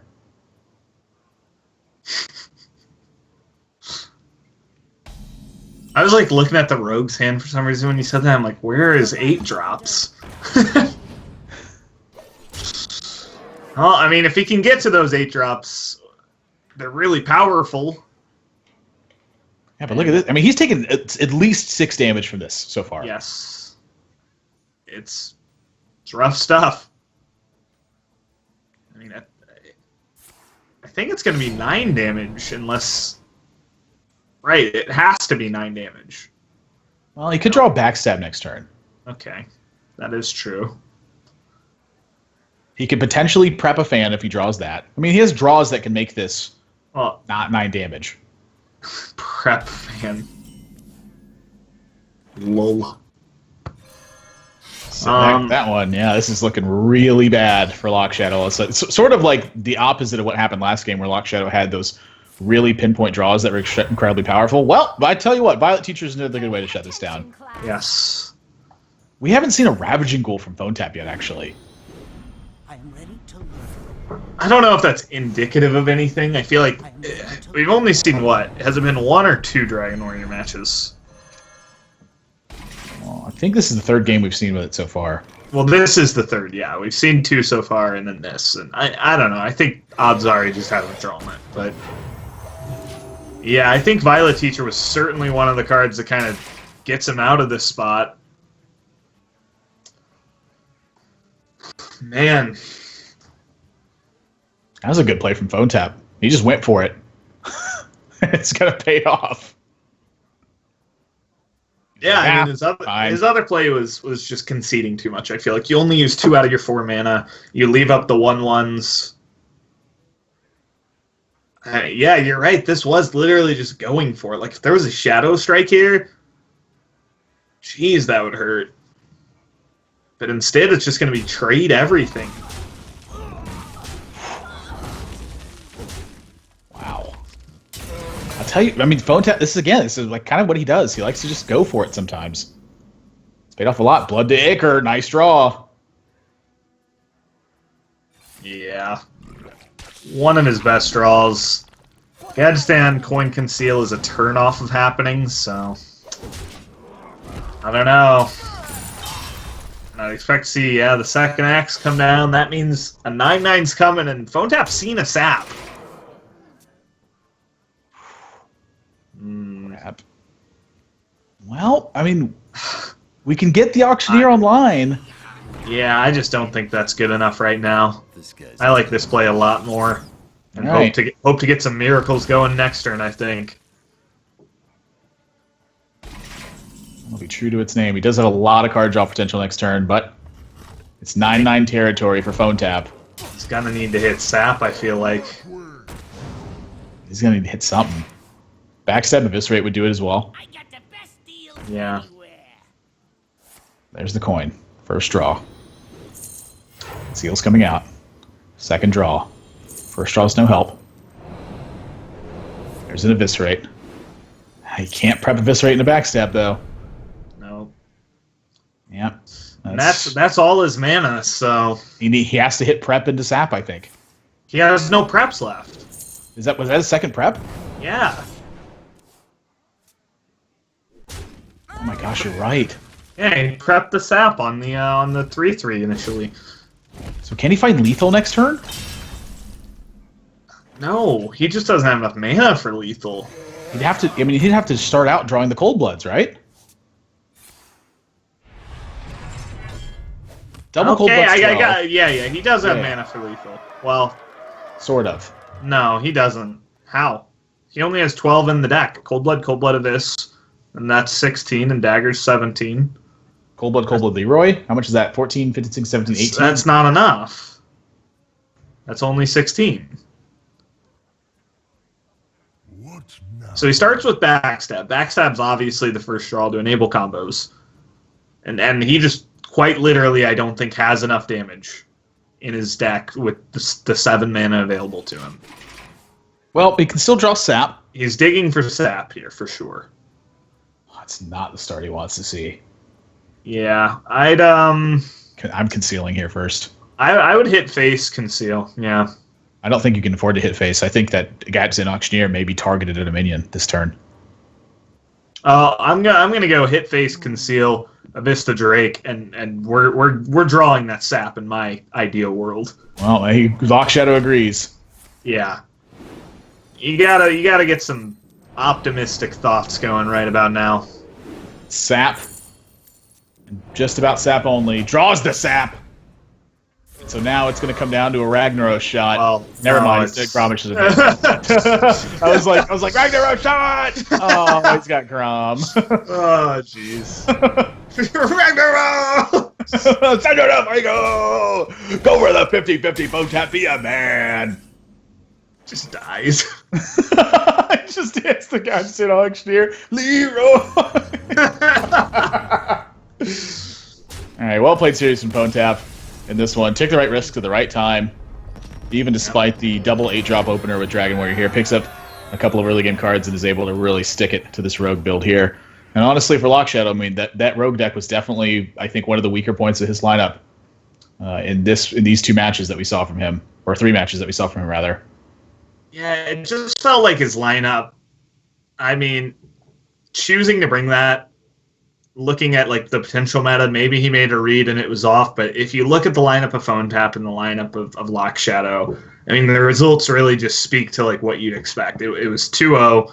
This series was a lot closer than the first one, obviously. But these 3 decks, I mean, yeah, it's anti-aggro Warlock, but we saw kind of. It didn't do very well overall, I will say. 3-1 for that Warlock deck, but then you add in Rogue and Midhunter, and it doesn't make sense, kind of like synergistically in a Conquest lineup, where if one of your decks is supposed to be anti-aggro, so like let's say game 1 you beat their aggro deck, cool. Now you're queuing up Rogue, which probably loses to their aggro deck. It doesn't make much sense to me. I feel like Phone Tap's just all-out aggression lineup with the very aggressive Zoo build, aggro Shaman, and just Dragon Warrior. Like, we saw the results. He just beat him up twice in a row. Yep. I think the aggressive decks are certainly a force to be reckoned with right now. And I think that when you don't respect them enough, it can really affect your overall win rate for it. So Phone Tap moves on to our final day in this one. So top 4 of the event now. He's going to be joining Rosti and Prophecy along with Frozen from today for tomorrow, which is going to be day 3. So a lot less Yogg-Saron today than we saw yesterday, thanks to TJ and mostly on yesterday. But again, I think much tighter play today than we saw yesterday. I don't know if the time of day could potentially have been affecting that. I mean, TJ was playing at like 4 a.m. Overseas for his match. But Yeah. it's not an excuse, but it could be a reason. So there's always that to keep in mind. Yeah, and I mean, Phone Tap and Frozen, these guys that moved through today, definitely tournament mainstays. You've seen them in a lot of North American tournaments. You've seen them in Onog quite a bit, too. I mean, this is Frozen's first appearance in the Onog feature, or Open, rather. And Phone Tap has been playing those Opens for a long time. He's been in the feature before. He's played in the Open before. He won the last Open. And so I think kind of expected results today.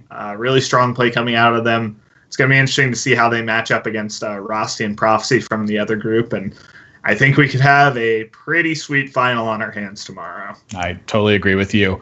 So I think that's going to wrap things up for us here today. I want to give a big shout out to the sponsors who have helped make this series possible. Of course, Geico being the title sponsor for the entire circuit. If you insure anything at all, I promise you that you have a great chance to save some money with Geico. You can head over to geico.onog.gg to get yourself a free quote, and you can also sign up to win a CyberPower Gamer Extreme 1000 PC. It's going to be given away over there when you sign up for that. You can also sign up at the website for the next Open that's taking place. July 29th is the next Open event that will be happening, a $1,000 prize pool, and that leads into the fifth and final feature tournament that will be taking place, which is the $5,000 prize pool. And then if you end up winning one of those, you find yourself at that PAX Prime final with the $25,000 prize pool. Pretty major Hearthstone tournament that's going on with the circuit that's taking place. Also, thanks to Video Game Voters Network, which is a grassroots organization that's really encouraging gamers to get out there and vote in the 2016 election. They host a lot of giveaways and contests and things like that. So if you want to check it out, head over to videogamevoters.com for their websites. For CyberPower PC, again, of course, for providing the PC to give away here, and for Razer for jumping on board. So I think before we go, Chalky, do you have any final words? Nope. I think I got all my final words in already. I think we've got a great lineup of 4 guys tomorrow. We've got a little mix of the unknown in there with Prophecy, but I feel like the other 3 players all already have very defined results, which makes me, just again excited for whoever can take this down. I think we've got a lot of great players there tomorrow. We've seen their lineups function pretty well. Pretty similar stuff all around, but that's just kind of how things are once the meta kind of gets figured out. So should be interesting to see also once they add those 5th decks tomorrow and how that'll work out. Yeah, best of 7 tomorrow with a 5th deck in there. 12 p.m. Pacific, 3 p.m. Eastern, 9 a.m. CEST is going to be the schedule for. Is that right? 9 a.m. Maybe 9 p.m. CEST. I think it's typo. No clue. 9 p.m. CEST. Ignore what I first said in there. Follow the channel here to get updates when it goes live, at Onog Esports on Twitter to get updates from there as well. For everyone here at the production, for Chalky, for myself, we'll have a good night, and we'll see you tomorrow.